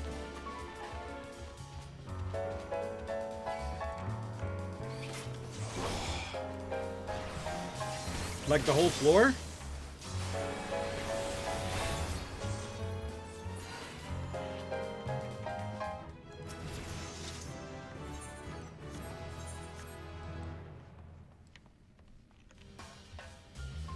Oh, I didn't activate the candelabra.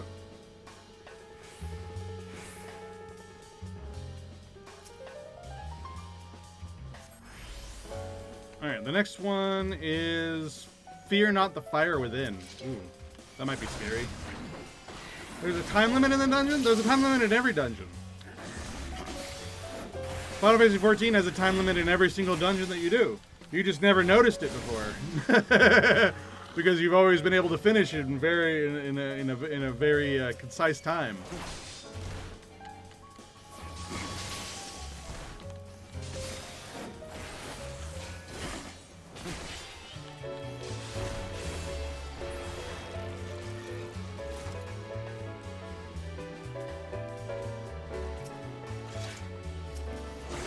Commander of Devotion, what is that? Guarantees a candelabra in the next area. Why would I want that? Well, I guess that's not fair. I guess you could want that.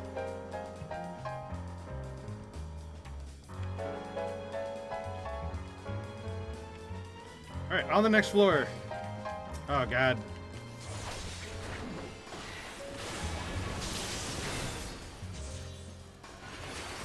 Just die. Thank you. Oh, God. Oh, a rose bear.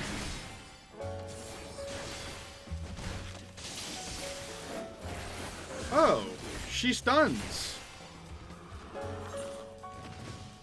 Huh.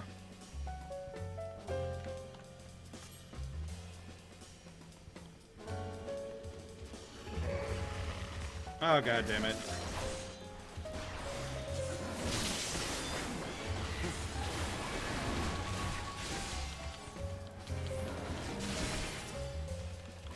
But yeah, every dungeon in Final Fantasy XIV has a time limit. I think it's the same time limit too. It's like an hour.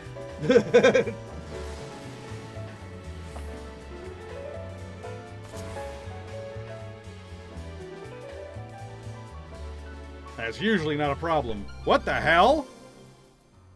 Big Burst delivers damage to all enemies. Interesting. Can I open treasures like this? No, I can't open treasures while transformed. That's a problem. Well, I'll use this to find the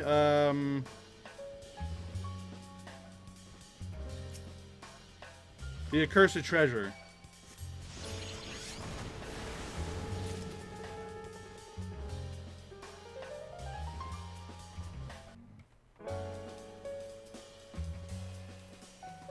Huh.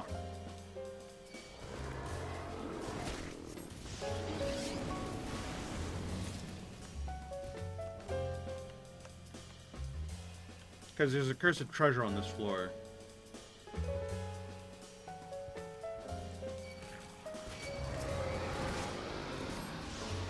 There it is, it's over there.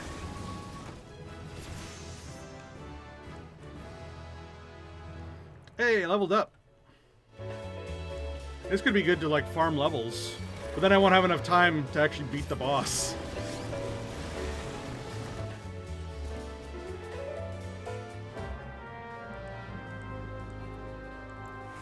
Alright, I gotta turn that off. If only I could turn that back on, it will.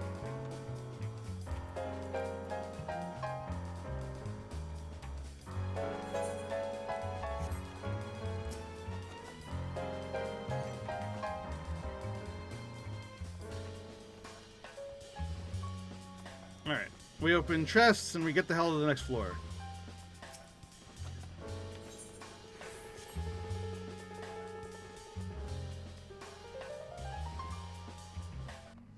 There we go. Nice quick floor.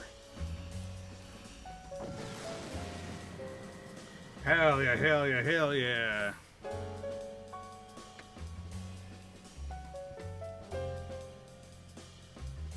Alright, floor number 9. No traps, please. Oh no, it's a mimic! Oh, fuck!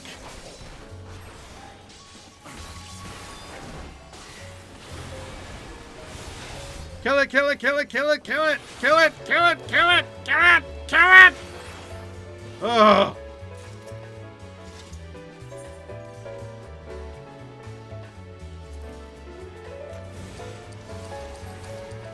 How long does that last? Ooh.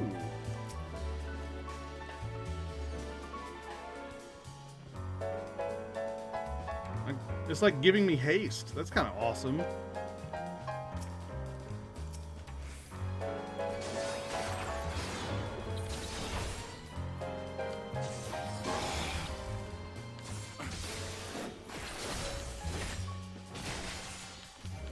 It's like my GCD is like non-existent.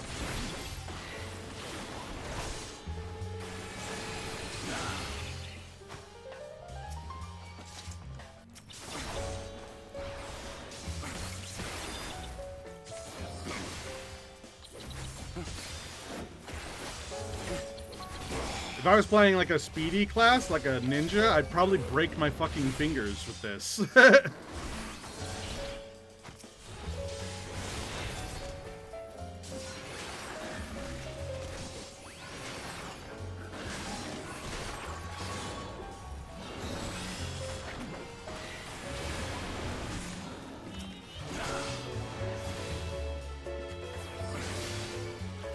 Or a monk. Monk would do it too.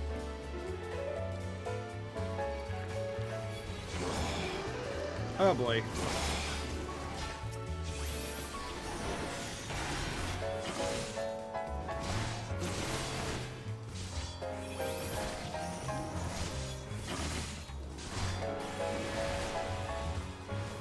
Corona? What? Uh-oh. Could we not have pollen Corona? That sounds like a bad idea.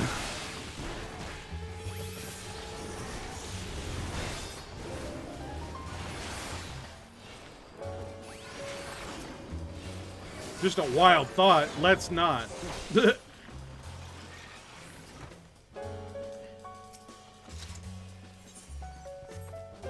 Alright, here we go. I think it's time for the boss fight. Boss fight, boss fight, boss fight, boss fight.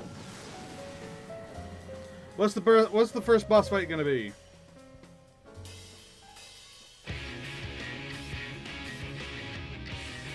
Oh, there's an ornamental leafman. Alright, so strength and steel. And Spark Bomb. I summon the Fairy King to help me fight. Let's go! Water Light Mead.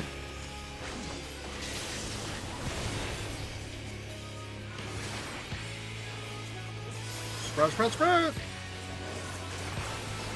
Bloom, every blossom bloom. Hedge mazing. Uh-oh.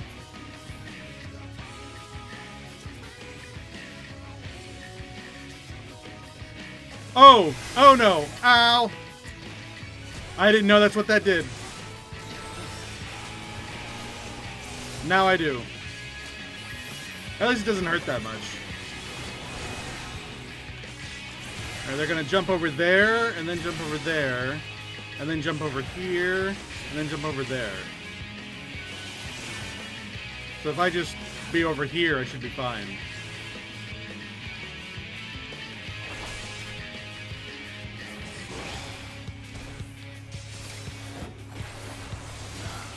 Sprout more! More sprouts!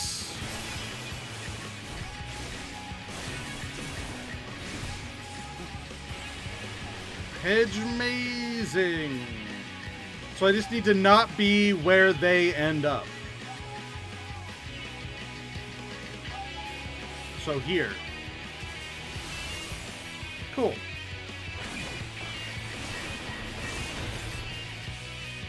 I probably could have kept on hitting him as well.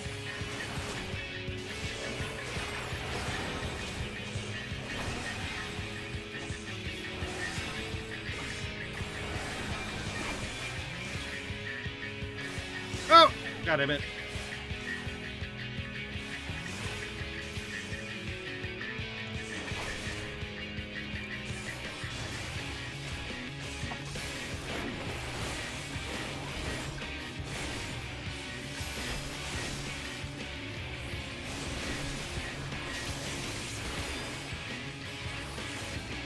Alright, this time I'm gonna stay in here while I fight and then leave. Okay, now.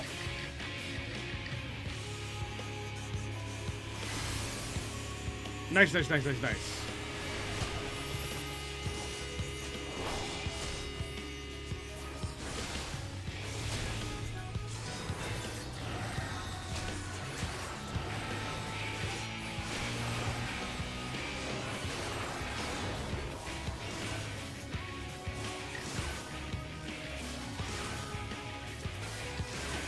Oh, come on. I wasn't in that. Boo.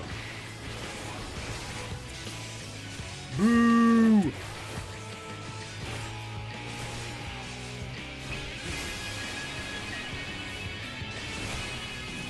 Alright, but I think I'm doing okay. I'm doing alright.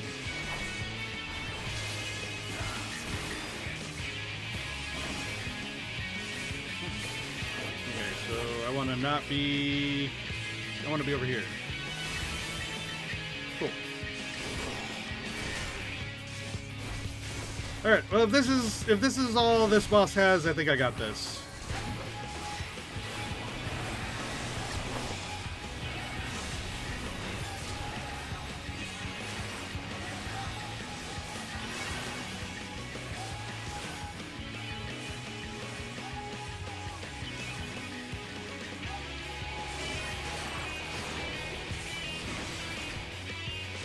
Excellent.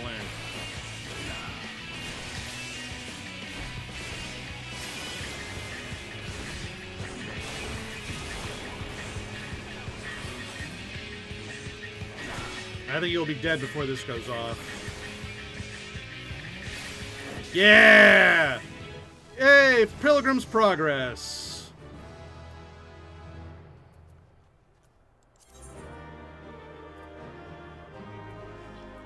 Cleared area by stone of 10 of Mark of Pilgrim's Progress.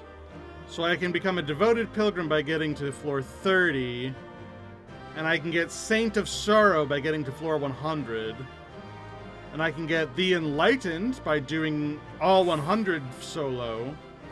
And then Grief's Anointed by defeating the final verse in Quantum difficulty.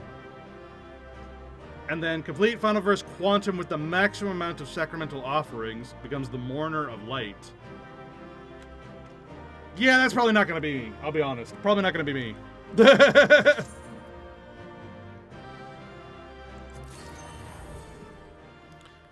Alright, we got 10 Allian Tomestones of Poetics, 20 Tomestones of Heliometry, and 5 of Mathematics, along with 1,000 gil and 3 sacks of Slivered Light.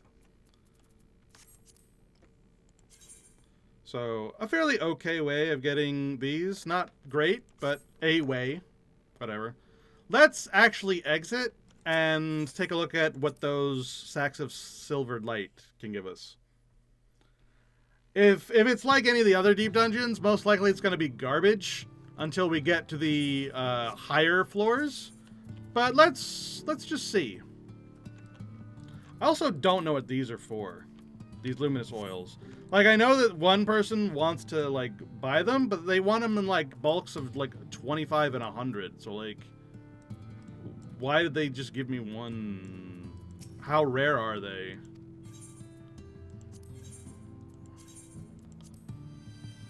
Alright. Ooh! Shadows Withal. Scions and Sinners piano version. Nice! That might be worth something. A red Aurum corsage. And an Alican piece that's worth 10,000 gil. Not bad. Not too bad at all.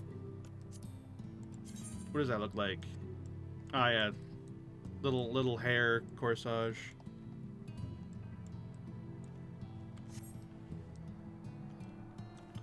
No other currencies, though. None of this other stuff. None of this other stuff that we found. I don't know how you get this stuff.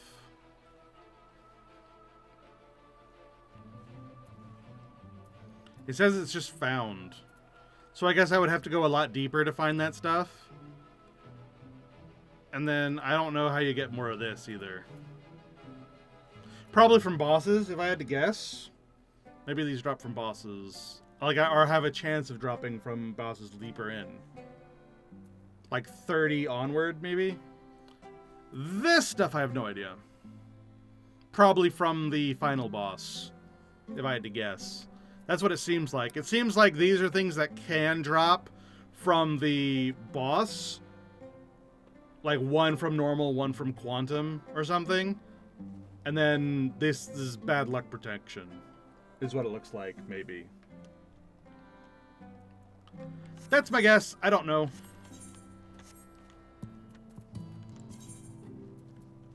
But I'm curious how much this sells for. I want to go check. I'm not gonna sell it. I'm gonna use it for me. But I want to see how much it sells for. Probably not a lot, but I want to check.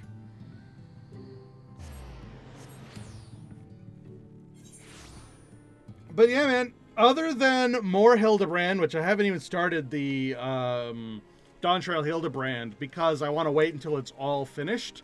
I want to wait until the final Dawntrail patch to do them, so that I can do them all at once. Then there's also the Monster Hunter Wild Trials, and I believe the new zone on the moon for crafting and whatnot is also out.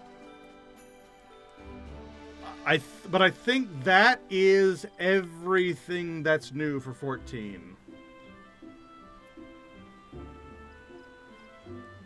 So I think that's all that's going on for 14 right now. I know there's a new event that's coming eventually. The Halloween one just finished up. Yeah, Fall Guys. Fall Guys came out literally earlier. Actually, came out yesterday. The Fall Guys collab returned yesterday. But I don't know how much I care about doing that. I mean, I guess I could do it just once, just to do it. I've done it before. I've gotten pretty much everything I want from there. Like, I've got the mounts and whatnot. I don't have the title, but I don't want to try to win it 100 frickin' times. That sounds dumb. Look at this guy. He's wearing the Foth outfit, and he's got like a really, really good color on it. He probably got that from the moon, if I had to guess.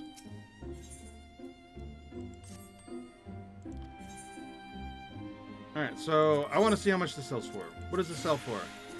Sells for basically nothing. That's what I thought. What about this? Sells for a little bit. I'll sell it for a little bit. And then this sells for a little bit. I'll sell it for a little bit. I'm not going to use it. And you can't sell that. What about this? Ooh, people buy that. Oh my gosh. Oh my gosh. I don't want the barrel tender mount that much. I might sell these. I do want the barrel tender mount, but that is a lot of money to be leaving on the table. You kidding me? 70,000 per? It's crazy.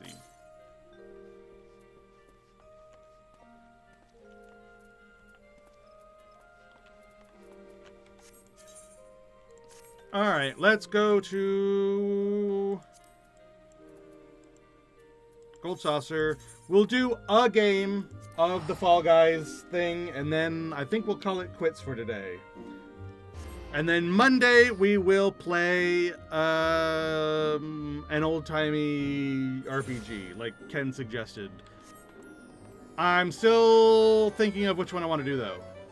Like, I've got Final Fantasy X on the brain, but I also kind of want to do Final Fantasy IX, because I haven't streamed Final Fantasy IX yet. It's my favorite Final Fantasy game of all time. So, I mean, if I was going to do one, I would do that one. But then there's also Chrono Trigger and Chrono Cross. And it's like, there's so many options. There's so many things I want to do. But I'll pick one of them. And then I'll do that on Monday. And then Tuesday is World of Warcraft. Wednesday, Thursday is going to be Water Park Simulator and maybe more Tavern Keeper, maybe? I don't know how much we enjoyed that. I enjoyed the hell out of it. But I don't know how much we as a group enjoyed it.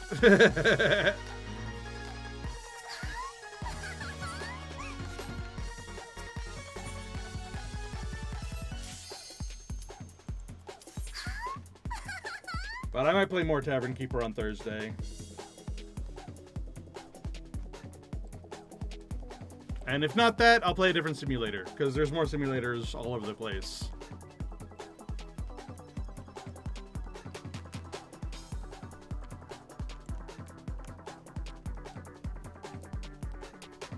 Or I'll play some other game.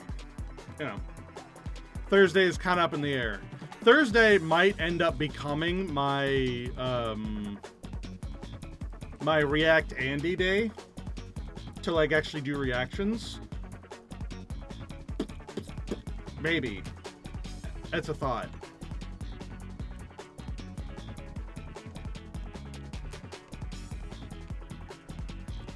Thursday is kind of a nice day for it.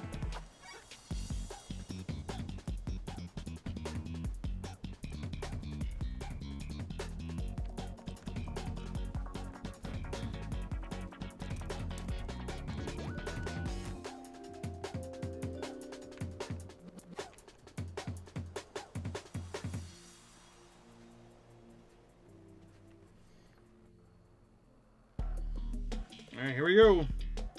Manderville Can Parade.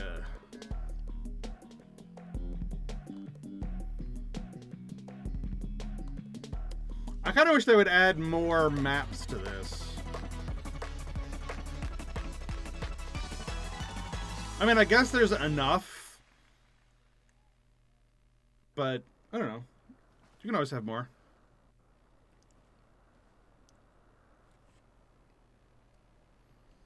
There we go.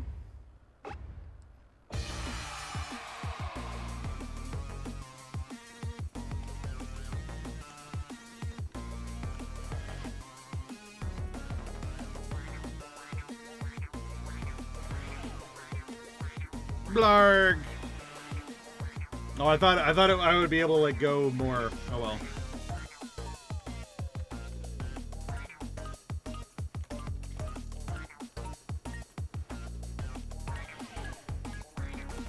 Three, two, one.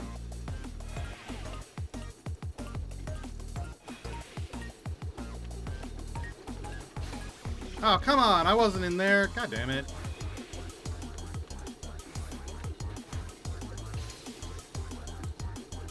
Oh, this is gonna toss me all over the goddamn place, isn't it? Come on. I suck at this.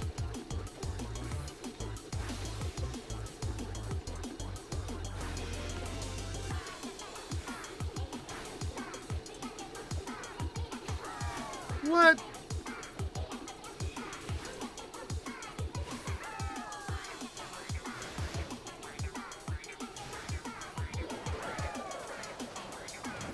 Blarg.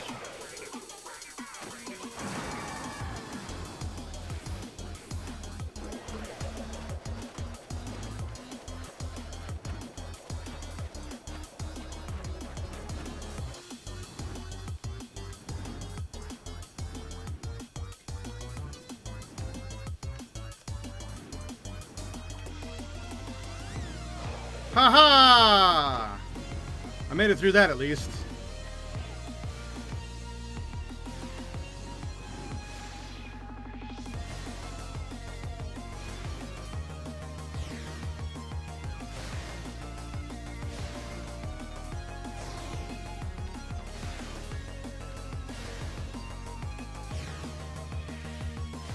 Yay! I qualified!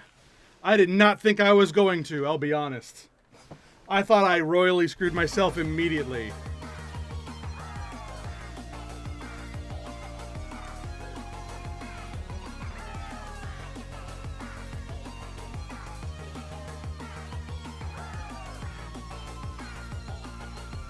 You guys got 30 seconds left. Come on, guys, you can do it. You can do it. 30 seconds. Oh, you standing there, you're a bitch.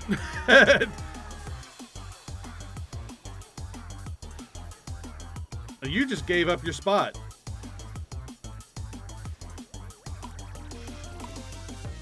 Oh no, they've already qualified. They're just waiting closer. Okay, never mind. Man, we actually didn't fill up. On to the next round. Oh no, it's this one. I suck at this one. Fuck. I hate doing this one. I am no good at it. Carry the crystals to the correct locations.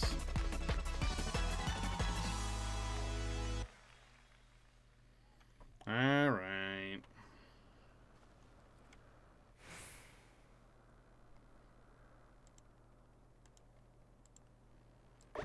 3, 2, 1, go! Alright, I have a yeller one. I gotta go down the yeller path.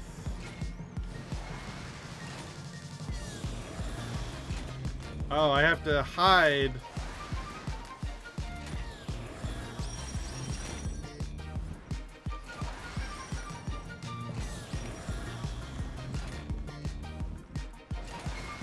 What bullshit? Bullshit!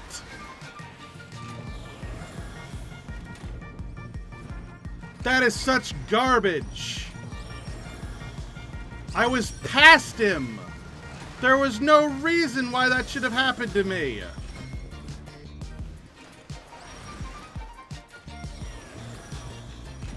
That is such garbo.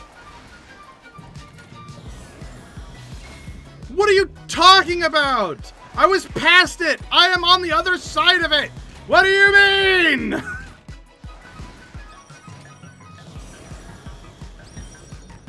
God fucking damn it.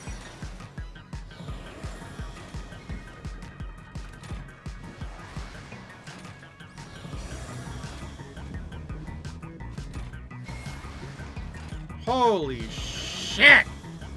I'm not progressing. There's no way. I only managed to get one done.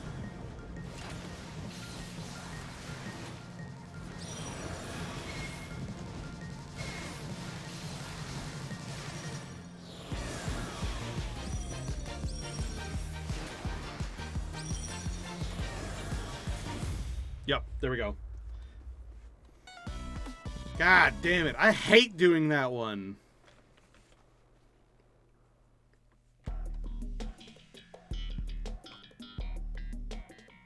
Wait, why am I still going? I thought I was disqualified. Oh, am I observing? Am I spectating? Yeah, fuck that. Just let me leave.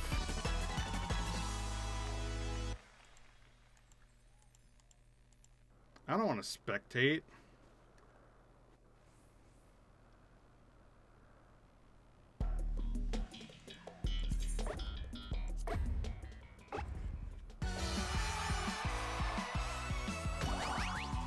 Skip.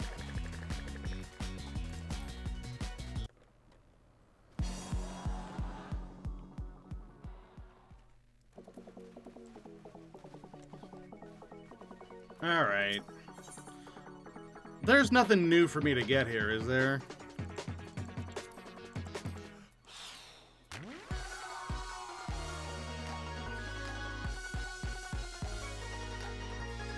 Oh, there's framer kits.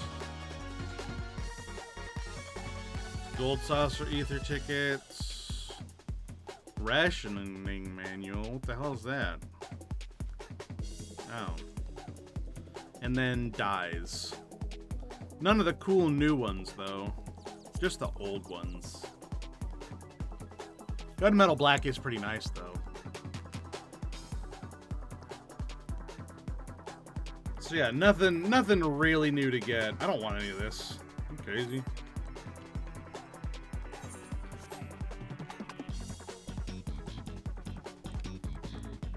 Alright, well that's that.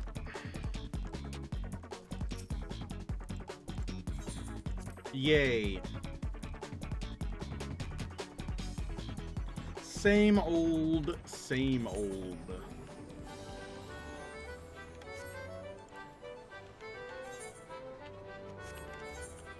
Alright, let's do our scratch-offs.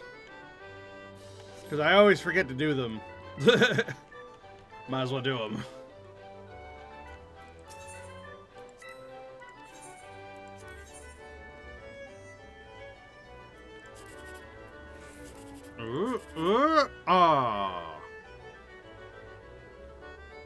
So let's see, that's 14, that's 54. I think let's try for that. Damn, I mean it's still better than 54. I think that was probably the best one we could have gotten. No, wait, that one would have been better, but that's fine. Second best we could have gotten.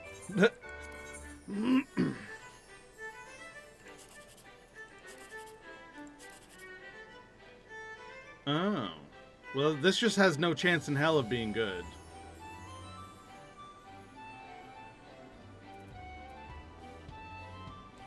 We'll just go that one, I guess.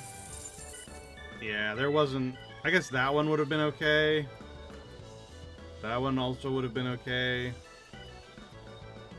But nothing really that good.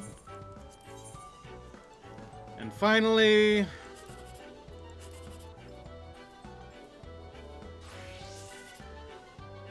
Well, this also just has no way of being good. Alright.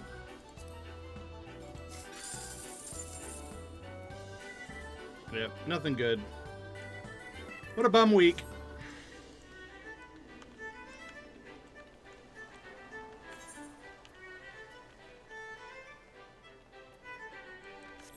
Alright, well, I had fun.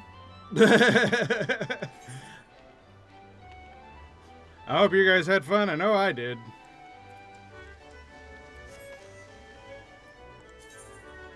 I need to clear out my inventory. Something awful.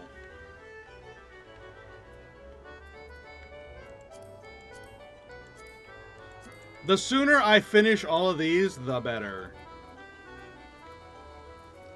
How much progress do I need to make for these? I forget what step I'm even on. I'm pretty sure I'm on the...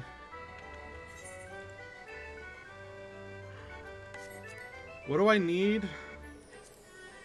That's right, I need 700 Numite. And that takes Poetics. That's the step I'm on. I'm on a Poetic farm step. That's why I haven't been doing it. Is because it's a Poetic farm step. Which, to be fair, is the entire fucking Heaven's Word fucking relic grind. It's like, oh, grind 7,000 Poetics. Okay, now grind 700,000 more. Okay, now grind 700,000 more. Okay, now grind 700,000 more. And I'm on that step. Umbrite, not Numite. Numite's for a future step.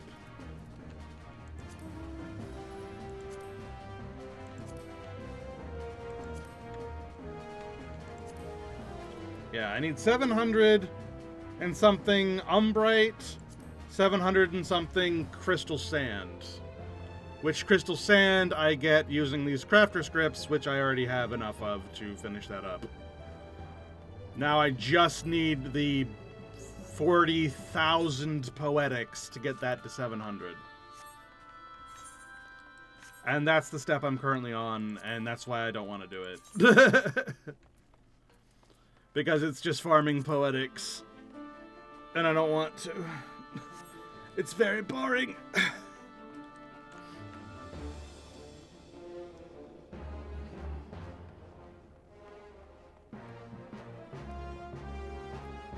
Oy.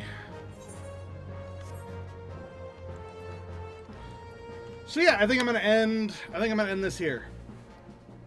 We've been going for about 5 hours. That's good enough. We did all the new content that I care about.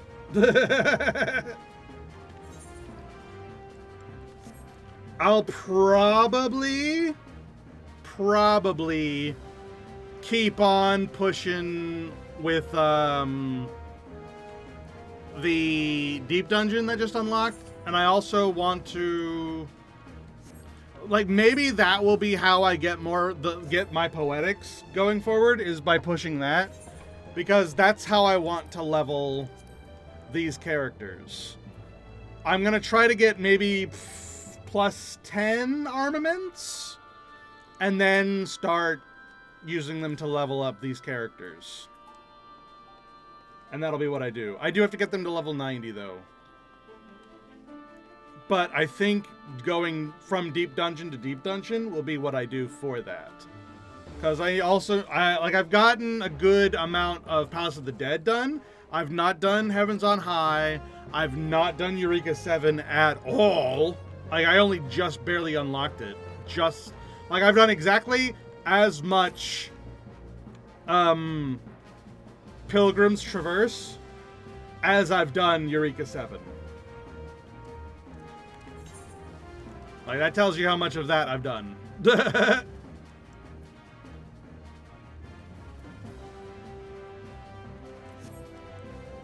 Or Eureka Orthos, I guess, is what it's supposed to be called. I call it Eureka 7. I don't know why. But, so that's probably my FF14 plan going forward, is to do those deep dungeons, level up characters, level up classes, level up my dudes. That's the plan. Next Friday, I might go back to leveling these guys. Because they're so close. Look how close these guys are to max level. Like, I can finish that up in a single stream, I think. And then it's just a matter of continuing the Crafter's story, which I'm up to Endwalker in. I'm almost done with Endwalkers at Labyrinthos. And then it's finishing up the Tuliyola ones, and then that's it. So that might be next Friday. Next Friday we'll be doing that. Yeah? Yeah. Yeah. Yeah! Yeah. So yeah, thank you guys for hanging out with me today. I'm sorry I didn't do the update on the Discord. I really should have. But yeah, this weekend I'm gonna try to put like a media share section for you guys to like send me stuff. I'll have to like coerce someone into looking through that to make sure it's all things that are Twitch safe. And then maybe Thursday we'll do that. And if there's not enough stuff in there, or if like people need a little more time, or if like Ken, you said you wouldn't even know where to start with that, I'll probably play some of my own stuff, like watch some Bricky, watch some Internet Historian, watch some of stuff that I've already seen, but is good reaction content. And we'll go from there. Yeah? Yeah. So that's all my plans. Check out the Discord, check out my YouTube channel, follow because we are so close to the follower goal for Twitch. That would make me really happy. If you're not already followed, make sure that you're following. And yeah, I'll see you guys next week. I'll see you guys on Monday. Bye-bye, everybody. Bye-bye. Hopefully my whatever the hell was wrong with my OBS will fix itself by then. Because it was weird that I dropped so many frames. Holy shit. It says that I've dropped like 12% of all the frames this stream, which is crazy. Over 10% dropped frames is nuts. It's just, thankfully, it was like a slow, consistent one instead of like losing 10% of my stream. So it was like, it dipped to 30 frames per second instead of 60 frames per second for a little while. But still, that's ridiculous. Whatever. See you guys Monday. Bye-bye, bye-bye, bye-bye, bye-bye, bye-bye, bye-bye, bye-bye, bye-bye.